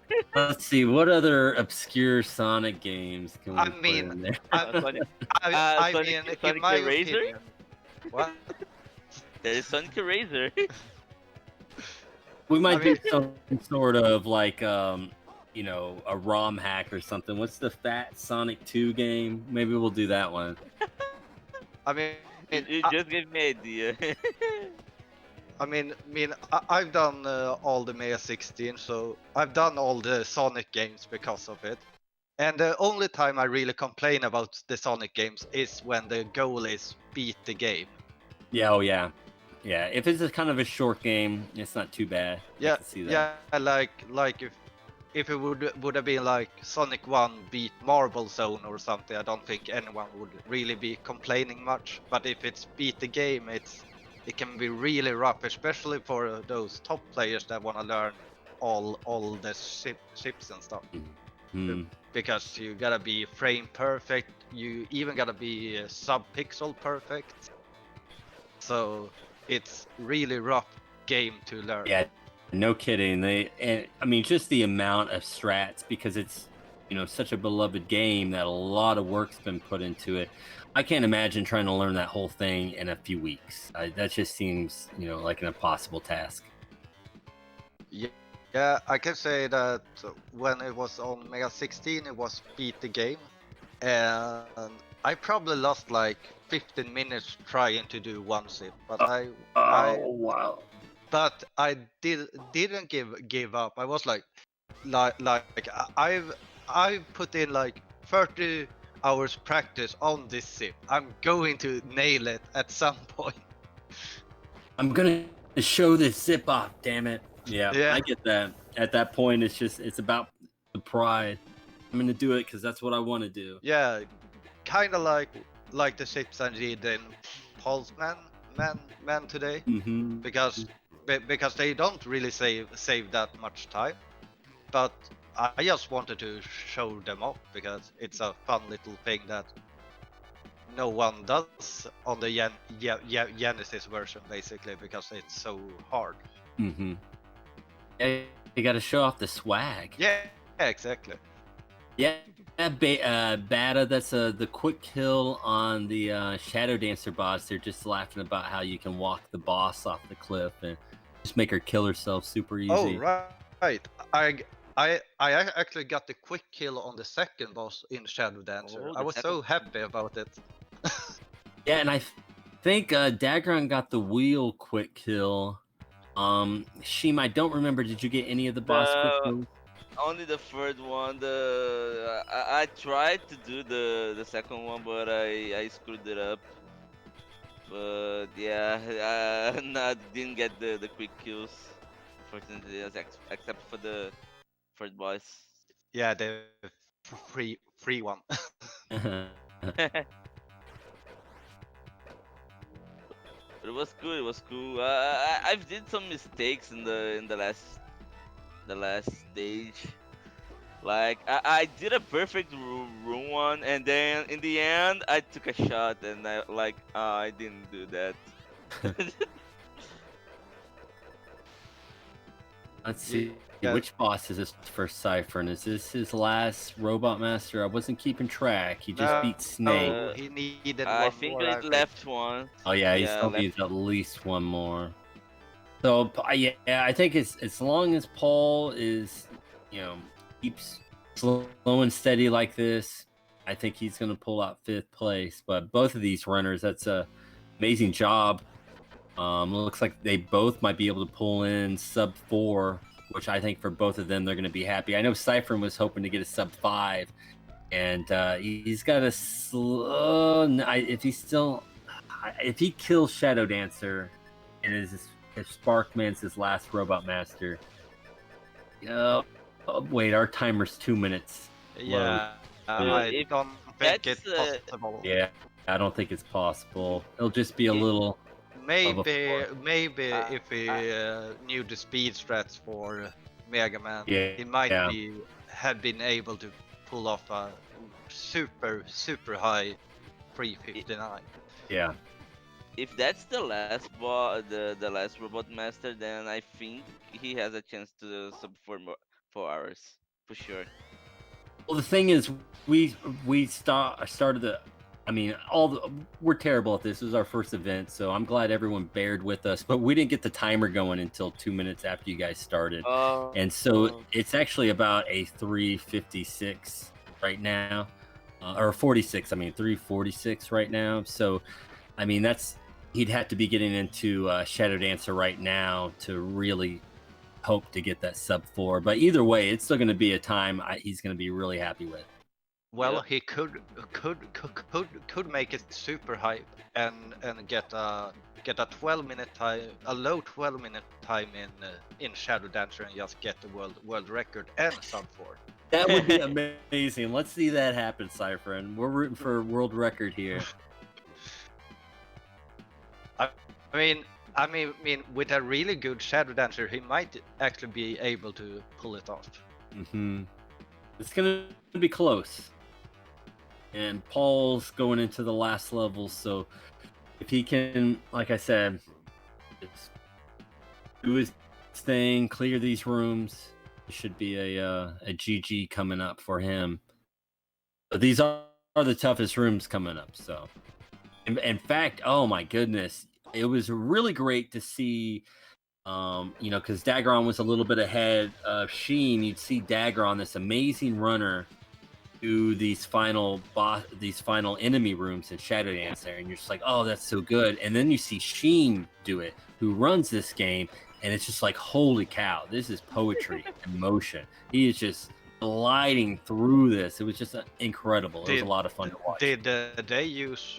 Did you guys use Shuriken or non-Shuriken? By the way, I see that. I used Shuriken. Oh, I didn't. I think it's really hard to play with Shuriken. Yeah, I hear that a lot. Zetox, he plays with Shuriken, and he, to this day, says that he wish he would have known you could have played without Shuriken, because he would have rather learned that category. Yeah. I mean, the thing with playing with Shuriken is that sometimes when you want to do like just kicking something, it just won't kick, and you die because of it, basically. Yep, the failed jump kick. Ugh. It's is going pretty good, actually. I think. I don't know what his time on this game. I think his PB was it might have been a sub 17, maybe even I don't think it was a 15 anything, so maybe a 17 or a 16 minute time. But I know he really got into this game, and so did No Diggity, so did Bruzzi. A lot of people that were really afraid of this game, I noticed the last couple weeks, were doing just timed runs of this game only. Just like, I only want to play Shadow Dancer. I love this game. Look at Paul. Look at that. That was a great room there. My only problem with Shadow Dancer is that it's one hit and you die. Yeah. I just don't like one hit KO games. Oh, I agree. It's relentless, and there's no checkpoints, so you're gonna have to start the level from scratch, and it's intimidating. Especially, No Diggity and I were really excited to end the race with Shadow Dancer, knowing it's one hit kill. You got to play the stage again. There's even limited continues. So I mean, if you really fail, you could bomb out right at the last game. And we thought just the amount of pressure these runners would feel getting into Shadow Dancer, knowing I only got one game left. But I'm going to have to make sure it's perfect the whole way through. Yeah, I did find a new threat on Shadow Dancer actually. Well, hopefully you shared it in the Shadow Dancer Discord. I bet the or the Shinobi Discord. I just shared it in the Sega16 Discord. It's on this final boss. You can actually hit him before you should be able to hit him every cycle, so you can get through the head cycles a lot faster. Really? Like 3 seconds faster per cycle. So it's like 2 to or oh my 4 to 5. god! I just saw now that Paul took a hit. Oh my god! Yeah, that I don't know. I think it was Bido who told me yesterday. Oh, this boss seems simple. It isn't. It isn't. Yeah. No, because the thing with this boss, because I was testing it out to learn, because I had big troubles with this boss, so it took a whole night and just tried to figure this boss out. And the thing is that depending on RNG, you can actually lose up to 15 seconds on just bad RNG. And the thing that makes it really difficult in a race setting is that good RNG that gives you a fast time also means the boss becomes more difficult, because he will spawn the black ninjas a lot faster, and because of it you might get bombarded by ninjas way earlier than you are used to, basically. And then you can't stack them to where you can get the sword slash at the same time, and one common place is on the third cycle. On the second to last are 2 jumpers, and the last are 2 rollers. And if they spawn super quickly together, I basically always died because I just couldn't get out of the way of the rollers in time. Well, we should have a GG coming up over on PaulSaltine's. Hopefully. I was about to talk that Cypherin, I don't know if everyone saw, but Cypherin got the quick kill on second boss. Oh, excellent. Nice. I did not see that. But Paul's about to finish with a sub 4. It looks like the official time is going to be a 3:52.56. It looks like he missed a split somewhere, but a sub 3:53 for PaulSaltine officially. Amazing job. GG, Paul. GG, great time. Oh, maybe Wow. maybe Cypherin can get a sub 4 if he continues playing this well.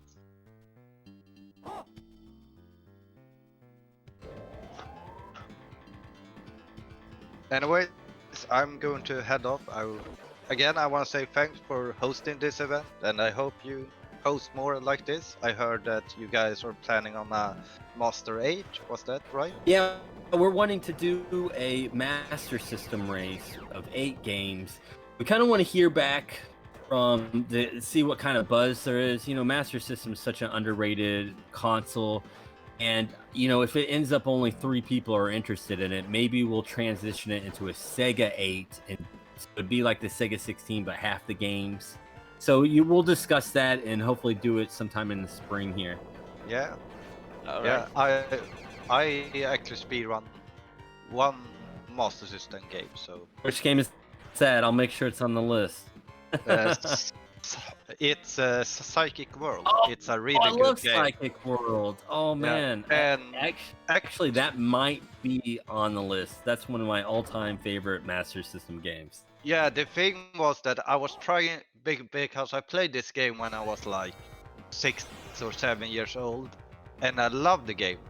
Then when I got old, I was like, damn it, what was that game called? And I tried to find it, and I couldn't. And one day I got into Tenebrae's channel, and he was actually... And he's got the world record. Speedrun.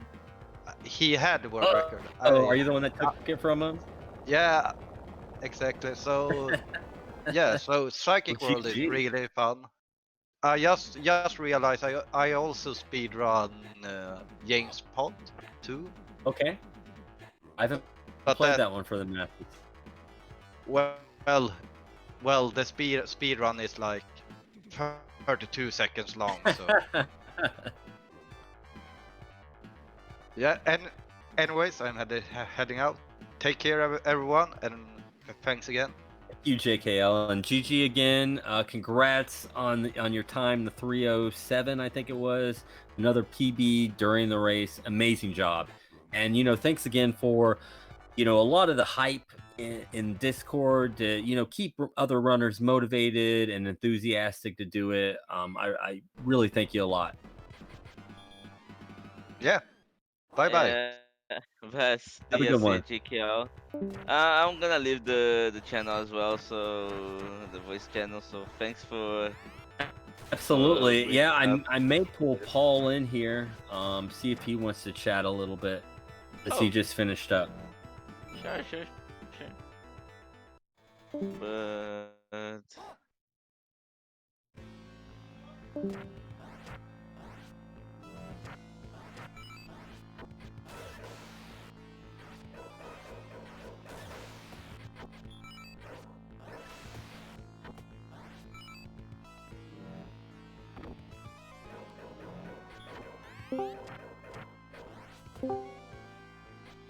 All right, we got PaulSaltine here, who finished in 5th place with a sub 4-hour time. GG, Paul.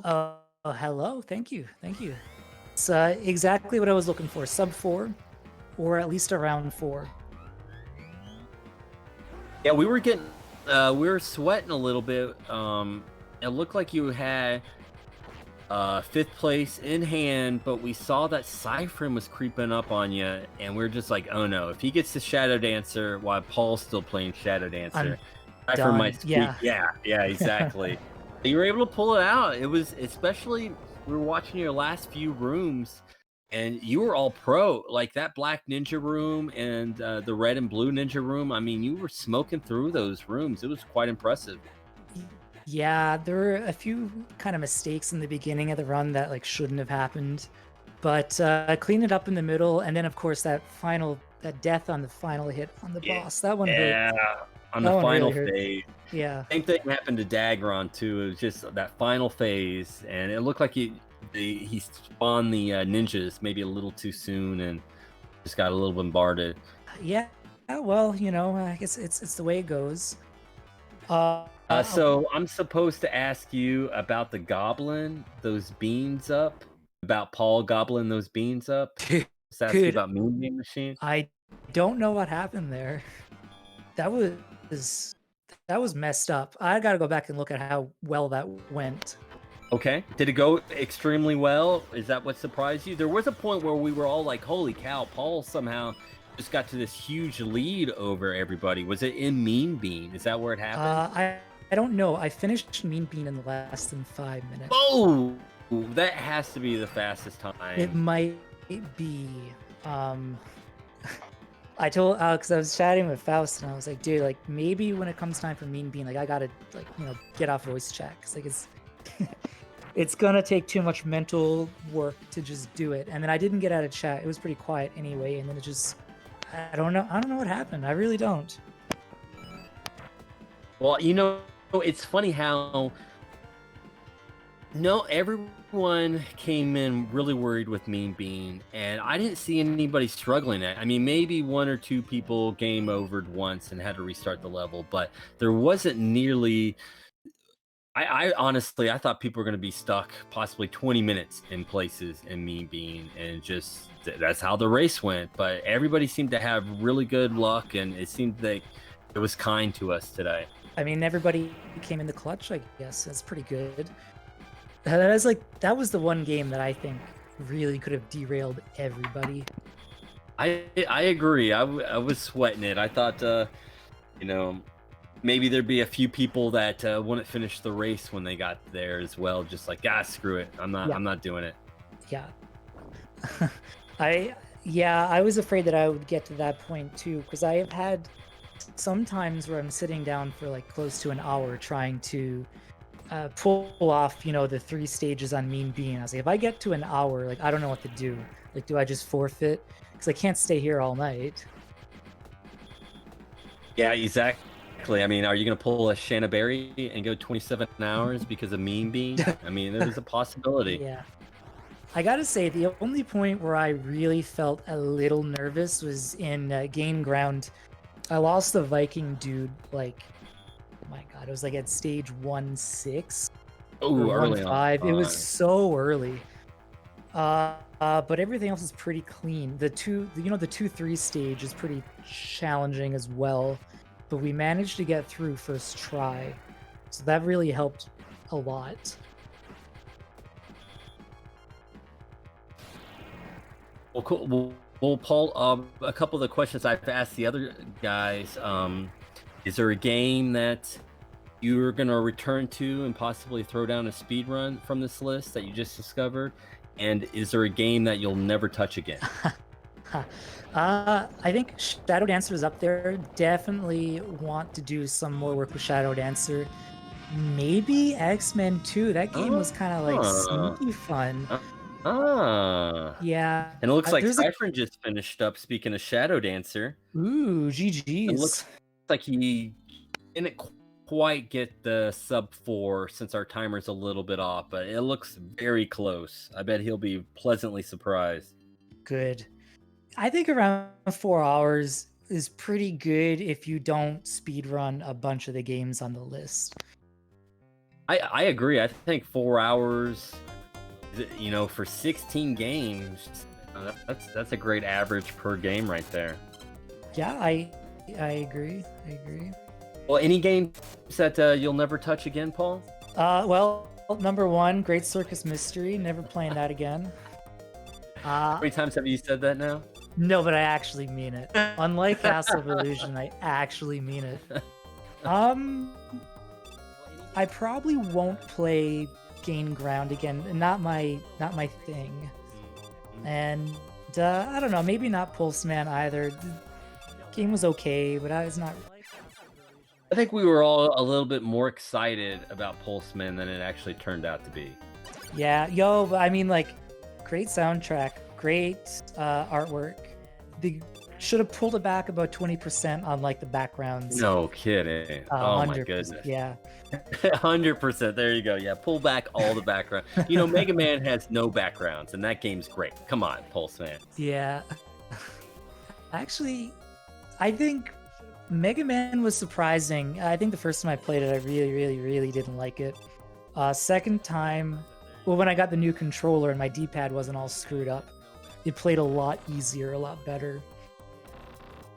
I'm sure that D-pad really helped. PaulSaltine just got a new 6-button Sega Genesis controller, and from what I'm hearing, he's enjoying it. This guy's only played 3 buttons, so it was very difficult to pry that big Sega controller out of his hands, but we finally managed to get a 6-button controller in there. Yeah, I guarantee there are plenty of clips of me out there saying that I would never use a 6-button, that it's trash, I don't like it.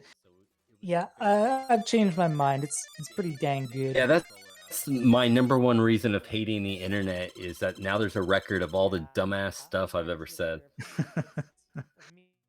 Man. All right. Well, it's dark here. Yeah, now, so you've been gaming 4+ hours. You take it easy, man. Yeah, I'm gonna go eat, and I'm gonna hop into chat, and I'll be checking out the rest of this. Sounds good, Paul. Thanks again, and congrats on the sub 4 in 5th place. All right. Well done. Thank you very much for organizing this. Absolutely, it was a lot of fun.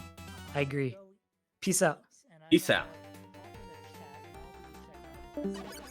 Well, guys, as we wrap this up, I'm actually going to have Shanna jump on for a quick little bit. Hopefully we can watch the next few runners finish this race strong. So yeah, I don't think we're going to be able to keep the stream live until everybody finishes, obviously. Races typically will send it over to one of the final runners at some point. But we're gonna stay live as long as we can, see as many of these guys finish as we can. GG to everyone who's finished so far. Just a rundown: Agron was first, Sheem 2nd place, JKL took 3rd, Narblast with 4th place. He actually had to do some real comeback strats to take 4th, which was really exciting to see. Dagron, Sheem, JKL, they kind of were up at the top, trading back and forth at the beginning. Dagron and Sheem had a few moments where it did go back and forth, Meme being one of those moments. That was really exciting. But Narblast did come back to take 4th, and actually did have to come back to take that. Came back against a few people for that spot. PaulSaltine also had a nice big recovery in Mean Bean, gained a lot of time there, as you heard. And took 5th, and Cypherin with a very quickly after taking 6th. Being that he was the Shadow Dancer master, we kind of knew he was going to finish strong on Shadow Dancer. Bradman is right now on Shadow Dancer, so we were correct that he was ahead of Beetle. Beetle, though, commendable comeback. I gotta mention Beetle here. For anyone who wasn't watching earlier, he was kind of like, yeah, I'm done. Threw it out, said I'm gonna go ahead and just chill and chat for a minute, and then realized, wait a minute, I haven't actually forfeited. Really can come back and finish if I want. Really? That's cool. All right, sweet, let's do this. Went back live. Now he's at it again, and he's on the second to last game, so he's gonna finish this race out. And yeah, as someone who recently took 27 hours before I forfeited on the final stage of the final game. I can say that it's not easy, and coming back is truly commendable. So GG to Beetle already for just coming back. But Radman is definitely after that 7th place spot, being that he is in the final game right now. Radman is Radioactive Man from Mars, for anyone who's unsure of that abbreviation there. We all call him Radman, but it is Radioactive Man from Mars. He is a shinobi superstar, so I doubt that Shadow Dancer is going to give him too much trouble. I expected his Shadow Dancer to be quite a thrilling adventure to watch. Infinite Mystery is our blind runner. Most of you have probably seen him in some other races before. And IM is now moving on. That was a very, very quick Beavis and Butthead for him, which is awesome. Doing it blind, I wasn't sure if he was going to get past it very quickly, but he did. He got past it nice and quick. So he's moving on to the next race, the next game. And YourFace is another one that they've been kind of neck and neck. YourFace did pull ahead early on. I'm not sure how much prepping YourFace did. Didn't see him in the Discord too much prior, so he might also be kind of a little more blind in this attempt. Detox probably taking a smoke break, I'm sure. Yeah, and Radman is finishing strong indeed. That this is I think the whole list is really difficult to do blind. I think Mean Bean's going to be the only one that'll be like truly, truly easy for blind. And I do believe Infinite Mystery is going to have a much easier time with Mega Man 3, since it is, also, it's based off the Nintendo, like exactly, except for a few graphical changes. But I know he's played Mega Man 3, so I know that Infinite Mystery will be able to gain some time back once he gets to Mega Man 3. That is the second to last game, though, so it's going to be a bit before you get there. YourFace is moving on to X-Men, which is freaking cool. That's starting to get a lot later in the list now. Detox over there. Sorry. Second. Detox is back from his break. He's on Beyond Oasis, which means he's only got 2 games after this one left. Got Beyond Oasis, followed by Wily Wars, and then Rocket and Shadow Dancer. So it's gonna be interesting.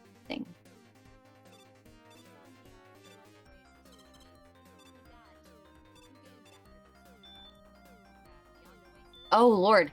Wow, YourFace was trying to split time between this and the Xbox Achievement event that's going on. That is truly impressive. Really, really impressive.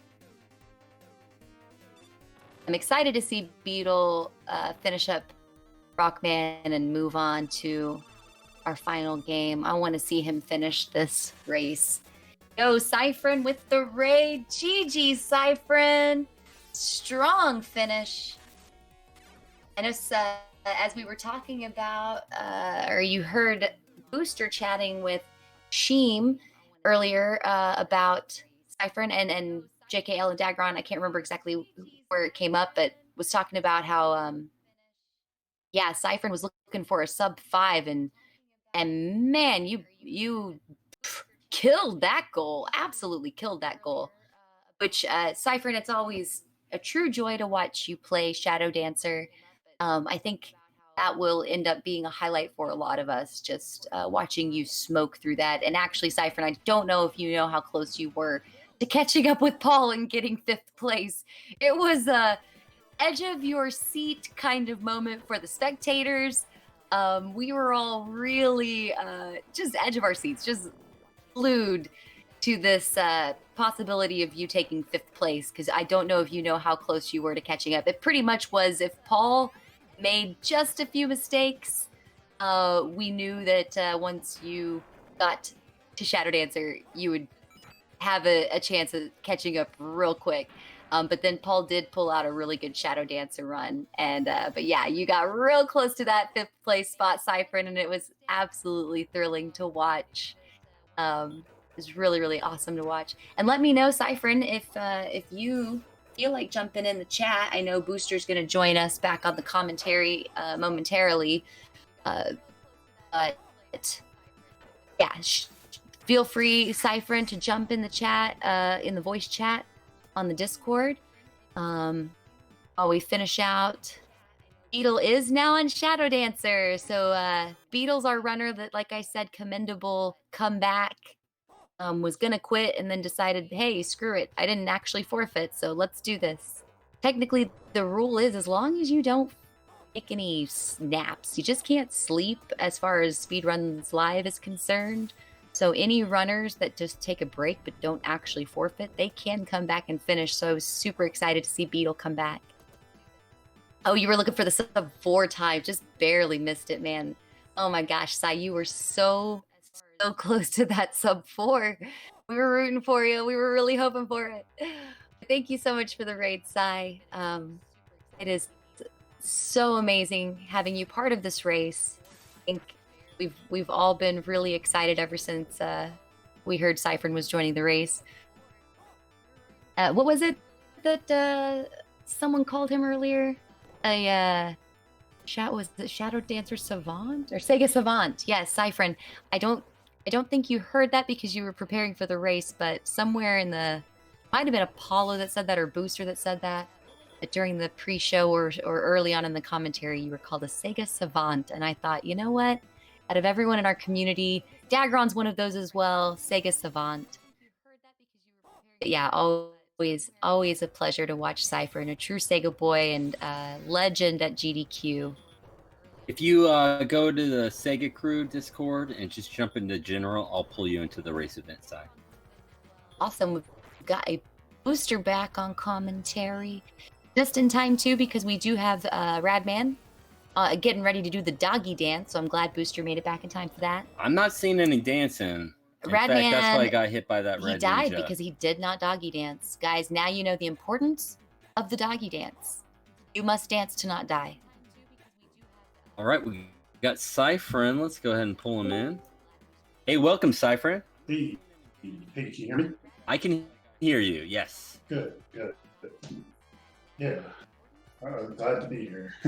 Yeah, glad to have you. So, you were hoping for a sub 5 last time I talked to you earlier this week, and you almost pulled a sub 4. You got to be feeling great about that. I do. The 5 was for the first run because I didn't put any practice in for this at all, but just wanted to try my hand to see, like, I feel like I'll never have the time to compete with the top level players. Like, I had it in my mind. I was like, Dagron, JKL, and Shine would take like the top 3 and such, but it was like, yeah, I can't touch them. But I always like to put in my own like personal goal, and that's for hopefully others, if they aren't too sure about jumping into any of these races, like that we have in the communities, just do it for fun. Just see what you can do, test yourself. And so yeah, for the first run, it was a sub 5 goal, and I didn't quite hit that either. And I was like, but I think I could have hit it. So the next one will be a stretch. Let's go for sub 4. And then we came in within a minute, which was better than how much I came. I think I was behind 15 minutes for the sub 5. So coming behind like 1 minute from the sub 4 is an improvement. I'm Absolutely. Yeah, the PB on race day, I mean, that has to feel good that, the best that you could do, you put out there on race day. Mm-hmm. Yeah, it was really nice. I'm trying to remember which games.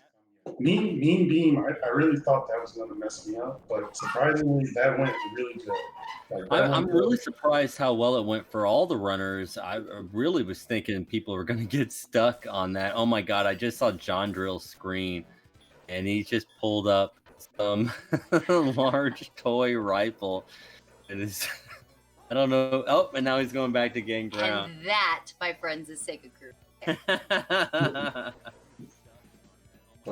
Aside any of these games, you think that maybe you'll start running after dipping your toe into with the Sega16? To be honest, I'm not sure at the moment. I mean, I already run Gain Ground on hard. It's given me some ideas on how to improve that, so I'm playing it again here. but let's see. Thinking about running game ground on any other category, or you happy with hard? And I'm happy with hard for now. If I were to pick any other game to run, which it probably won't happen now. Pulseman is a lot of fun. Pulseman. I'm just scrolling through the list. Forgive me here. OutRun was a lot of fun, but I think I just want to play that casually. I just want more of a reason to play OutRun. And then Mystical Fighter. Mystical Fighter, I think, is the hidden gem of the list that I didn't realize I needed this game in my life. So that's fine. Oh, okay. You know what? The one game that out of everything, if I could like drop everything right now and run, is X-Men 2 Clone Wars. Oh, excellent. I would run that. And then Shadow Dancer, of course, Shadow Dancer is close to my heart. I'm peppering that here and there with my current like runs and stuff to hopefully get a world record. But we'll see if that happens. Yeah, I know that's on your goal list is to get Shadow Dancer world record back. I also see on Radioactive Man from Mars' stream, I did not see him finish Shadow Dancer, but his stream is now just his desktop. So I'm not sure what happened on his stream. Hopefully everything's okay and he can finish up the event. I'm not sure if Rad finished. I saw him on the elevator, so he'd still have the cave level and the last rooms, and that's a tall order in just a couple minutes that I looked away. So I don't know if he finished or not. I hope so. Yeah, me too. Hopefully he's listening to the stream here. Or maybe he said something in the chat we haven't seen yet. Yeah, that's a good point. No, I don't see him here. Well, I would love to see a X-Men 2. I've been pimping X-Men 2 for a while. Any game I want to speed run, but I'm not good enough to speed run. I'm trying to get more people to speed run. It's like, yes, X-Men 2 needs more runners. Beyond Oasis needs more runners. Run these games. They're great games. They really are. This list, shout outs to you and to if there was anyone else involved with the input for the list. Forgive me, I don't know, but like this really was a fantastic list of games. Like it was an enjoyable race. Like really loved it.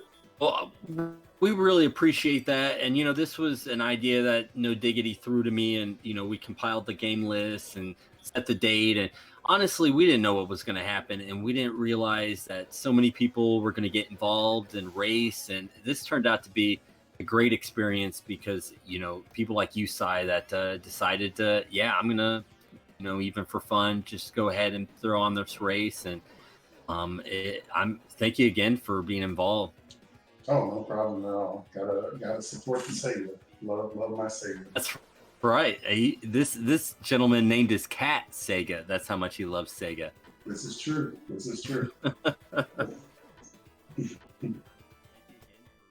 Well, very cool. Is there anything else? I mean, I'm just playing host here, so I don't really know what I'm doing. So if there's anything you want to say, please, by all means. I guess just going back to again, if anybody had I just like to throw out there, and for me, like Infinite Mystery here, he's one of my inspirations when it comes to marathon runs, just because of how he approaches them. Him and another streamer, Eat It Up, they inspired me to take the route of just jump in these races and have fun with it. If you have any intimidation or anything, the community is like all more than willing to help, put in whatever they can to help people get up to speed or learn these games, do whatever. But just, like if there's anybody out there right now who's like, wow, this is really cool, like what do I have to do this? Like reach out to anybody here. I'm sure they would give you a helping hand. And just jump in with us, have fun, whether it's Sega or anything else. But for today, let's cherish and love Sega here, and enjoy the rest of the race here. Yeah, and Cypherin, I think you nailed it. This is fun. If you have any interest, just do it. And Cypherin, you brought up a great point before where, sure, you know, being a top runner is fantastic. Put in the work. We're going to support you. We want you to accomplish these goals. But even if you just have smaller goals of, I just want to complete the race, you know, that's an achievement in and of itself, and it takes a lot of work and dedication. And so Cypherin's right. You start with small goals, you know, try to beat the race, and like he did, try to beat it in 5 hours, then 4 hours, and just go from there. Really, the only thing that's stopping you is yourself. So I agree. Get involved, have fun, and on our Discord, there was a great community where people were sharing speedrun strats, trying to help each other out and improve. Yep. Oh, radioactive man is back. Excellent. At least he's in the Twitch chat here. Oh, there he is. He's on the screen. He's alive. He's alive.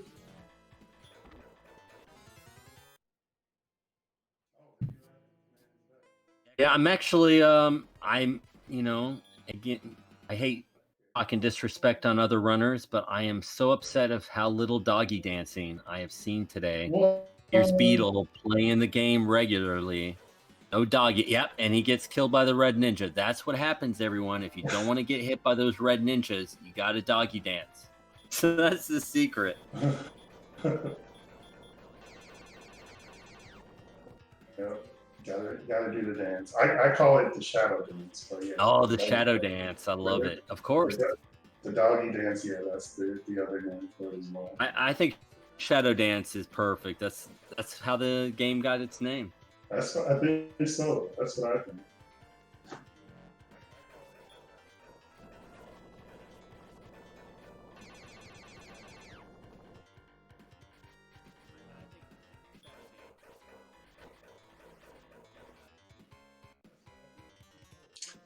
High Seas Havoc is a very, I don't know, like the game, it intrigues me. I think that's the best way I can put it. But I think I overheard Dagron mention that game's on his list, which that'll be really cool to see when Dagron picks that up. But yeah, that's. Can I ask, like, what made you all like pick that game? Like, did anybody play it before, or it was like, let's like, you know, randomly pick from the box and pick this game or something? Because I mean, it's a good fit. I'm very curious as to the thought process behind it. Well, I personally, I love Game Ground. I think it's a very innovative game. I also wanted to kind of show a wide array of Sega games, and there's nothing else like Game Ground. There's not a Super Nintendo equivalent. So I thought it was important to kind of show that off. And, you know, truth be told, Cypherin, I've admitted this a few times, but I'll admit it here in front of 82 of the viewers that we have, which I can't believe I'm doing that. But I pick certain games hoping to attract certain runners. So knowing people like you and Z-Tox like Game Ground, or like Shadow Dancer that Sheem ran Rocket Knight, you know, these weren't just coincidences. These were, I'm hoping I can lure these people over to compete. And so there, you know, I wanted to show it off because it's a great game, A, but B, honestly, I was hoping you'd take a look at this list and go, hey, I know Game Ground. That's one less game I have to prepare for. I think I can do this race. But for High Seas Havoc, what made you? Oh, High Seas Havoc. Specifically for High Seas Havoc, it's, you know, I'm a big 20 fan. And when I started watching Twitch, you know, I love Best in S and Big 20. And Nintendo games are shorter. There's a lot of beat the game goals in Big 20, and there's not a lot of 16-bit games, SNES or Genesis, where you can just sit down and beat them in 10 minutes. And so I actually compiled a long list of games that were shorter than 10 minutes and went through them, and we're like, okay, I like this one, maybe next year, maybe next time for this one. And High Seas was one of those where it's like, this is a beat the goal type of game that anyone could, you know, even blind, sit down and they could beat the game. And that was a big part, was the fact that it was a beat the game goal, was why I wanted to include it. Okay. Yeah, again, great picks all around. Yeah, I guess wise choice picking the games that we already hold, near and dear like that. That was really good, really good. Yeah, and I see Narblast. He said you guys had me at Beavis and Butthead, and you also were a fan of Beavis and Butthead, and one of the few peoples that wanted it to go longer. And I agree. I kind of wanted to set it at 2 ticket pieces, and almost just kind of do it random, where it's like you can get whatever 2 ticket pieces you want. But that was also one of those games I didn't want to be too long because I didn't want other people to go, oh, I'd run this race except for Beavis and Butthead. That's where I got to say no. I know that game can feel a little janky, and it's not everyone's cup of tea. No, that's a good point. That was a wise decision there too, because that hospital, at least when I did play it a few times, that cart section is very evil. So, I'm surprised. I'm surprised how many people were able to first try it on the race, because it's one of those things you can practice for that, and you get to race day, and it's just you weren't able to get it done. Yeah, it took me too, and I was really happy with that. I was like, yes, get me off this game. I was foolish to say. That was stupid to say. Make it longer. Thank God it's over. Okay, we can move on. Oh, that's great. Yeah, because in the first the base time run that I did, like I had to do the cart section. I don't know how many times over and over, but this time, yeah, it only took 2 times, so that's good. Yeah, when I was doing the game reveal list, I forgot to turn on my save states, and I'm like, oh gosh, I got to do the Beavis and Butthead goal, and I don't have my save states on. But luckily, I think it only took me twice. Okay, nice, not too bad. But yeah, I'd say that was the one. I did love organizing this, and it was so much fun putting it on. But I do feel jealous that I wasn't able to run it, because there was a lot of great games on here, and it seemed like everyone had a lot of fun. You can do the when all is said and done, you can do the Sega16 run back. Your version, the Booster Shane version. That's a great idea. So you can keep it going. Yeah. The only reason that I probably won't is because I can't get past Mean Bean. I'm so bad at that game. I still haven't beat level 3, although I stopped playing it a couple weeks ago. But there was a good 2 weeks. I was really trying to beat that goal 3, and I could not do it. That guy's evil. I hate him. Yeah, this time today, I was surprised that I got through. To me, Robot 2 seemed worse, but it was Robot 3 that messed me up. He messed the same as you. He messed me up this time. I lost once and then won the second time. Yeah, Robot 2, he's no freebie either. He stacks up those beans so quick that if he gets decent RNG, all of a sudden you got garbage on your screen, and you're just like, how am I going to get out of this? Yep.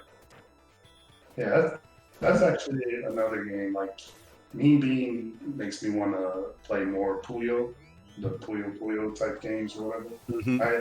I never really got into it until this race here. Like, even at a GDQ, they had one of the what is that? The Tetris Puyo machines, and I think it's on the Switch now. Yeah, they had it on the arcade. That was a really sweet setup. Yeah, I only did Tetris. Like, I was like, what is this Puyo game? Like, this is foreign to me, so I'm going to stick to what I know of Tetris. But then this race here has got me really interested. Like, really wanting to pick up Puyo now.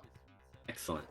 Well, we'll have to battle. You'll have to show me some stuff next time we're at the GDQ together. Sure thing.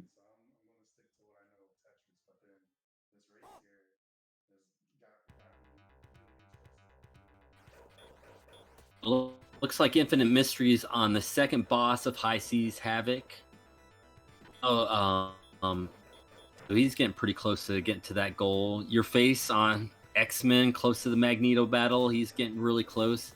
Detox on Mega Man, both Radioactive Man and Beetle on Shinobi on Shadow Dancer, and John Drill on Gain Ground. Everyone's done such a great job. It's hard to believe everyone's so as far as they are into this race. Yeah, this is really good, very, very good.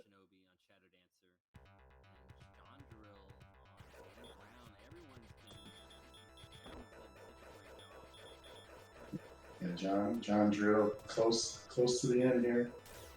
Of what is this again? This is round one. Yeah, round one. Mhm. Yeah, we saw a lot of risky strats and gain ground. People, killing their characters on purpose, the slower characters, and trying to beat 20 levels with 1 or 2 characters. It got pretty intense with some of the strats people were utilizing.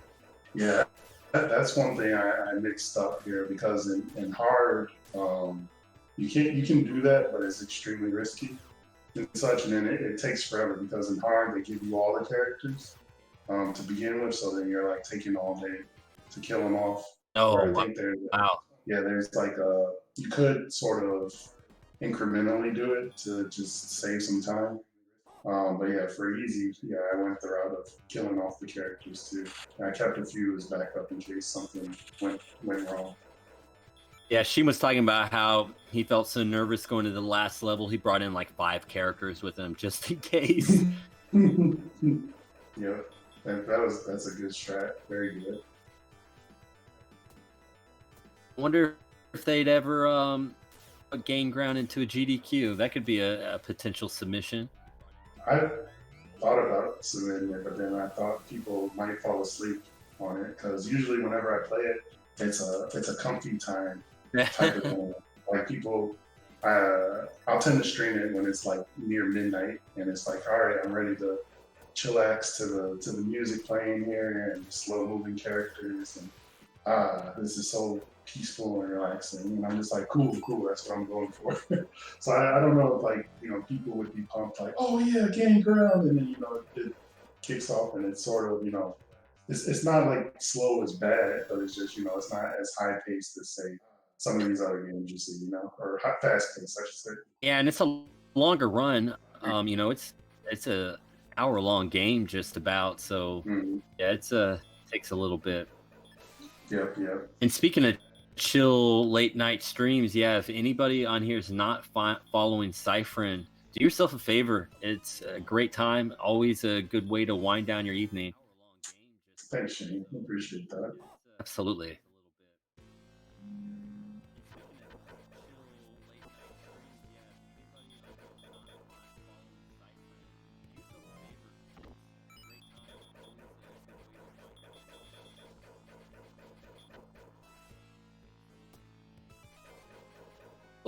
Ooh. Oh my goodness, this fire level on High Seas Havoc always gets me so just anxious. Yeah, definitely push you on edge, and it's I think a testament to Infinite Mystery here because I can 100% guarantee he has not played this game before. Oh, I guarantee it. It's such a unknown game. I mean, it just under the radar. And you could tell over here he's not sure what's coming up. He's going very slow, and he's doing a great job. Yeah, he's doing it. He's definitely doing it. I mean, you could just tell the pure gaming skill of someone when they attempt something blind. It's why I never do. Go. Oh, you need it. And Radioactive Man and Beetle both on the same 4-2 here. Oh, wow. You're right. Both on the caves. Radman came back. He had the lead in Shadow Dancer. I'm not sure what happened, but he might have game overed and took a break, came back, and he's already tied with Beetle, which is perfect because Beetle on Mega Man, he got frustrated, had to take a break, and came back. So both of these guys had to step away for a bit, but they're so determined to finish this race off and so close now. This is not an easy level, especially if you're not very experienced with this game. These cave levels, you'll have a red ninja or blue ninja just creep out of nowhere and stab you in the back. Yep.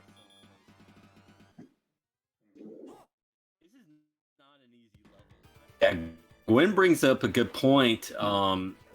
Beyond Oasis Blind, I had to help Yeah, Shane had to help me, like, because I was like, I've beaten this game, but I don't remember what to do.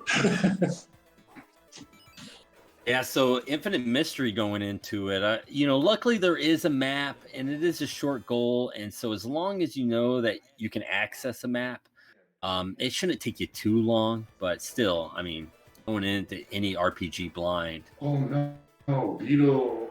What happened? Beetle, did he use all his did they use all their continues? He must have. I didn't see when he died, but it looks like it since he's all the way back at the beginning. Oh, that's unfortunate. But they're staying strong. They're continuing to move forward. Exactly.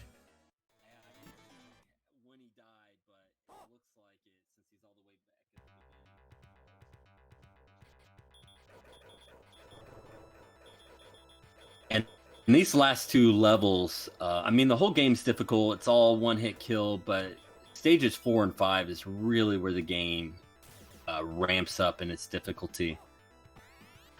So it's not a surprise to see two really good gamers struggle on these sections because it's tough. It is. And only reason I'm like relatively good at this is just because I've died many times. So yeah, these levels are no joke. And we have the worst boss in the game right here, the wheel. Oh yes, and God, you got to feel so good about your GDQ run, able to get the quick kill on this, and my GDQ run. I'm just like, if I were to retire from the game, like right then and there, that would have been the moment. It's like, yeah, I'm putting this game on the shelf. That was my high moment there. You just wipe your hands, like my work here is done. Yep, pretty much. the quick kill on the wheel and the one cycle on the second boss, aka Grover. Yeah, and I'm glad Shanna has been nice save by Beetle there for use the magic. But I'm glad Shanna's keeping us posted. Bruzzi also just got on Shadow Dancer. So we will be showing you his stream soon as well because he's going to end up being a top 10 finisher. We want to make sure that we get him up there.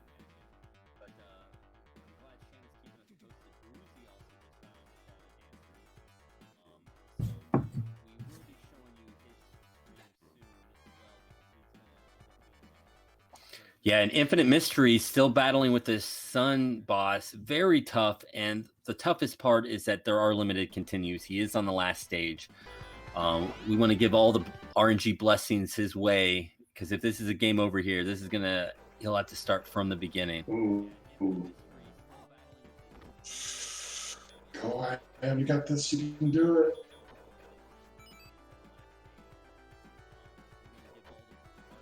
Ooh, John Drill on Gain Ground here has I think it's a samurai that shoots out this tornado.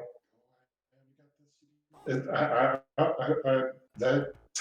tornado top is it's a pretty cool technique.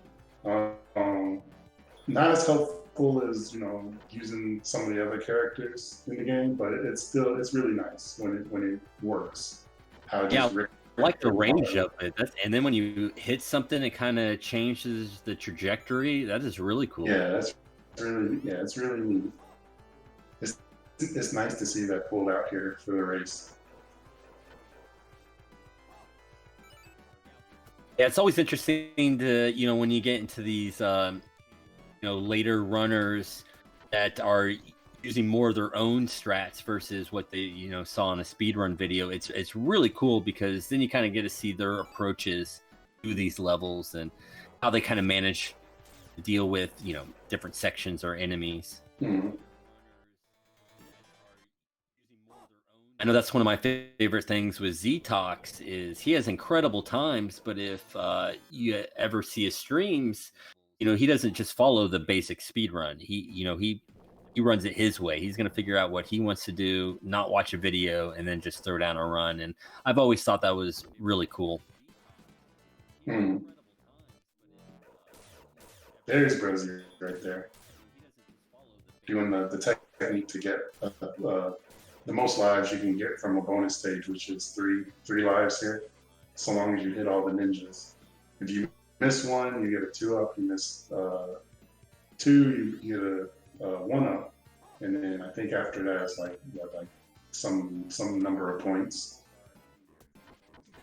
Yeah, and it really helped me get it more consistent. I remember you pointed it out on one of your, I think it was one of your streams, that if you go over to the left side, just because the way Shinobi fires his shuriken, you have a little bit easier time to hit all the ninjas. Yeah, I learned that from like an old, I don't know if it was Game Pro, it was something back in the day like that, like a gaming magazine of some sort. I want to say Game Pro that mentioned that strat, and that's how I learned of it and incorporated it. Oh man, that's some old school strats then.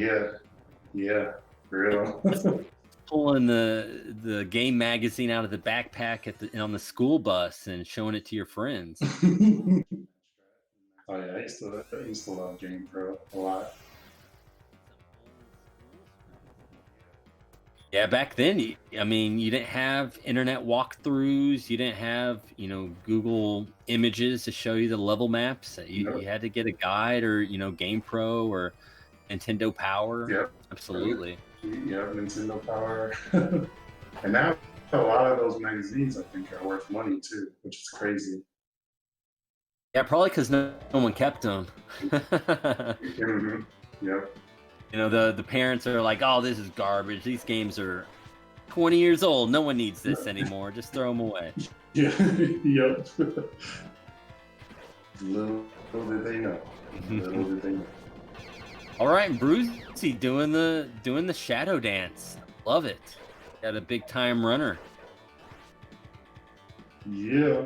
Ooh, Radman with the quick reflexes. Using no dog on that section. Very nice. Ooh.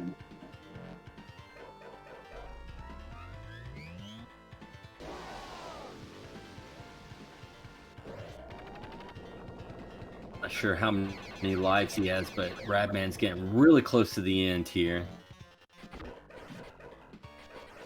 Yeah, I saw 3, I think, there.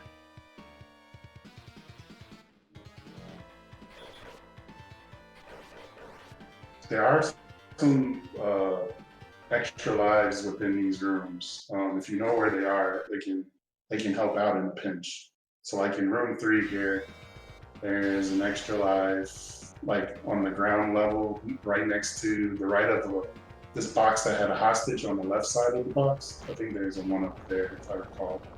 And then there's I forget if there's a 1-up in the room with the multicolored ninjas, but definitely in the last room with the dark clad ninjas. There's a 1-up hanging over the exit that you can get to right before the boss. A little safety help just in case you get some bad boss RNG. JKL was mentioning he discovered a new strat to save you like 3 seconds per each phase. You can get like a quicker hit on the boss. Oh, that's sort of known, where you can jump up and shoot the weak point early, but it's so risky when you have a good run going. You have a low enough time, or you're towards the top of the leaderboards. It's really risky, and then you die, and then that kills the run. So yeah, but yeah, you can. There's that, and then also the other thing is positioning yourself between the fireballs as they come down. You can have Joe be a little closer to the balls, to his weak point, and yeah, just be in between the fireballs. But the same thing, you run the risk of just getting hit, and that just kills the run entirely. But those are the strats to get improved times for sure. Oh, can Radman get out of there? Oh, I wish he'd just use his magic. Okay, he's got one more continue. So there's got to do all the 5 again. Yeah, there's still hope. There's still hope. He can do it.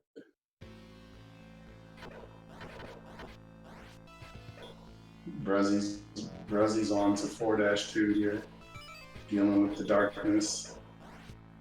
He's catching up to Radman real quick. He's got a boss fight, and then just these rooms, so they're really close.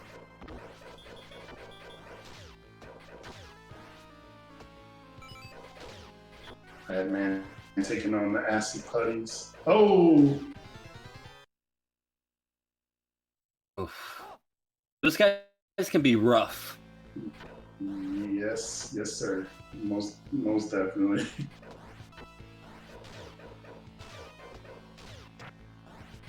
I feel like they're some of the scariest enemies in the game, primarily because if you play Shuriken versus no Shurikens except bosses, I think it's deadlier to take them on with Shurikens because sometimes you might want to do a jump kick or you might want to do that Shuriken toss, and the game will get confused as to what it actually wants to do. So then Joe will end up taking a hit and dying. Ooh, ooh, ooh. Yeah, Radman run into trouble, and that's a great point. Gwenaside just mentioned Bruzzi has 14 lives. He's been harvesting those lives in the bonus section, and might seem riskier to try to get 3 when you can easily get 1, but when you're in a situation like this where Radman's close to game overing and Bruzzi might be going into round 5 with 14 plus lives, you kind of see that that paid off. Yeah, risk paid off. Mm-hmm. For sure. Did you go for the extra lives during GDQ? No. You want to stay in the middle, like in the bonus stages, just to make sure that you're not off, Yeah, because it takes a little bit of time to pull your character center to land. Yep. Yeah. All right, and Radman is back in the final boss room.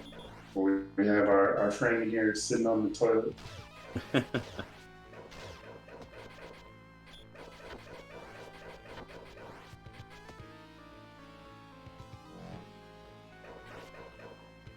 And I know you've talked about this before on your stream, but the big strat is to hit them off screen, because then these ninjas only take 2 hits versus their regular 3 hits. Yeah, that's right. That's exactly right. So the one thing I've been trying to figure out is if by hitting them off screen, is it somehow slowing down the fight? Because the only real, at least as far as I know, the only real RNG element here is how quickly the boss spawns these ninjas, whether it's slow or whether it's fast. And sometimes I feel like hitting them off screen makes him move slower, but I don't know if that's true or not. That's what it feels like to me. Whereas if you keep them on screen longer, just a little bit, like even right there, before the boss tossed down the fire against Joe, like he spawned some ninjas and then immediately went into that phase there or whatever when he brings the fire down. And that, in a speed run, we want that.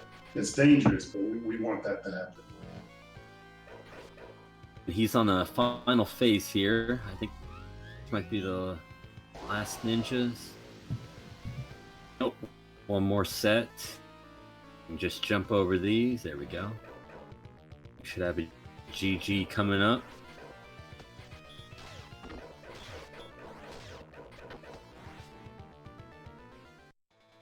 Oh no.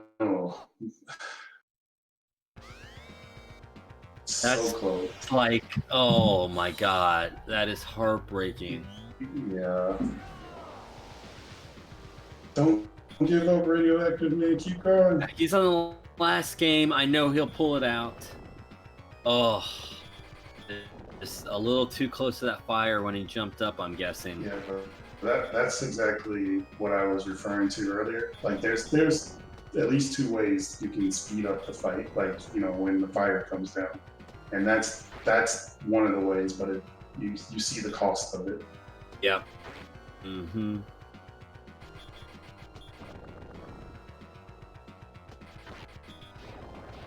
Get this man a beer.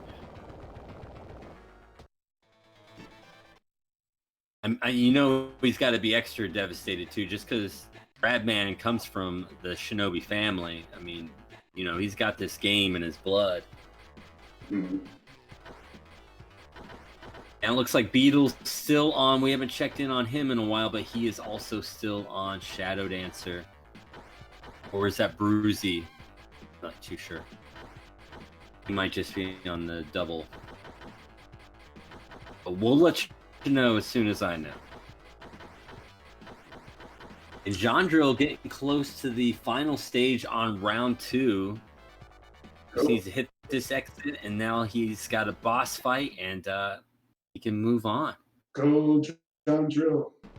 Go, everybody.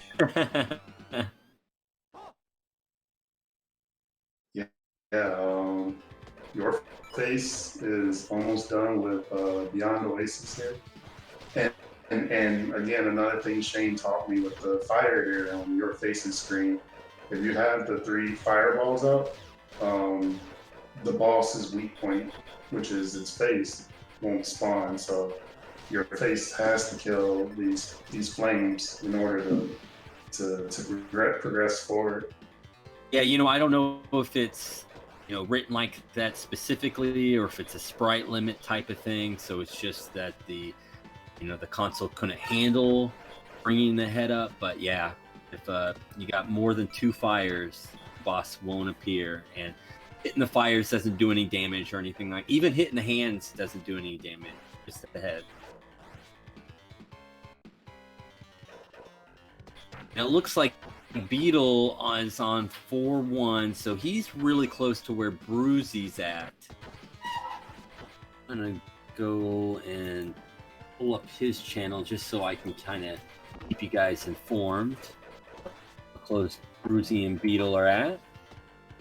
Yep, it looks like Bruzzi is on 5-3, I think is the red and blue ninjas. He just finished that. Yep, he's on room 5. Yep, final here. No diggity. Is there any way we can put Beetle up where Radman is, since he's also really close to finishing the game?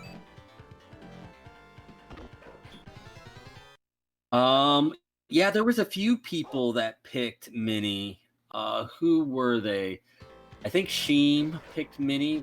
We were talking about how Mini is going to be the new Dale Never Fails for Mystery Circus. We were trying to get as many people to pick Mini as possible. But I think only 3 runners did. I am, Sheem, and then maybe someone else. Had I known, I would have picked Mini too. I'm all Team Dale with Chippendale, so It was a last minute thing. It was a run of the moment. Hey, let's, make a meme out of this type of thing. Excellent. And no diggity on it. I wish is his command. Yeah, shout outs to No Diggity working behind the scenes here. No kidding. He really put together a great race and shuffling through this and making sure the sound's working. I know we had some issues there. Then adding the streamers' names. It's been a lot of work. And it looks like we do now have the official Beatles stream up, and he's on 4-2. So they're really close. Especially now that Bruzzi died. But like I said, he's got all those lives. He's got 8 lives left. He shouldn't have to eat a continue, which means he shouldn't have to see 5-1 again. But we've also seen some bad luck on some of these final bosses, so this could sway into Beetle's favor.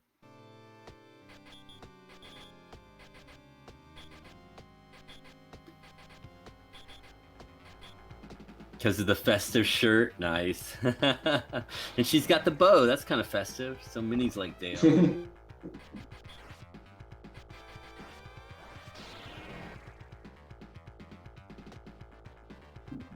Bruzzi is on the final boss.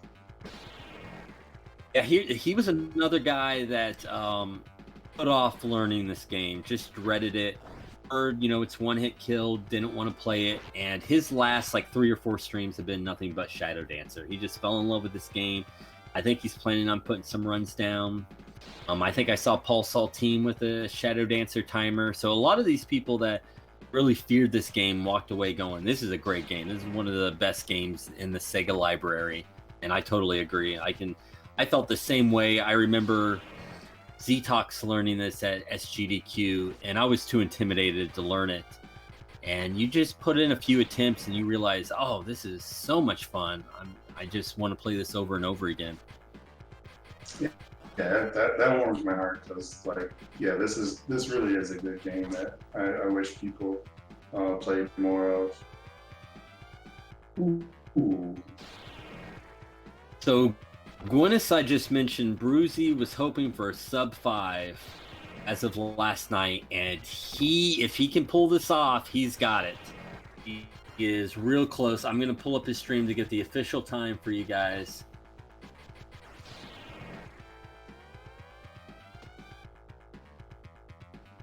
He also just got the retrovision cables, and this stream looks so good. All right, last hits. He's got it. Waiting for the fade. It looks like it's going to be about a 458. GG. A 457.45. GG Bruzzi. Pulling out the 7th place and the sub 5. He's got to be super stoked. Tell him the dot done in IRC. He put done, but forgot the dot. Okay, yeah, let me do that in chat here. You got it. Okay. just to make sure you got that 458 in there, because that I missed that. Like when I finished my stream, I totally forgot the done here, and like 2 minutes go by. Oh wow. Okay, yeah. I need to log back in there. My internet dropped earlier, and so I got booted from Speedruns Live.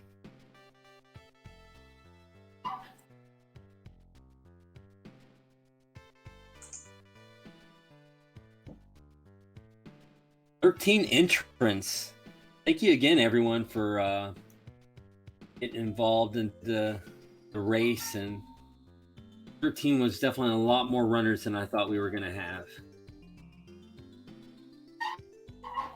Honestly, when we first announced this, I thought it was just going to be no diggity eye, just sitting in a room playing 16 games.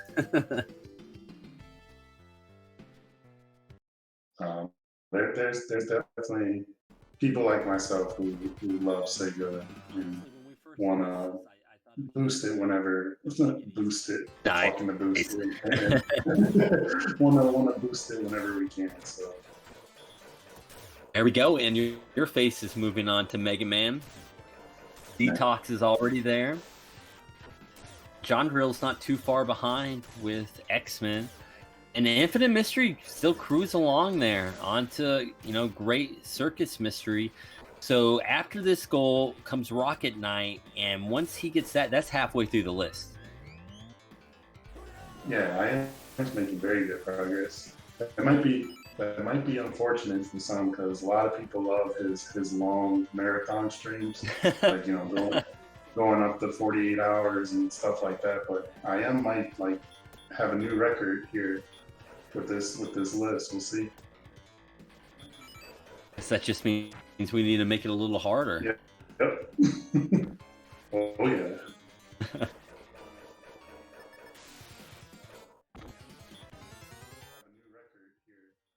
Yeah, that was one of the toughest things, was just coming up with the goals. And is this goal too tough? Is it too easy? But I think that no matter what, some of the goals were maybe a little too tough, maybe some of them were too easy, but I think overall it was a fun list, fun enough to where it kept people wanting to play. If you were to choose, amongst the games, which goal do you think was too easy for which game? And then the reverse, which goal do you think was too hard, possibly? Well, definitely Mean Bean. I was reaching out to everybody and anyone to agree with me that it should be goal 2, because it was the only one of the games I couldn't beat the goal. So right away, it was just like, well, no one's better at gaming than I am, so no one else is going to be able to possibly hit this goal. So, but yeah, it was devastating that I couldn't get Mean Bean, and was like, please, I don't know if people are going to, want to do this in a race environment. But everyone crushed it. I was so happy to see. I thought maybe Rocket Knight Adventures was a little too long too. There's a lot of auto scrolling in that. So for a race, I was like, you already had the train, car. There's a lot of auto scrolling there, and you had the auto scrolling in the first level. And so it was like, maybe this is a little too long. But it's such a great game that I thought people would forgive me for extending that goal. One that is too short, definitely Beavis and Butthead. I love that game, so I thought I was very biased.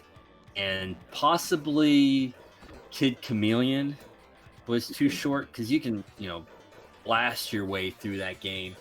But I also knew, for people that didn't know about the warps and stuff like that, that if I went too crazy, in that game, you can pick up 1-ups, but I think, it's only like 2 continues, and I'd hate to see too many people game over on Kid Chameleon.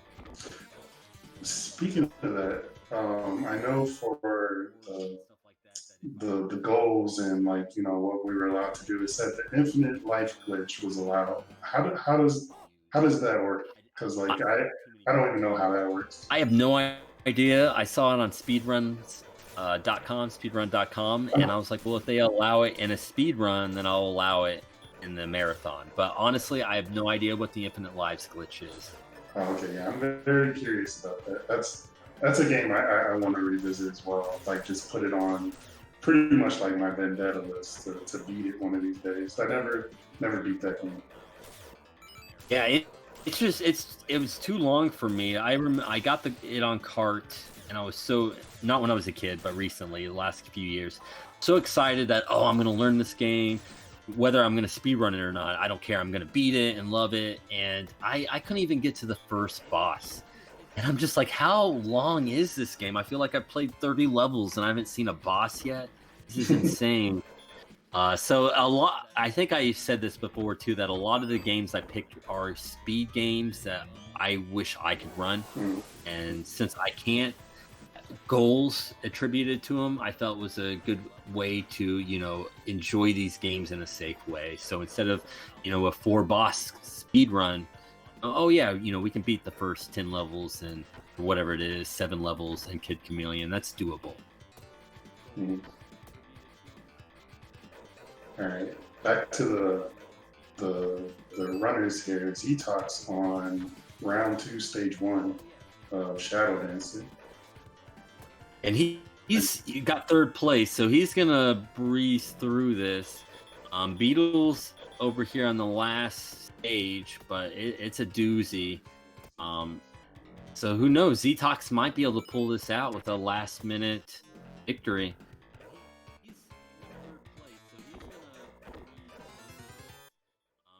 And like I said before, this is definitely one of those runs that when you watch, he's one of the premier runners, Z-Tox, but his run doesn't look like any of the other premier runs. You can tell that these are all his strats. He just, plays the game and figures out the best way for him to do it. Oh, Beetle almost through that exit, just could not get there. And Bruzzi, GG, just saw Bruzzi pop in. Way to go on the sub 5. Amazing time. Yeah, and just killed Shadow Dancer at the end too. Job well done, very nice. And we're just hanging out in Discord for any of the finishers. And Bruzzi, if you wanted to jump in at all, we can ask you a few questions and get your impressions of the race. And 13 minutes-ish. Cool. Yeah, and then if Bruzzi hops in, then I'll go ahead and make my exit here. Oh no, that I think he's saying that's what his Shadow Dancer time was around 13 minutes ish. That's submit, quality right there. Mm-hmm. Oh no, Mean Bean. Okay, this is what happens when trying to follow along.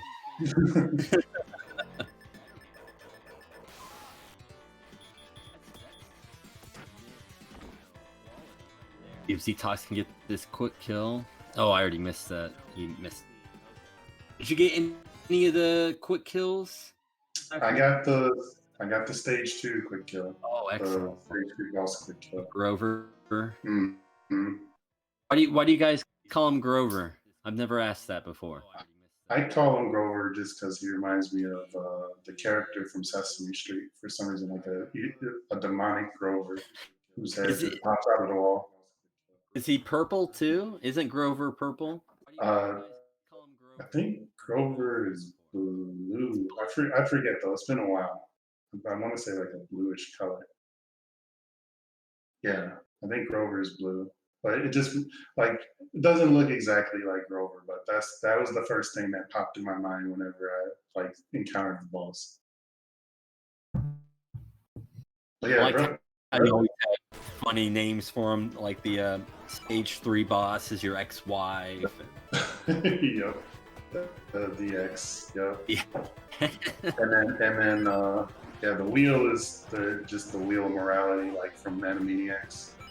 Nice. But, it looks like Beetle has thrown in the flag. Well, dude, that was so amazing. You should be very, very thrilled. Just tempting. I know as of last night, he still hadn't learned the last 2 games, and he was still a little bit worried about those. So, hey, great job, especially towards the front half. You could tell he was practicing. There was a point where he had a substantial lead, well, obviously coming out of Golden Axe, but even after Kid Chameleon threw out most of Kid Chameleon, he had a really good lead.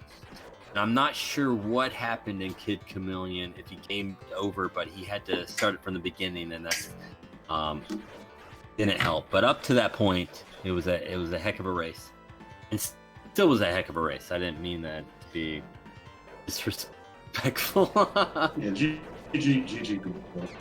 to you. Well, I got Bruzzi in general. Sai, thanks so much for hanging out, and again, thanks so much for being involved and being Cypherin, being amazing. Thanks. Thank you, Booster. And yeah, take care, everybody. I'm about to grab some food, but I'll be here in chat with you all. So yeah, see you all in chat. Thanks, Sai. Yep. Bruzzi, can you hear me? Hey, what's up, man? How's it going? Hey, GG, congratulations on that run, sub 5. I mean, that sounds like a PB, right? I've never ran all 16 consecutively, so yes, that's a PB for me. That's a great point. I doubt there's too many people in this entire world that sat down and played 16 games back to back in one sitting. It's just insane, the undertaking. I usually broke it up into halves. Yeah, I don't blame you. And it looked like you had a pretty good Shadow Dancer run too. That was a game we were just talking about how you fell hard for it recently. Yeah. Room 5, go screw itself. And the was it 4-2 or whatever, the dark room? Yeah, I the can't cave. stand that. Yeah. Well, is there any other games that you fell in love with that you might return to after now that the race is over? I don't want to look more into Mean Bean, but I think I just want to do that casually. Okay. Yeah. But, Fire Shark and what other game was? I really like Gain Ground when I'm playing for points, but when it comes to speedrunning, no thank you. Well, you play for points in a lot of your games, and that's something that a lot of these runners that are watching at home right now aren't aware of. The high score categories is still, a great community, and I think I even saw Bacon Omelet. I think he was starting to do some Shinobi 3 high scores as well, which is a game you did high scores in. Yeah, he straight up destroyed it. When you take someone who's as good at speedrunning as Bacon Omelet, and you give them an idea to go for points, they'll just break the system, which is really cool. Yeah, I mean, well, But that game was like made for that guy. That guy has done more in the last year for Shinobi 3 than I think anybody thought was possible. Yeah. Yeah, I definitely want to give Shadow Dancer a go. I gotta watch more videos and find out which enemies to hop on and bounce off of. Yeah, big strat is that the damage boosting off the touch damage. But you're right. Sometimes you get in this bounce, and I think that happened to you and Radman a couple times in the one of the room 5s where you're just ricocheting off these enemies. Yeah. Just like, come on, give me a break. Yeah. But Pulseman, I do not like that game. Going into it, I was like, okay, I'm gonna give this game a shot. I did not like it. I think we all came in with really high expectations, and when I chose that game, I was like, oh man, I'm so hyped for this game. But I found I was reaching for other games more frequently to practice. And, yeah. I mean, there's nothing really I can say that I dislike about the game. I mean, maybe some of the background graphics are just eye-melting. Yeah. But, all in all, it's a pretty good game. I do hear that it gets really difficult in the later stages, though, that casually it's a tough game. Like I said, definitely want to do Shadow Dancer, maybe Fire Shark, and maybe Rocket Knight. That game was really fun. Yeah, Rocket Knight's a blast. Another one that Dagron runs, and Sheem. And another one I know PaulSaltine was hoping to throw down some runs. I don't know if he's still committed to doing that. So, yeah, a lot of love for Rocket Knight. And Mickey's horse. That thing is annoying. I was, I thought maybe some runners would switch out of the horse just because it could get so annoying. I always forget that. That's why I usually keep it. Yeah. Well, you got that dash, and if you can get the dash down, well, Mm-hmm. But like I said, my goal was to beat each game in under 30 minutes, and the fact that I was already through Pulseman by the end of the first hour, I was like, okay, it's not bad. Well, I think at 5 hours, that's about a 20-minute average. Yeah. Golden Axe was actually pretty good. I kept getting I was getting lucky with the down thrust attack and the I forget what the attack's called, where you hit B and C together and they spin around and hit. Oh yeah. I was getting those down a lot better than I was in practice. Well, that's gotta feel good that come race day, this practice is paying off and you're getting these strats now. And that always kind of gets you motivated to stick to a game too whenever it's like, oh, I'm finally nailing this. Yeah. That looks like Radman's still on the final boss. I think this is maybe the 5th time he's faced them. Zetox closing in. It's gonna be tight between those two. Radman can win it right here. He's got 2 more phases of enemies to deal with. There it is. Excellent. And that's a GG, Radman. He had some bad luck with Shadow Dancer, but the pain is over, my friend.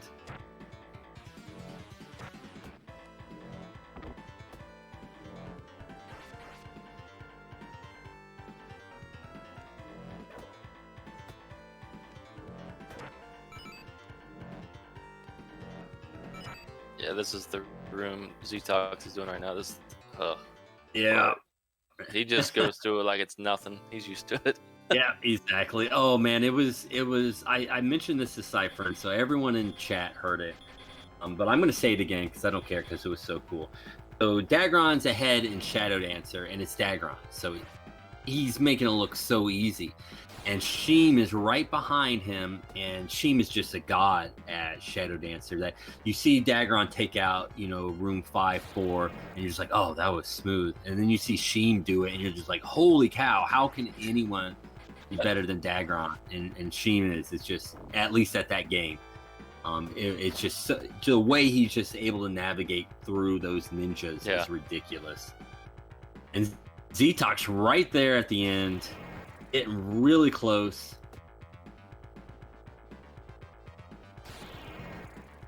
Who ended up winning the race? It was Dagron by a few minutes. He had a 249, I believe, and maybe around 250, and Sheem had a 257, I believe. So both sub 3. JKL came in third place with like a 307. Narblast had like a 308, so they were neck and neck. And Paul 5th, Cypherin 6th, and then you 7th. And then Radioactive Man just finished 8th. Did you say they got two? And we people had got a Beetle sub drop 3? out. Yeah. Wow. Both shimegabriel and Dagron had a sub 3 hour race. I know, incredible. Yeah, Sheem had a 258, just insane, and then Dagron had a 253. Just insanity. What about Faust? Faust, he had to back out of the race. I think he got to. Did we see Faust on Mean Bean? He kind of felt like me with Mean Bean, where it's like, man, all these games rock. Oh crap, Mean Bean. I think I'm gonna go out for a while. So I think his race day ended as soon as he got to Mean Bean. But he was in it for quite a bit. Yep, Z-Tox just GG'd. GG Z-Tox. About a 517. Excellent job from everyone. And so we got YourFace and we got John Drill. They're all, and then of course Infinite Mystery, and they're all kind of separated quite a bit. The distance between the remaining 3 races. Not sure how long we'll stream this action since there's just the 3 left. But we'll probably stick around here for a little bit. See if maybe when YourFace beats Mega Man, and we'll probably toss it away to Infinite Mystery for the evening and just support him as he go use the restroom. goes for victory. Patented. He's a what? He's almost halfway through, right? Almost, yeah. This game will be the halfway mark, and he goes into these games blind. Some of them he might have seen them or maybe played in the past, but I mean he's going in with no practice and with 1,000 other games that he's played since last night. So none of these are fresh, and he's just a stallion. He's just grinds through it, amazing. Z-Tox, that sounds like a plan.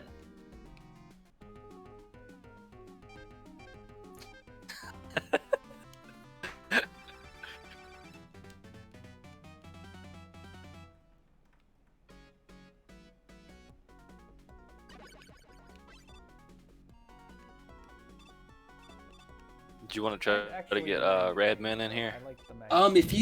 If he wants to jump in, anybody who's finished the race that wants to jump in and chit chat and hang out. If you jump into the Discord and the general, I'll pull you into the race event and you can geek out over these last few runs.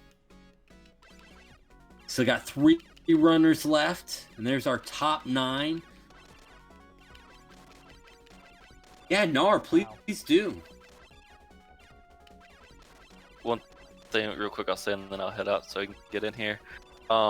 With X-Men, I was at the countdown level, and Super Metroid level? Yeah, that one. And for some reason, I thought when I exit the boss area, I would go to a character select screen again. And I was low on health, and I was like, oh crap. And I made it to the very end, and I got hit, and I had to start it all over again. Oh, do you get the? Do you know about the safety health after the boss battle? I did, but I was thinking, I just get to pick another. I get to go to the character select screen. Yeah. But that wasn't the case. Yeah. Yeah, Beetle. Anybody that wants to jump in here, it's a party. And I'm gonna pull Narblast in right now. And welcome, Narblast. How's it going? Hey, what's up? Hey. How are you guys? A great finish. Not only 4th place, but you were just maybe a minute or less from clinching third. It was a fantastic showing.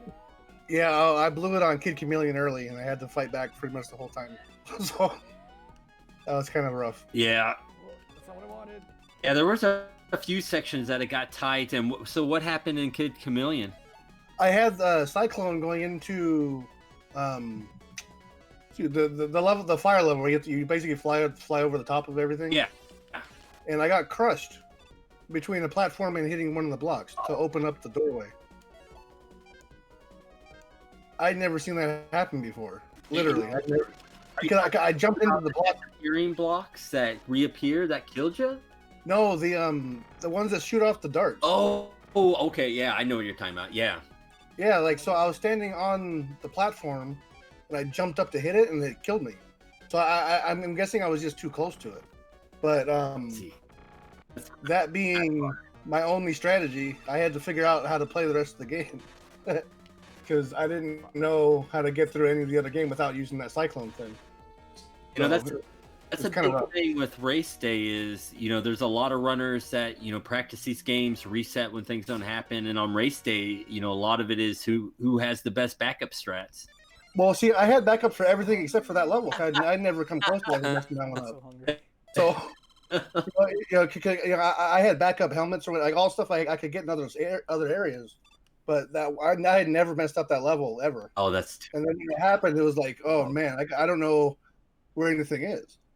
So so that was kind of rough. But I made some time back on, I think, Wily Wars. I did okay, and I had a PB on Mean Bean Machine. So that was cool. Any of these games you think you'll pick up? And No. runs? No. Oh wow. Okay. So Game Ground I liked when I was a little kid. My friend and I used to play it all the time, so I was kind of happy to play it. But speedrunning it is a little weird because I did you just have one guy and just hope for the best kind of deal, and it's just too stressful for me. So yeah. And then Mean Bean Machine can die in a fire. That game either lets you win or it takes you half an hour, and then. Honestly, I'm not a huge fan of the Wily Wars version or Mega Man 3. I wasn't I'm mostly an NES guy, so I couldn't stand this version of Mega Man 3. I don't know. I just couldn't do it. Yeah, I know a lot of the people that love, breathe, eat NES Mega Man. It's a tough game that's perfect to go to one that's not perfect, and so even just some small differences seem very large. Well, I mean, even for me, I'm used to 2 buttons, so even having a third button messes my hand up. I have no idea what's going on half the time. Yeah, I think that third button just goes to your inventory, so it's not even needed. It's just in the way for Wily Wars. Yeah, I mean, even the rest of the race, I literally had to get used to using three buttons. Like I was always. It's because I play NES, so I'm not used to having more than 2 buttons on my controller. Yeah, and you've been doing it for a long time. When you joined the Discord, and I was like, I know this guy. I know I've seen him on Twitch too, but then as I'm going through other games and seeing long plays on YouTubes and stuff, it's like, oh my god, this guy has a lot of these long play videos that have been up here for 10 years. All these NES games. Oh yeah. Yeah, so a long time ago I started collecting old NES games because they were cheap, and then I figured might as well start playing them. So I made a channel, and, whatever. But well, that was a good investment if you were buying them when they were cheap. Oh yeah, I couldn't imagine trying to start the NES set now. Yeah, I can't imagine that.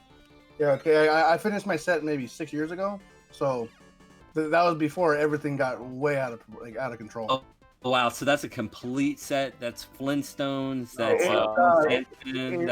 it's minus stadium events. It has everything else. Oh my goodness! What Nintendo World Championship card do you have? I have the blue one, the one that was like $50. Yeah, I don't blame you. Yeah, that one I'm not gonna.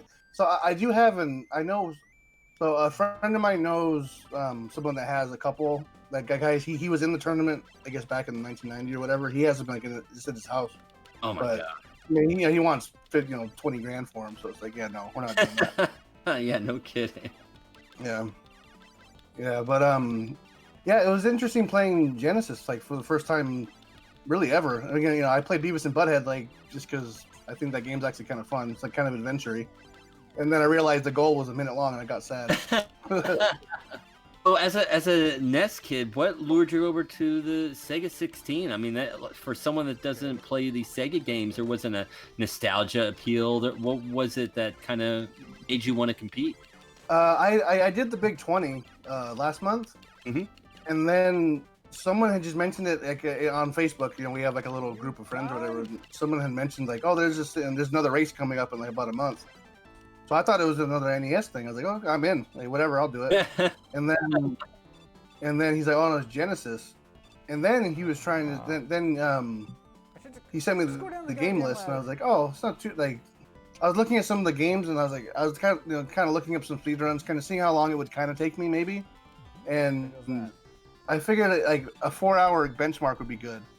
And since my amazing mathematics skills put the playthrough at around 3.5 hours, and like with my skills that I thought I could do, I was like, I could do that. I think like I can try something new, play some games that I know a lot of people like, and try to figure out why people like them.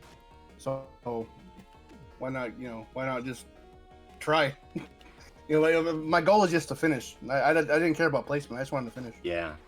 Well, Shimegabriel Blast on chat just brings up a good point. Back-to-back marathons. You had few weeks to learn Big 20, you pump that out, and then you had to turn right around, learn 16 other games. That's really impressive. Yeah, it's surprising. So I learned a lot after the Big 20. I learned a little bit on how to train. Like I didn't know what to do, so I was dumb. I was literally for my Big 20 stuff. I was just doing the whole run over and over again, which is silly. It's a waste of time half the time, like cutscenes and stuff.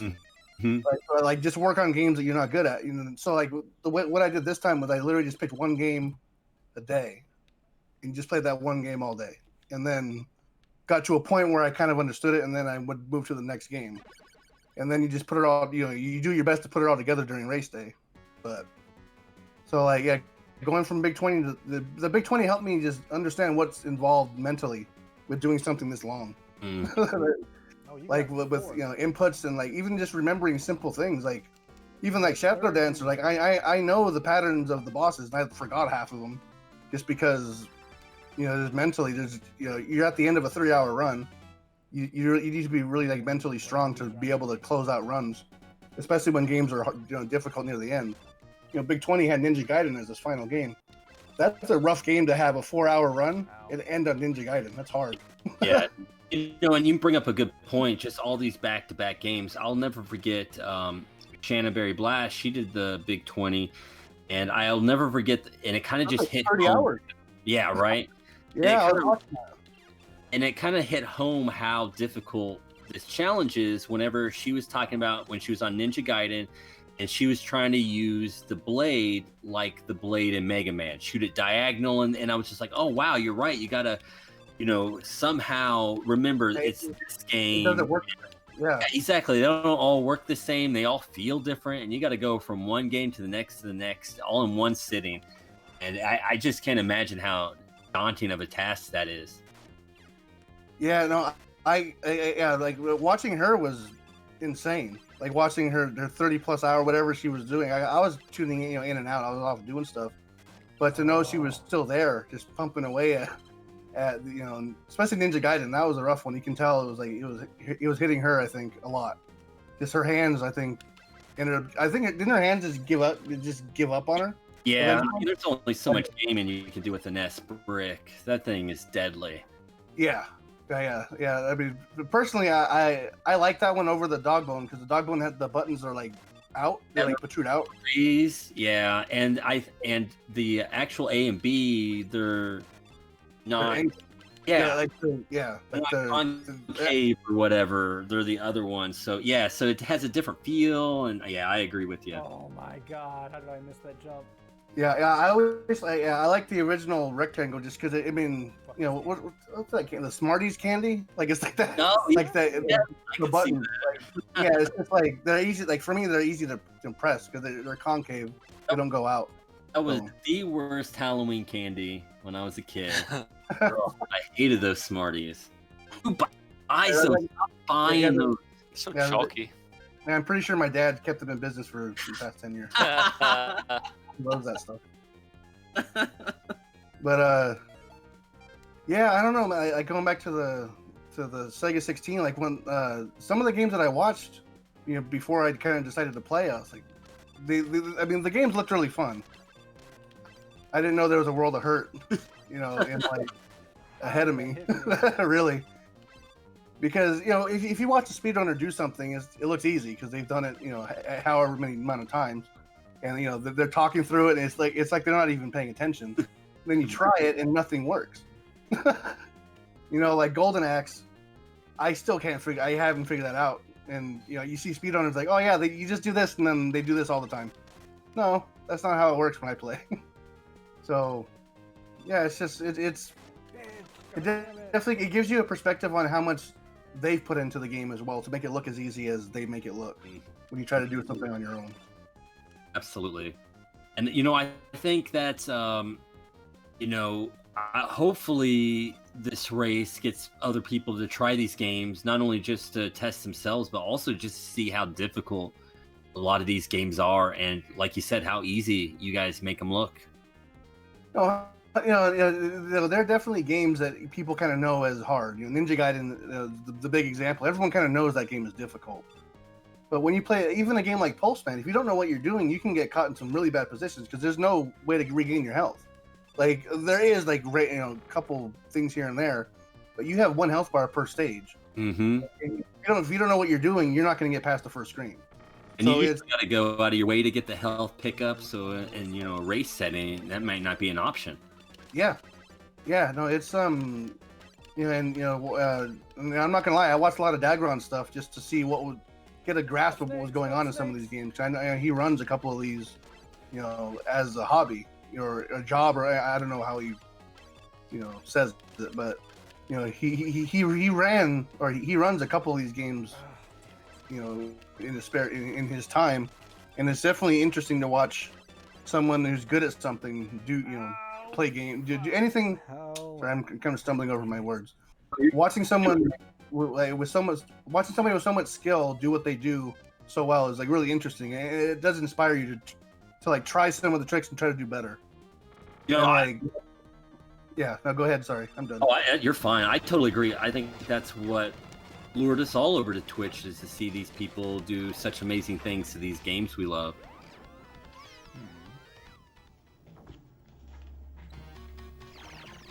Yeah, it's I'm definitely looking forward to the next one. I don't know if I'm a Sega kid yet, but we've corrupted quite a few of you NES kids, so we'll see if we can snare another one. Yeah, the right game list will turn me in a second. So. Oh, we're kind of on the fence. We really want to do a Master System 8. Oh, that'd be cool. Alf has to be in it. Please. Yeah. If you think about it, Alf's got to be. It's like a 5-minute game. That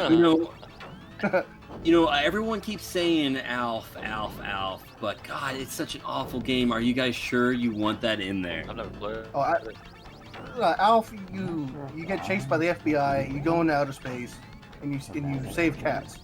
Which in the show he eats cats, but whatever. In the game, you save cats.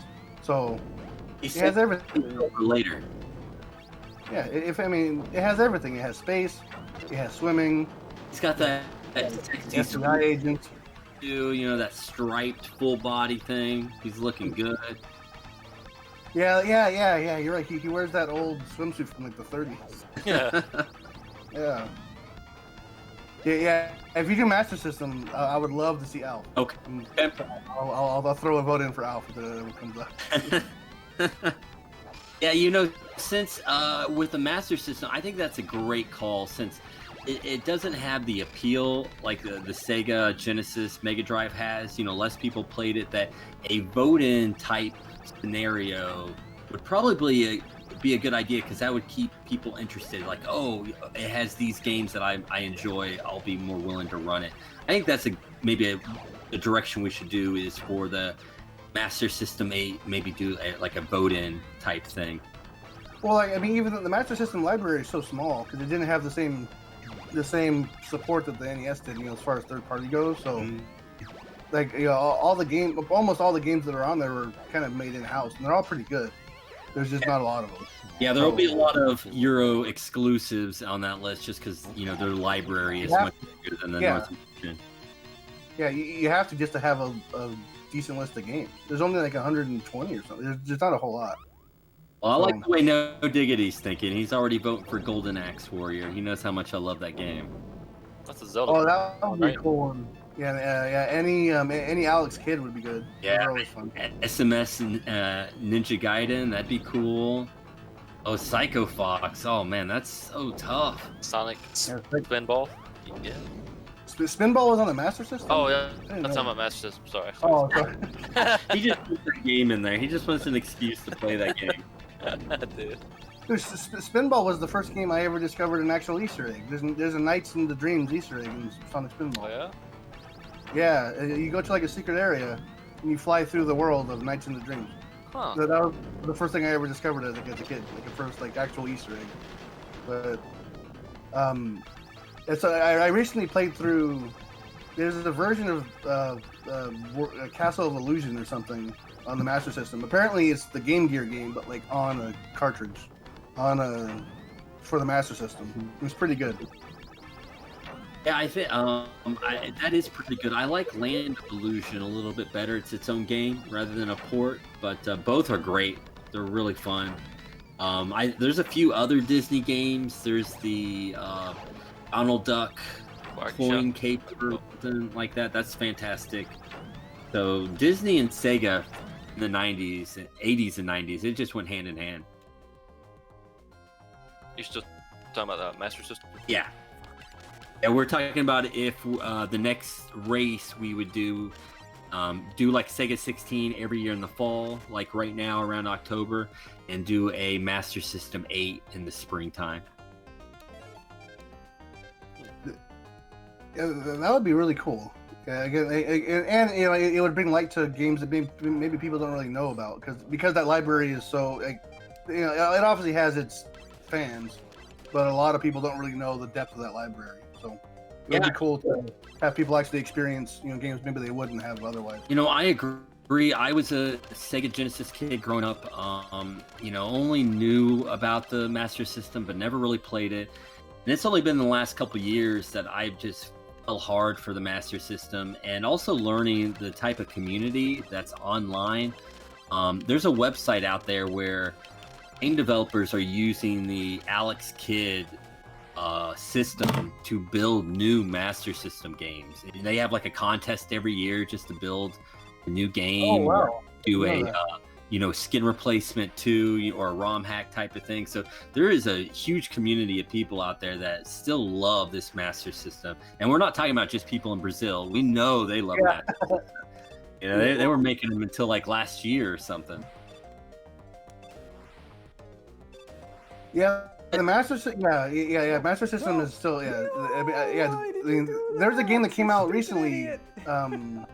I had it. Where it goes, Sydney the Spy Hunter or something. It's like I think Coleco made it. It was for the Master System. Yeah. I had no idea. That would be a great prize too. We're giving away Xenocrisis to obviously Dagron, and that was a game that is compatible on the Sega Genesis, Mega Drive that just came out last year. So it'd be really cool to offer up another prize of a new game for a classic console. Yeah, that would be really neat. Yeah, like I'm not sure because it was on sale last year, and like with that kind of stuff, who knows if it's still actually available or whatever. But it's definitely something to look into. I think it's called Sydney the Spy Hunter, and it's like a little platformer. You collect jewels in like a little cavern. Looks cool. Very cool. Yeah. There's just something about the gameplay of those 8-bit games that they're so limited, like the NES or the Master System, that they had to be really good games, since there wasn't, you couldn't just make cool graphics and call it good. You had to make a good game. Yeah, you had to make the game engaging and interesting. You couldn't just make it look nice and then have nothing behind it. Mm-hmm. probably gonna end up dying here. I'm still wondering when Rocket Knight's getting its reboot. Oh, is that in the works? No, it should though. I wish. There are a lot of franchises I think should come back, especially like with the technology now. They probably could. And with how many retro type of style games, independent games are coming out now too, you can tell that there's still a large market for it. Also a whole new life. Yeah, there's definitely interest. There's money to be made, and if you make the right game, you'll definitely make your money on it. You're not going to be losing anything. Mm-hmm. Yeah. I mean, honestly, I think one more game. a game that would kind of actually might be kind of contrary to that would be Mega Man 11. A lot of people didn't like that one. And That was the one that just came out, correct? yeah, and it feels like an older Mega Man game. It has like the gear system, which is a little weird, but you can still get through pretty much the whole game without using it. But I don't know. I've heard like pretty much. I like the game, but I think I've heard a lot of backlash that it's just like it doesn't look good. Well, I think it looks great. It is a Mega Man game. What is there to like about it? I watched Aaron and I play it on stream, and I thought it looked cool. I thought for being a modern game that it was going to have to appeal to new fans as well as the old legions of Mega Man fans. It's such an impossible task that I felt the game that they made was pretty good. I mean, there's no way you're going to please everybody with that type of game. Yeah, no, yeah, definitely. And I think it was good enough that people should stop complaining about it. But I'm with you. I feel the same way with Wily Wars. I know that it gets a lot of hate, but I hate it. Zetox brought it up the best. He loved, and I'm a big fan of the first two Mega Mans. Mega Man 3, it's really good. I just haven't beaten it, so I can't say I like it yet. But when he made the best point, he said that if you can somehow forget that the Mega Mans existed and just review this game for this game, it's a pretty good game. And I tend to kind of agree with that assessment. Yeah. It's not perfect, but yeah. I mean, it's just, it's Mega Man. Like, so for me, Mega Man 3 and 1 are like tied for like top in my book, and going from the Mega Man 3 that I know and love to this is kind of not a fan. But yeah, I mean, if you take the game for being its own game, it's serviceable. It works. Everything, nothing's broken. Yep, everything it looks works. nice. The tunes are pretty good when you don't compare them to the original. It kind of has this, we're all Sega homers, and I think most of us, when we really put our feelings of how much we love Sega, we can all agree that perhaps graphics were the number one thing in Sega's mind versus playability, and Mega Man just feels so good and responsive, and there's a few frames of extra animation they add to Mega Man just to make it look better that actually reduces the gameplay. Whenever he turns, there's actually an extra frame where he has to turn rather than just he turns. You don't have to do anything. Yeah, he doesn't just basically teleport to the other side. Like he actually has to turn around. Exactly, which feels great as a player, but it doesn't look nearly as good as how. Yeah, it doesn't look as clean. Exactly. Yeah.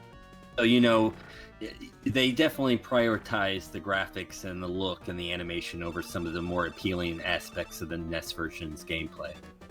Well, I mean, you can even see that with the backgrounds of any major Genesis game are kind of all over. Like they're kind of pretty wild. Even High Seas Havoc has that really cool fire effect. Mm-hmm. Like that waving thing. I thought that was one of the coolest really cool in I've that ever game. seen. Yeah, I just thought the background looked really neat. Yeah, I thought it actually looked like it was on fire. Like it looked cool. I thought the graphics in that are top notch too, and the music. I don't think the stages that you played definitely show off some of the better music in that game. But there's some of those tracks in that game. I'm just like, whoa, this is killer. Yeah, I mean, in that game itself, that's pretty much Sonic is a pirate. That's kind of what I felt when I was playing it. You're playing as Sonic the Hedgehog if you were a pirate. Right. Sonic Pirate, I love it. Yeah, it looks like a Beetle. Thanks so much for hanging out. And PaulSaltine, looks like they're stepping out. GG again, runners. Amazing job. Fantastic.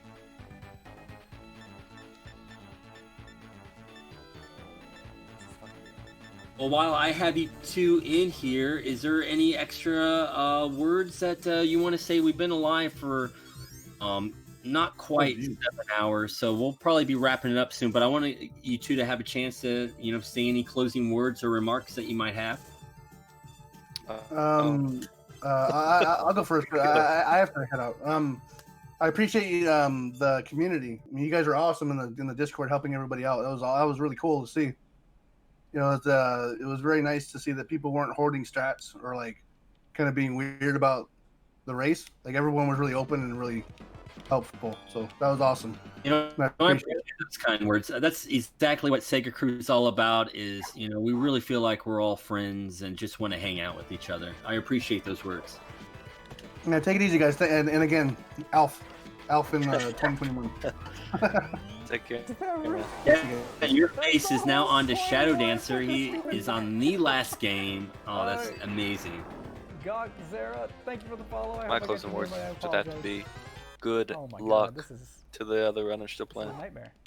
It's fine. It's fine. Yeah, and Bruzzi, thanks again for all the work. This guy, we're on the last game.